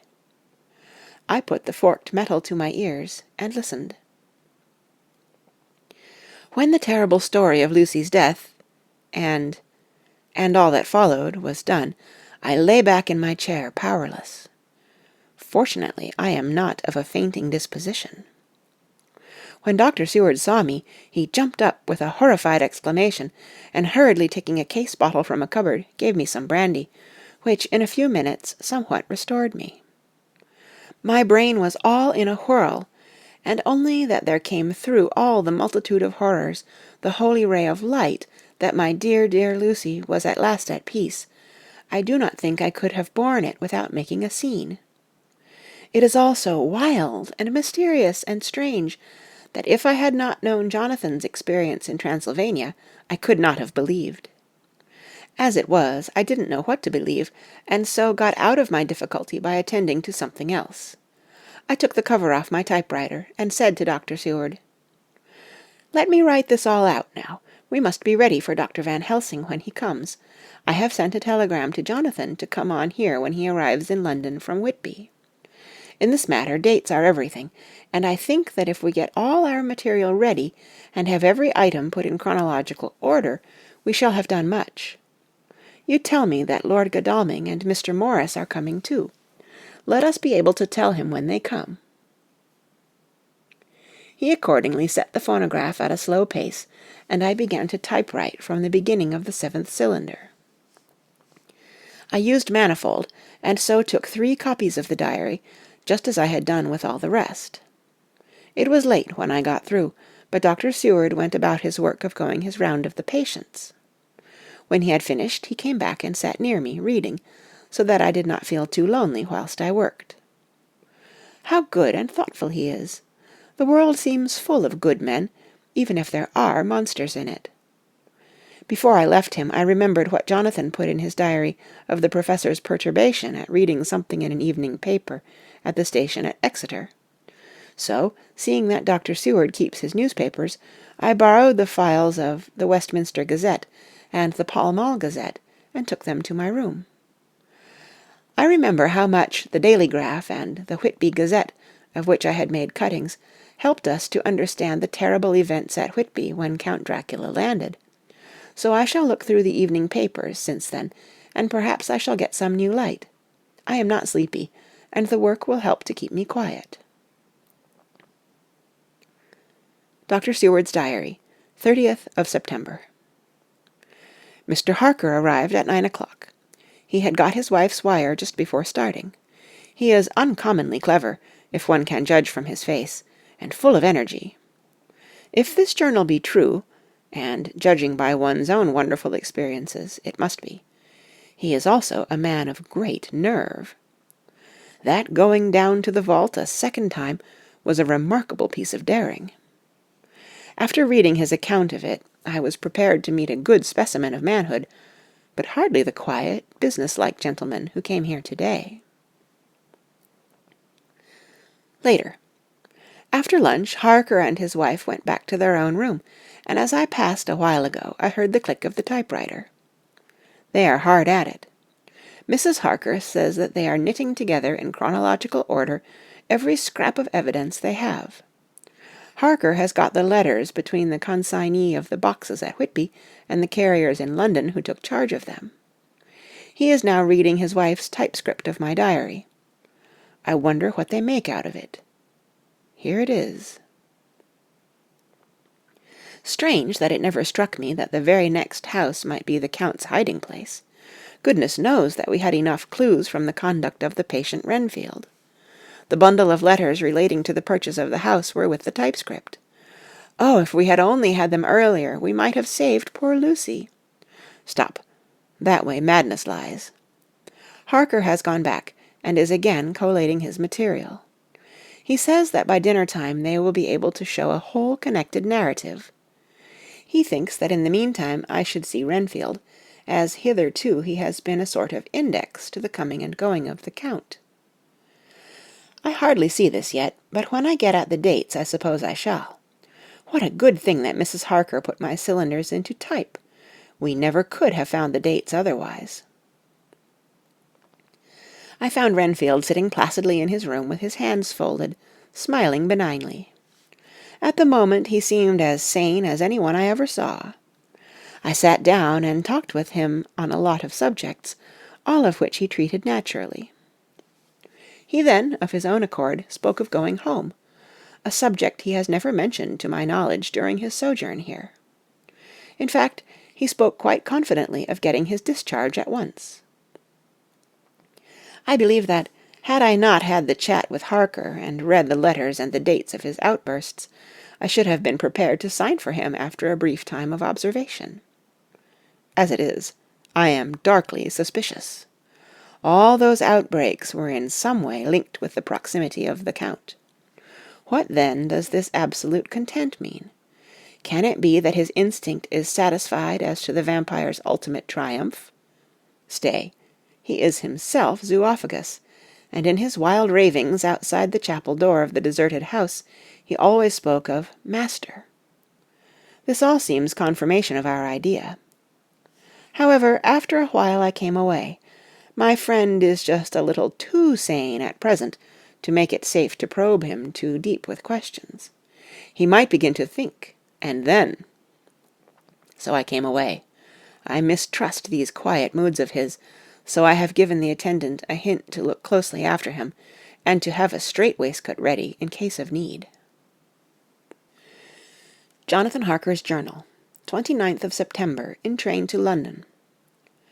When I received Mr. Billington's courteous message that he would give me any information in his power, I thought it best to go down to Whitby and make, on the spot, such inquiries as I wanted. It was now my object to trace that horrid cargo of the Count's to its place in London. Later we may be able to deal with it. Billington Junior, a nice lad, met me at the station, and brought me to his father's house, where they had decided that I must stay the night. They are hospitable, with true Yorkshire hospitality. Give a guest everything, and leave him free to do as he likes. They all knew that I was busy, and that my stay was short, and Mr. Billington had ready in his office all the papers concerning the consignment of boxes. It gave me almost a turn to see again one of the letters which I had seen on the Count's table before I knew of his diabolical plans. Everything had been carefully thought out, and done systematically and with precision. He seemed to have been prepared for every obstacle which might be placed by accident in the way of his intentions being carried out. To use an Americanism, he had taken no chances, and the absolute accuracy with which his instructions were fulfilled was simply the logical result of his care. I saw the invoice, and took note of it. 50 cases of common earth, to be used for experimental purposes. Also the copy of letter to Carter Patterson, and their reply. Of both of these I got copies. This was all the information Mr. Billington could give me, so I went down to the port, and saw the coast guards, the customs officers, and the harbour master. They had all something to say of the strange entry of the ship, which is already taking its place in local tradition. But no one could add to the simple description, 50 cases of common earth. I then saw the station-master, who kindly put me in communication with the men who had actually received the boxes. Their tally was exact with the list, and they had nothing to add except that the boxes were main and mortal heavy, and that shifting them was dry work. One of them added that it was hard lines that there wasn't any gentleman, such like as yourself, squire, to show some sort of appreciation of their efforts in a liquid form. Another put in a rider that the thirst then generated was such that even the time which had elapsed had not completely allayed it. Needless to add, I took care before leaving to lift, for ever and adequately, this source of reproach. 30th of September. The station-master was good enough to give me a line to his old companion, the station-master at King's Cross, so that when I arrived there in the morning I was able to ask him about the arrival of the boxes. He, too, put me at once in communication with the proper officials, and I saw that their tally was correct with the original invoice. The opportunities of acquiring an abnormal thirst had been here limited. A noble use of them had, however, been made, and again I was compelled to deal with the result in an ex post facto manner. From thence I went on to Carter Patterson's central office, where I met with the utmost courtesy. They looked up the transaction in their day-book and letter-book, and at once telephoned to their King's Cross office for more details. By good fortune the men who did the teaming were waiting for work, and the official at once sent them over, sending also by one of them the way-bill and all the papers connected with the delivery of the boxes at Carfax. Here again I found the tally agreeing exactly. The carrier's men were able to supplement the paucity of the written words with a few details. These were, I shortly found, connected almost solely with the dusty nature of the job, and of the consequent thirst engendered in the operators. On my affording an opportunity, through the medium of the currency of the realm, of the allaying, at a later period, this beneficial evil, one of the men remarked, "That 'ere 'ouse, governor, is the rummiest I ever was in. Blimey, but it ain't been touched since 100 years. There was dust that thick in the place that you might have slep on it without 'urting of your bones, and the place was that neglected that yer might have smelled old Jerusalem in it. But the old chapel, that took the cake, that did. Me and my mate, we thought we wouldn't niver get out quick enough. Lor, I wouldn't take less nor a quid a moment to stay there arter dark." Having been in the house, I could well believe him, but if he knew what I know, he would, I think, have raised his terms. Of one thing I am now satisfied, that all the boxes which arrived at Whitby from Varna in the Demeter were safely deposited in the old chapel at Carfax. There should be 50 of them there, unless any have since been removed, as from Dr. Seward's diary, I fear. I shall try to see the carter who took away the boxes from Carfax when Renfield attacked them. By following up this clue, we may learn a good deal. Later. Mina and I have worked all day, and we have put all the papers into order. Mina Harker's Journal, 30th of September. I am so glad that I hardly know how to contain myself. It is, I suppose, the reaction from the haunting fear which I have had, that this terrible affair and the reopening of his old wound might act detrimentally on Jonathan. I saw him leave for Whitby with as brave a face as I could, but I was sick with apprehension. The effort has, however, done him good. He was never so resolute, never so strong, never so full of volcanic energy as at present. It is just as that dear, good Professor Van Helsing said, "He is true grit, and he improves under strain that would kill a weaker nature." He came back full of life and hope and determination. We have got everything in order for tonight. I feel myself quite wild with excitement. I suppose one ought to pity anything so hunted as the Count. That is just it. This thing is not human, not even beast. To read Dr. Seward's account of poor Lucy's death and what followed is enough to dry up the springs of pity in one's heart. Later. Lord Godalming and Mr. Morris arrived earlier than we expected. Dr. Seward was out on business and had taken Jonathan with him, so I had to see them. It was to me a painful meeting, for it brought back all poor dear Lucy's hopes of only a few months ago. Of course they had heard Lucy speak of me, and it seemed that Dr. Van Helsing, too, has been quite blowing my trumpet, as Mr. Morris expressed it. Poor fellows, neither of them is aware that I know all about the proposals they made to Lucy. They did not quite know what to say or do, as they were ignorant of the amount of my knowledge, so they had to keep on neutral subjects. However, I thought the matter over, and came to the conclusion that the best thing I could do would be to post them in affairs right up to date. I knew from Dr. Seward's diary that they had been at Lucy's death, her real death, and that I need not fear to betray any secret before the time. So I told them, as well as I could, that I had read all the papers and diaries, and that my husband and I, having typewritten them, had just finished putting them in order. I gave them each a copy to read in the library. When Lord Godalming got his and turned it over, it does make a pretty good pile, he said, "Did you write all this, Mrs. Harker?" I nodded, and he went on. "I don't quite see the drift of it, but you people are all so good and kind, and have been working so earnestly and so energetically, that all I can do is to accept your ideas blindfold and try to help you. I have had one lesson already in accepting facts that should make a man humble to the last hour of his life. Besides, I know you loved my poor Lucy." Here he turned away and covered his face with his hands. I could hear the tears in his voice.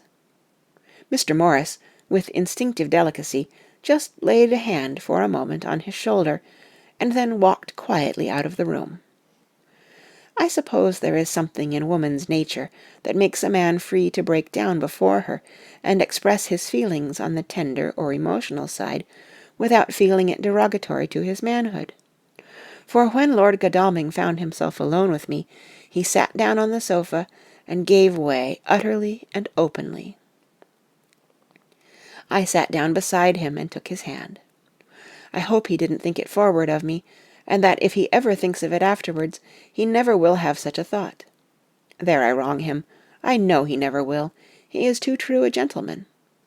I said to him, for I could see that his heart was breaking, I loved dear Lucy, and I know what she was to you and what you were to her.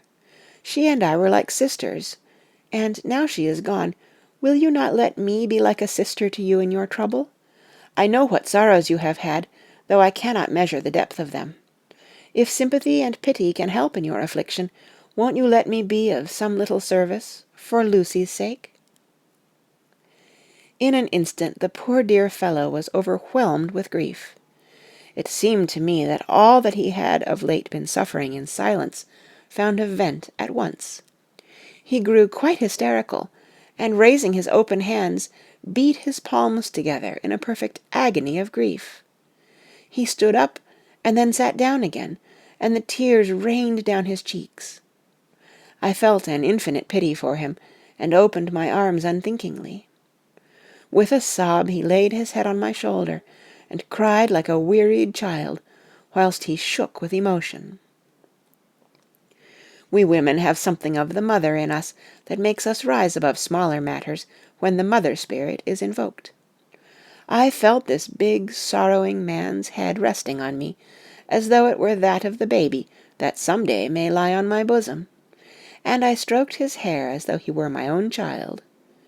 I never thought at the time how strange it all was.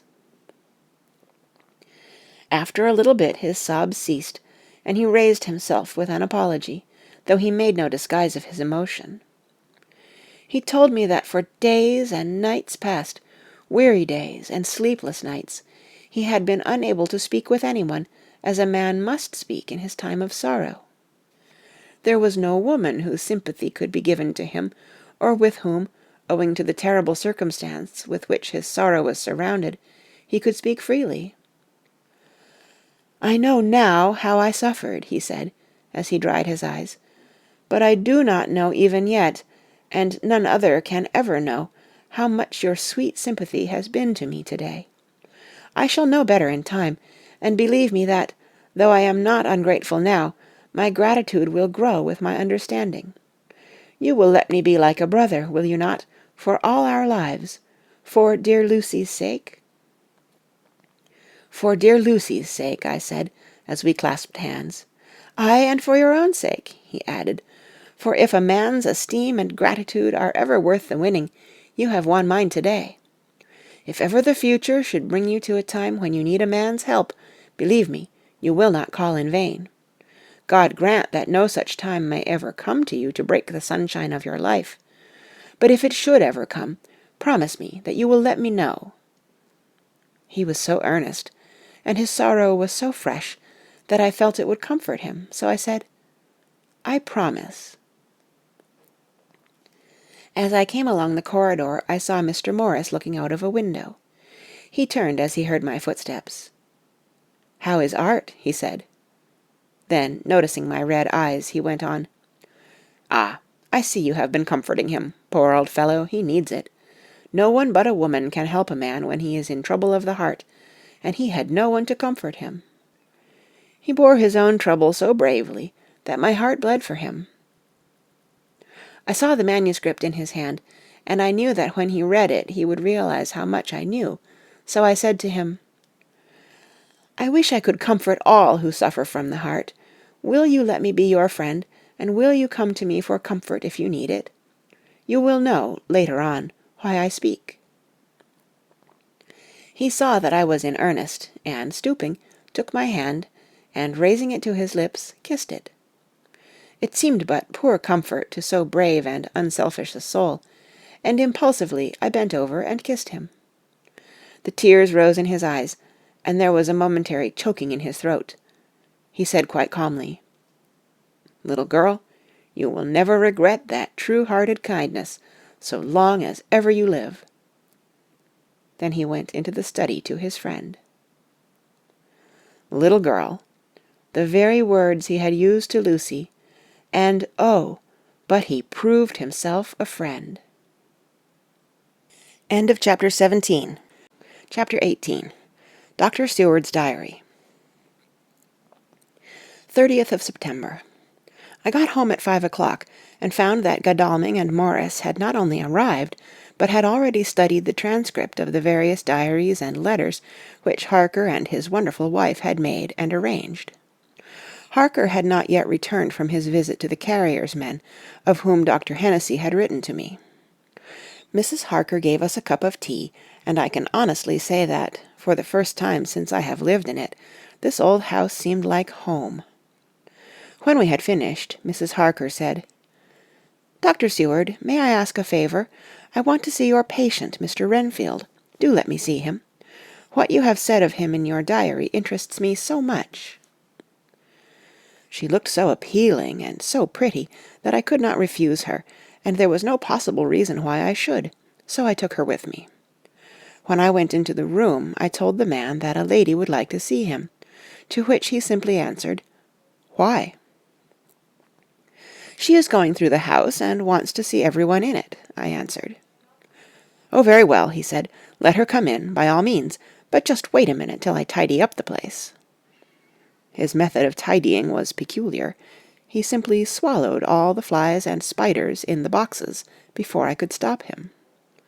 It was quite evident that he feared, or was jealous of, some interference. When he had got through his disgusting task, he said cheerfully, "Let the lady come in," and sat down on the edge of his bed with his head down, but with his eyelids raised, so that he could see her as she entered.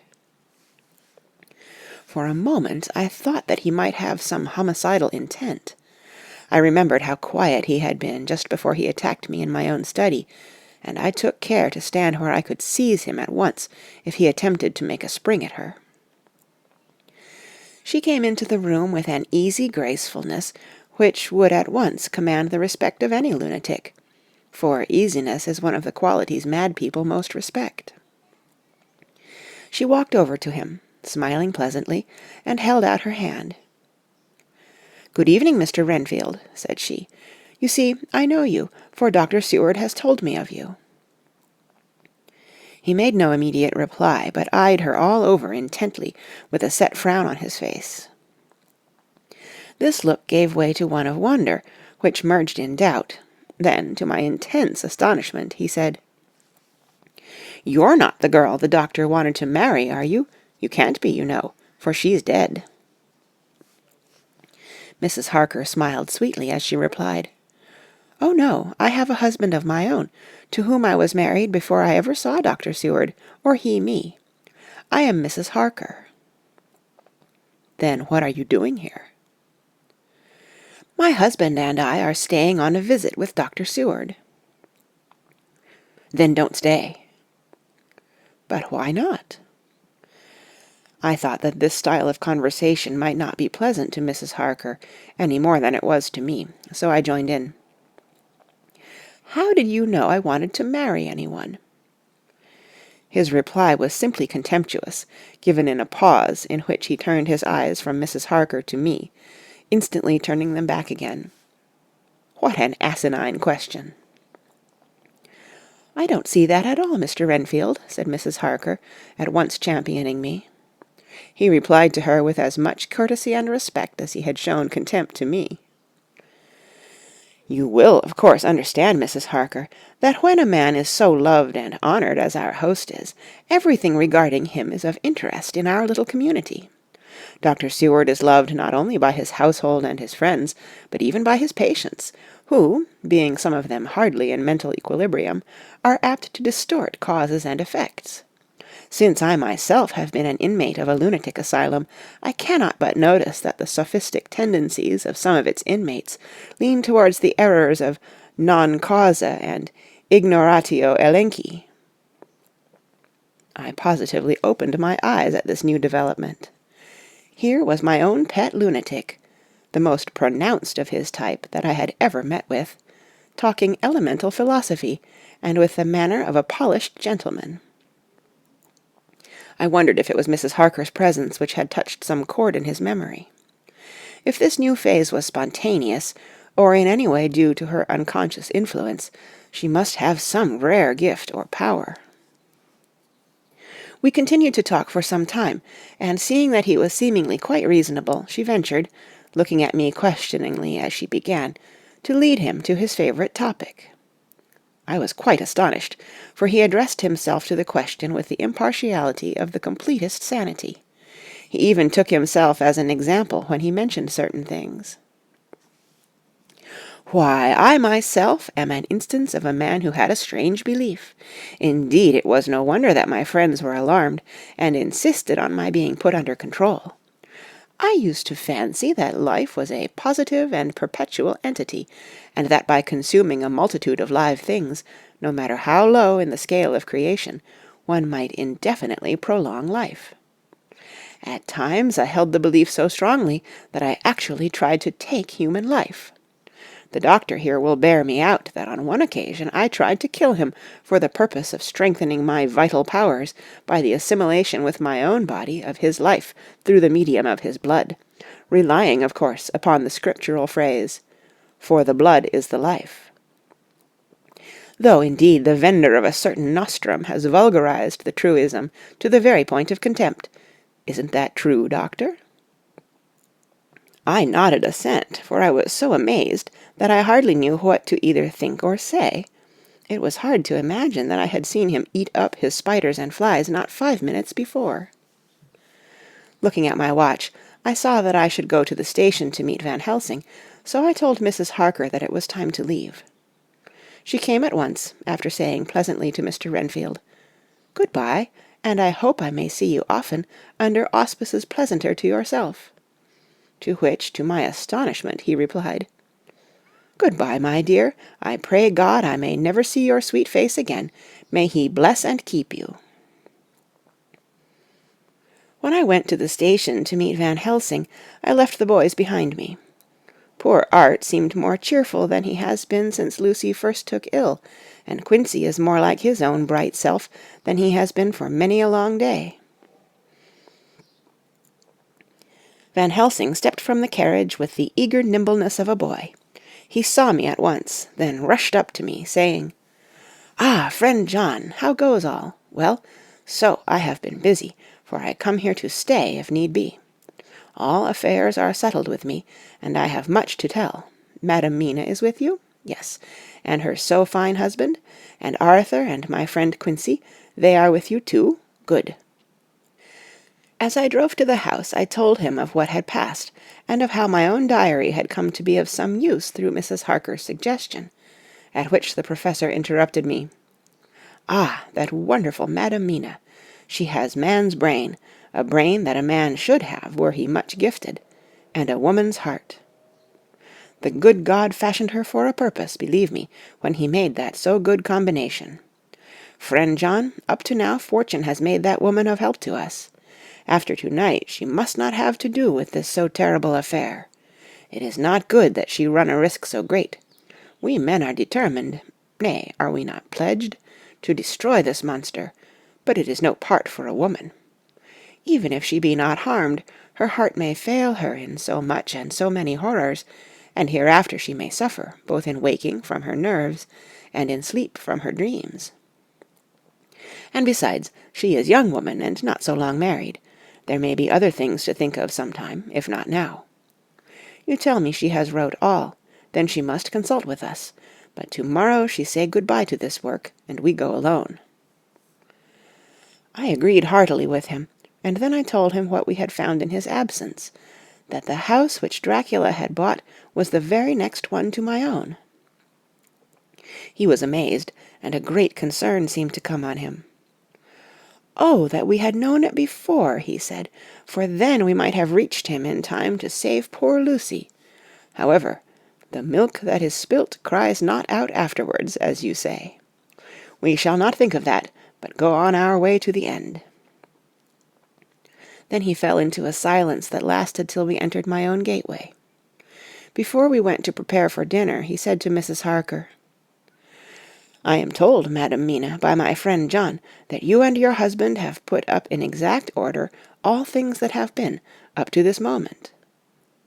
"Not up to this moment, Professor," she said impulsively, "but up to this morning." "But why not up to now?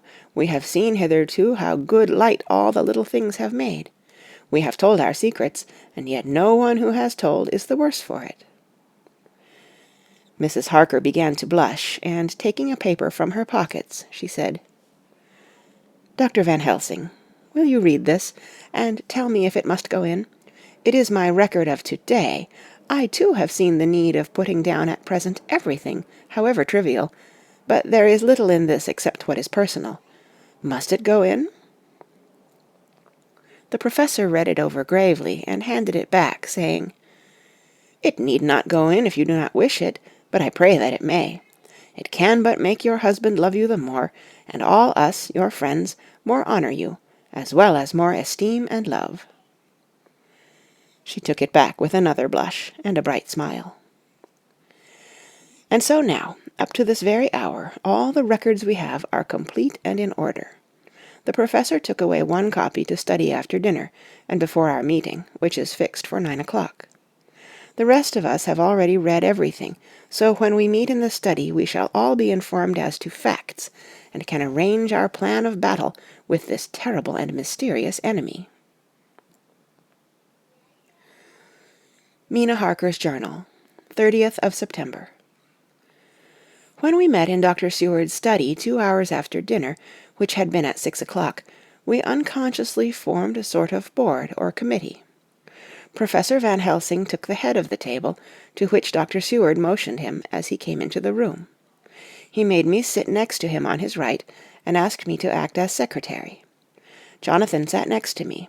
Opposite us were Lord Godalming, Dr. Seward, and Mr. Morris, Lord Godalming being next the professor, and Dr. Seward in the centre. The professor said, "I may, I suppose, take it that we are all acquainted with the facts that are in these papers." We all expressed assent, and he went on. "Then it were, I think, good that I tell you something of the kind of enemy with which we have to deal. I shall then make known to you something of the history of this man, which has been ascertained for me. So we then can discuss how we shall act, and we can take our measure according. There are such beings as vampires. Some of us have evidence that they exist. Even had we not the proof of our own unhappy experience, the teachings and the records of the past give proof enough for sane peoples. I admit that at the first I was skeptic. Were it not that through long years I have trained myself to keep an open mind, I could not have believed until such time as that fact thunder on my ear. See, see, I prove, I prove. Alas, had I known at the first what now I know, nay, had I even guessed at him, one so precious life had been spared to many of us who did love her. But that is gone, and we must so work, that other poor souls perish not, whilst we can save. The Nosferatu do not die like the bee when he sting once. He is only stronger, and being stronger have yet more power to work evil. This vampire which is amongst us is of himself so strong in person as 20 men. He is of cunning more than mortal, for his cunning be the growth of ages. He have still the aids of necromancy, which is, as his etymology imply, the divination by the dead, and all the dead that he can come nigh to are for him at command. He is brute, and more than brute. He is devil in callous, and the heart of him is not. He can, within limitations, appear at will, when and where, and in any of the forms that are to him. He can, within his range, direct the elements, the storm, the fog, the thunder. He can command all the meaner things, the rat and the owl and the bat, the moth and the fox and the wolf. He can grow and become small, and he can at times vanish and come unknown. How then are we to begin our strike to destroy him? How shall we find his where? And having found it, how can we destroy? My friends, this is much. It is a terrible task that we undertake, and there may be consequence to make the brave shudder. For if we fail in this fight, he must surely win, and then where end we? Life is nothings, I heed him not, but to fail here is not mere life or death. It is that we become as him, that we henceforward become foul things of the night like him, without heart or conscience, preying on the bodies and the souls of those we love best. To us forever are the gates of heaven shut, for who shall open them to us again? We go on for all time abhorred by all, a blot on the face of God's sunshine, an arrow in the side of him who died for man. But we are face to face with duty, and in such case must we shrink? For me, I say no, but then I am old, and life with his sunshine, his fair places, his song of birds, his music and his love lie far behind. You others are young, some have seen sorrow, but there are fair days yet in store. What say you?" Whilst he was speaking, Jonathan had taken my hand. I feared, oh so much, that the appalling nature of our danger was overcoming him, when I saw his hand stretch out, but it was life to me to feel its touch, so strong, so self-reliant, so resolute. A brave man's hand can speak for itself. It does not even need a woman's love to hear its music. When the professor had done speaking, my husband looked in my eyes, and I in his. There was no need for speaking between us. "I answer for Mina and myself," he said. "Count me in, Professor," said Mr. Quincey Morris, laconically as usual. "I am with you," said Lord Godalming, "for Lucy's sake, if for no other reason." Dr. Seward simply nodded. The professor stood up, and, after laying his golden crucifix on the table, held out his hand on either side. I took his right hand, and Lord Godalming his left. Jonathan held my right with his left, and stretched across to Mr. Morris. So as we all took hands, our solemn compact was made. I felt my heart icy cold, but it did not even occur to me to draw back. We resumed our places, and Dr. Van Helsing went on with a sort of cheerfulness which showed that the serious work had begun. It was to be taken as gravely and in as businesslike a way as any other transaction of life. "Well, you know what we have to contend against, but we too are not without strength. We have on our side power of combination, a power denied to the vampire kind. We have sources of science. We are free to act and think, and the hours of the day and the night are ours equally. In fact, so far as our powers extend, they are unfettered, and we are free to use them. We have self-devotion in a cause, and an end to achieve which is not a selfish one. These things are much. Now let us see how far the general powers arrayed against us are restrict, and how the individual cannot. In fine, let us consider the limitations of the vampire in general, and of this one in particular. All we have to go upon are traditions and superstitions. These do not at the first appear much, when the matter is one of life and death, nay, of more than either life or death. Yet must we be satisfied. In the first place, because we have to be. No other means is at our control. And secondly, because after all these things, tradition and superstition, are everything. Does not the belief in vampires rest for others, though not, alas, for us, on them? A year ago, which of us would have received such a possibility in the midst of our scientific, skeptical, matter-of-fact 19th century? We even scouted a belief that we saw justified under our very eyes. Take it, then, that the vampire, and the belief in his limitations and his cure, rest for the moment on the same base. For, let me tell you, he is known everywhere that men have been. In old Greece, in old Rome. He flourished in Germany all over, in France, in India, even in the Chersonese, and in China, so far from us in all ways, there even is he, and the peoples fear him at this day.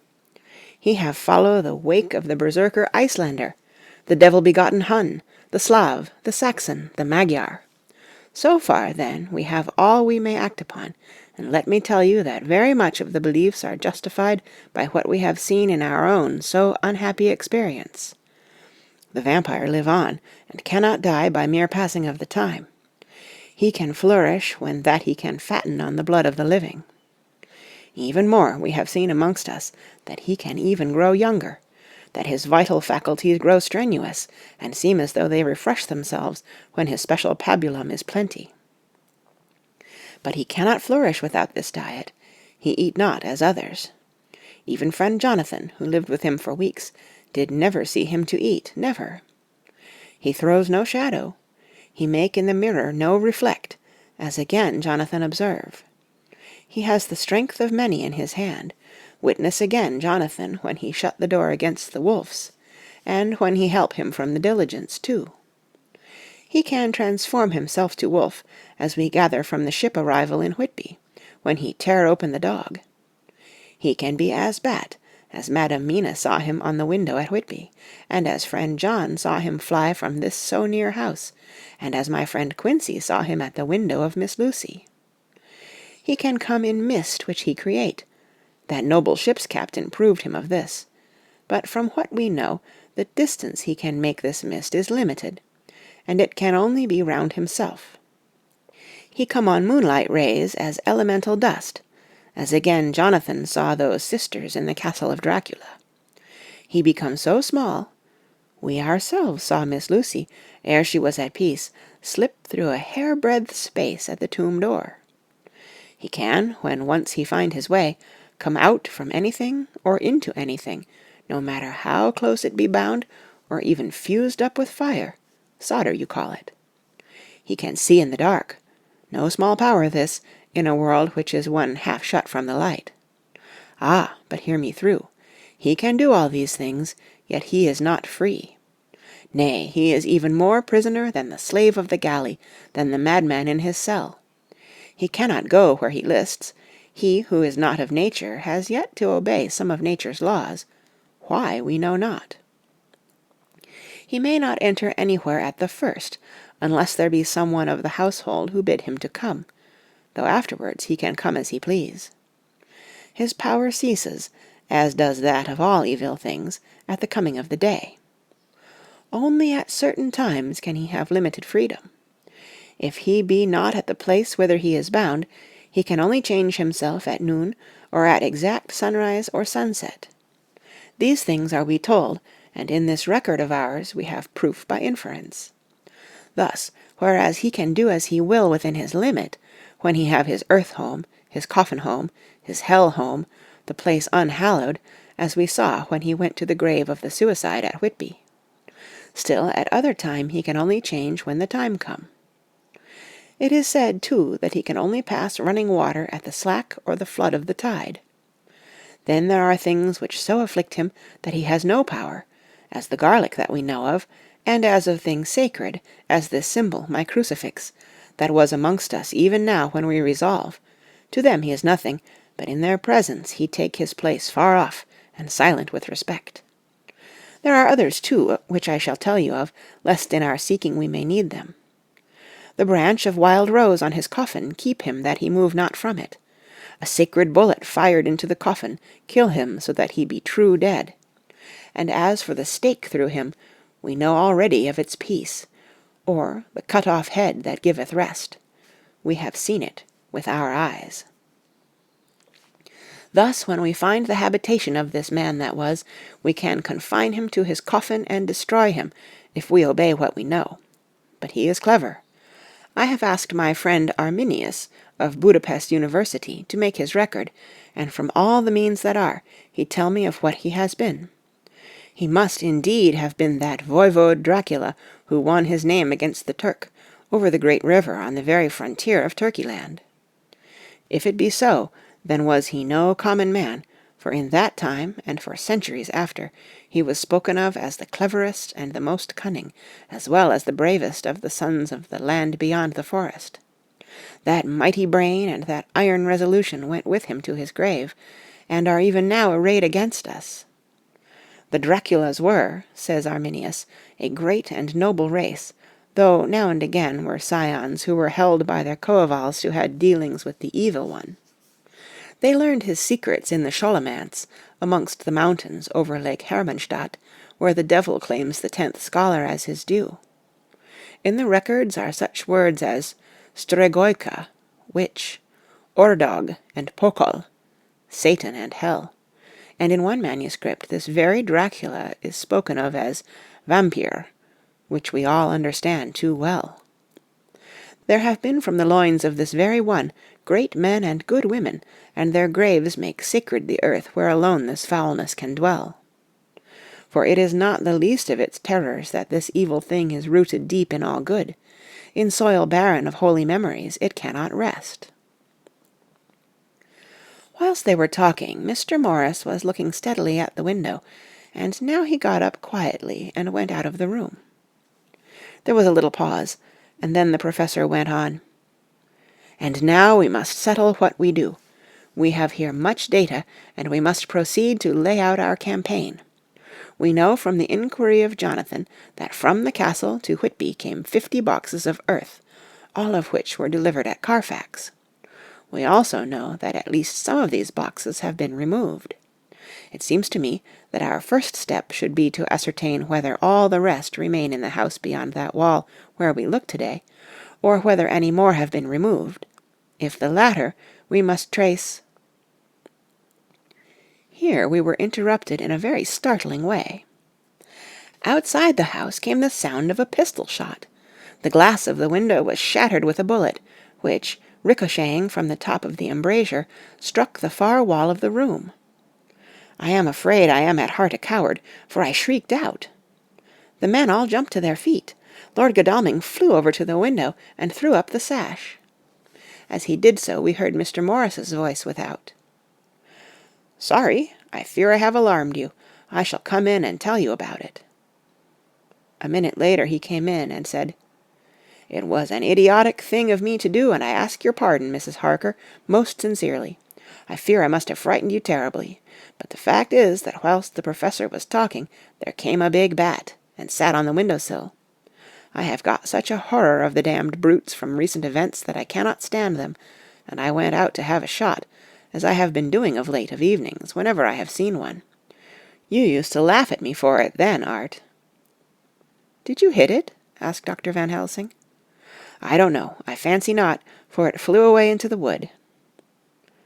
Without saying any more, he took his seat, and the Professor began to resume his statement. "We must trace each of these boxes, and when we are ready, we must either capture or kill this monster in his lair, or we must, so to speak, sterilize the earth, so that no more he can seek safety in it. Thus in the end we may find him in his form of man between the hours of noon and sunset, and so engage with him when he is at his most weak. And now for you, Madam Mina, this night is the end until all be well. You are too precious to us to have such risk. When we part tonight, you no more must question. We shall tell you all in good time. We are men and able to bear, but you must be our star and our hope, and we shall act all the more free that you are not in the danger, such as we are." All the men, even Jonathan, seemed relieved, but it did not seem to me good that they should brave danger, and perhaps lessen their safety, strength being the best safety, through care of me. But their minds were made up, and though it was a bitter pill for me to swallow, I could say nothing, save to accept their chivalrous care of me. Mr. Morris resumed the discussion. "As there is no time to lose, I vote we have a look at his house right now. Time is everything with him, and swift action on our part may save another victim." I own that my heart began to fail me when the time for action came so close, but I did not say anything, for I had a greater fear that if I appeared as a drag or a hindrance to their work, they might even leave me out of their counsels altogether. They have now gone off to Carfax, with means to get into the house. Manlike, they had told me to go to bed and sleep, as if a woman can sleep when those she loves are in danger. I shall lie down and pretend to sleep, lest Jonathan have added anxiety about me when he returns. Dr. Seward's Diary, 1st of October, 4 a.m. Just as we were about to leave the house, an urgent message was brought to me from Renfield, to know if I would see him at once, as he had something of the utmost importance to say to me. I told the messenger to say that I would attend to his wishes in the morning. I was busy just at the moment. The attendant added, "He seems very importunate, sir. I have never seen him so eager. I don't know but what, if you don't see him soon, he will have one of his violent fits." I knew the man would not have said this without some cause, so I said, "All right, I'll go now," and I asked the others to wait a few minutes for me, as I had to go and see my patient. "Take me with you, friend John," said the Professor. "His case in your diary interests me much, and it had bearing, too, now and again, on our case. I should much like to see him, and especial when his mind is disturbed." "May I come also?" asked Lord Godalming. "Me too," said Quincey Morris. "May I come?" said Harker. I nodded, and we all went down the passage together. We found him in a state of considerable excitement, but far more rational in his speech and manner than I had ever seen him. There was an unusual understanding of himself, which was unlike anything I had ever met with in a lunatic, and he took it for granted that his reasons would prevail with others entirely sane. We all four went into the room, but none of the others at first said anything. His request was that I would at once release him from the asylum and send him home. This he backed up with arguments regarding his complete recovery, and adduced his own existing sanity. "I appeal to your friends," he said. "They will, perhaps, not mind sitting in judgment on my case. By the way, you have not introduced me." I was so much astonished that the oddness of introducing a madman in an asylum did not strike me at the moment, and besides there was a certain dignity in the man's manner, so much of the habit of equality, that I at once made the introduction. "Lord Godalming, Professor Van Helsing, Mr. Quincey Morris of Texas, Mr. Renfield." He shook hands with each of them, saying in turn, "Lord Godalming, I had the honour of seconding your father at the Wyndham. I grieve to know, by your holding the title, that he is no more. He was a man loved and honoured by all who knew him, and in his youth was, I have heard, the inventor of a burnt rum punch, much patronized on Derby night. Mr. Morris, you should be proud of your great state. Its reception into the Union was a precedent which may have far-reaching effects hereafter, when the Pole and the Tropics may hold alliance to the Stars and Stripes. The power of treaty may yet prove a vast engine of enlargement, when the Monroe Doctrine takes its true place as a political fable. What shall any man say of his pleasure at meeting Van Helsing? Sir, I make no apology for dropping all forms of conventional prefix. When an individual has revolutionized therapeutics by his discovery of the continuous evolution of brain matter, conventional forms are unfitting, since they would seem to limit him to one of a class.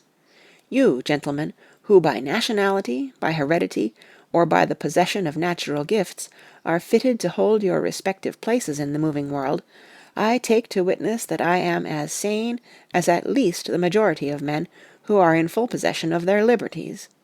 And I am sure that you, Dr. Seward, humanitarian and medico-jurist as well as scientist, will deem it a moral duty to deal with me as one to be considered as under exceptional circumstances."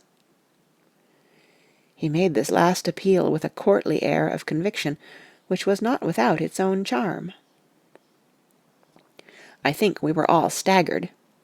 For my own part, I was under the conviction, despite my knowledge of the man's character and history, that his reason had been restored, and I felt under a strong impulse to tell him that I was satisfied as to his sanity, and would see about the necessary formalities for his release in the morning.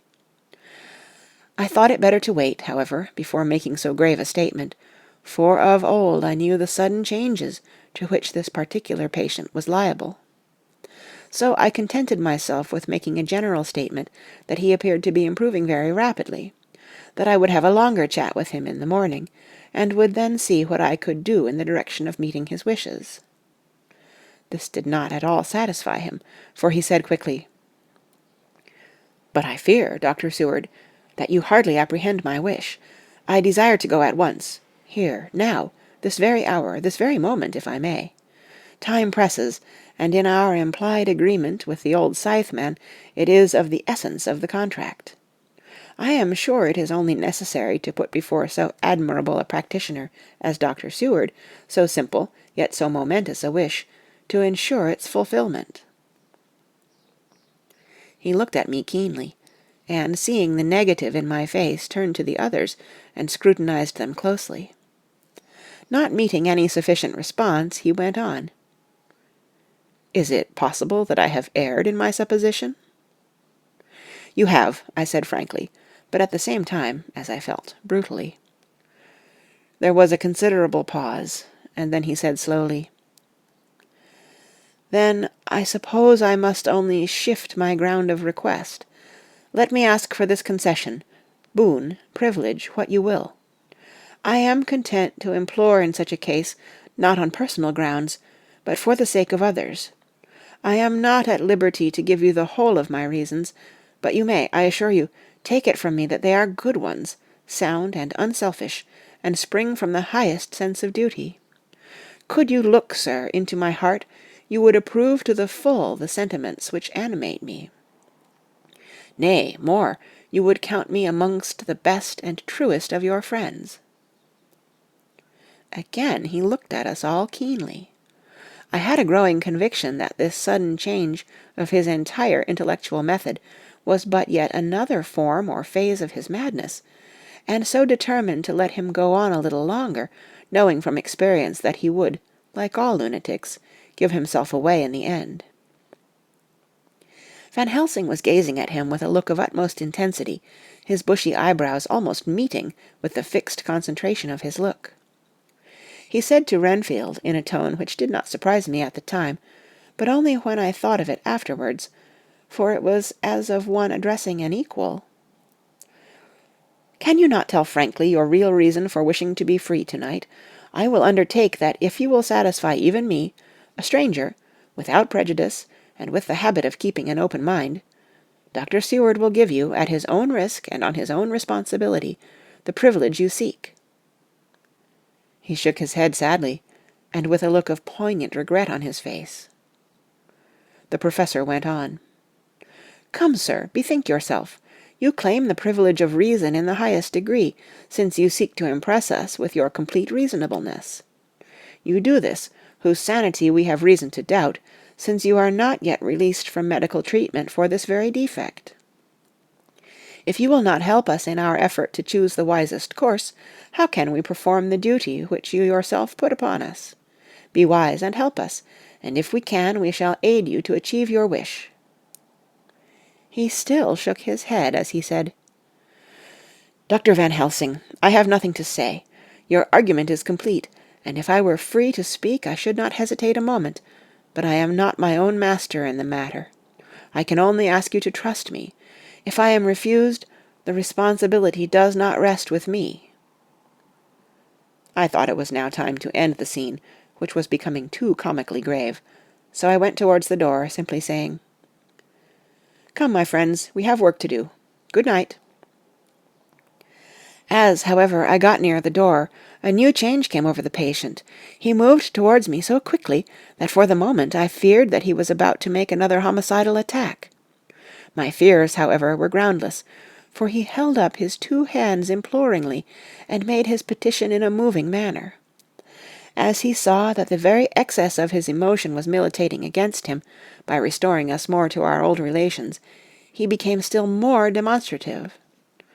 I glanced at Van Helsing, and saw my conviction reflected in his eyes, so I became a little more fixed in my manner, if not more stern, and motioned to him that his efforts were unavailing.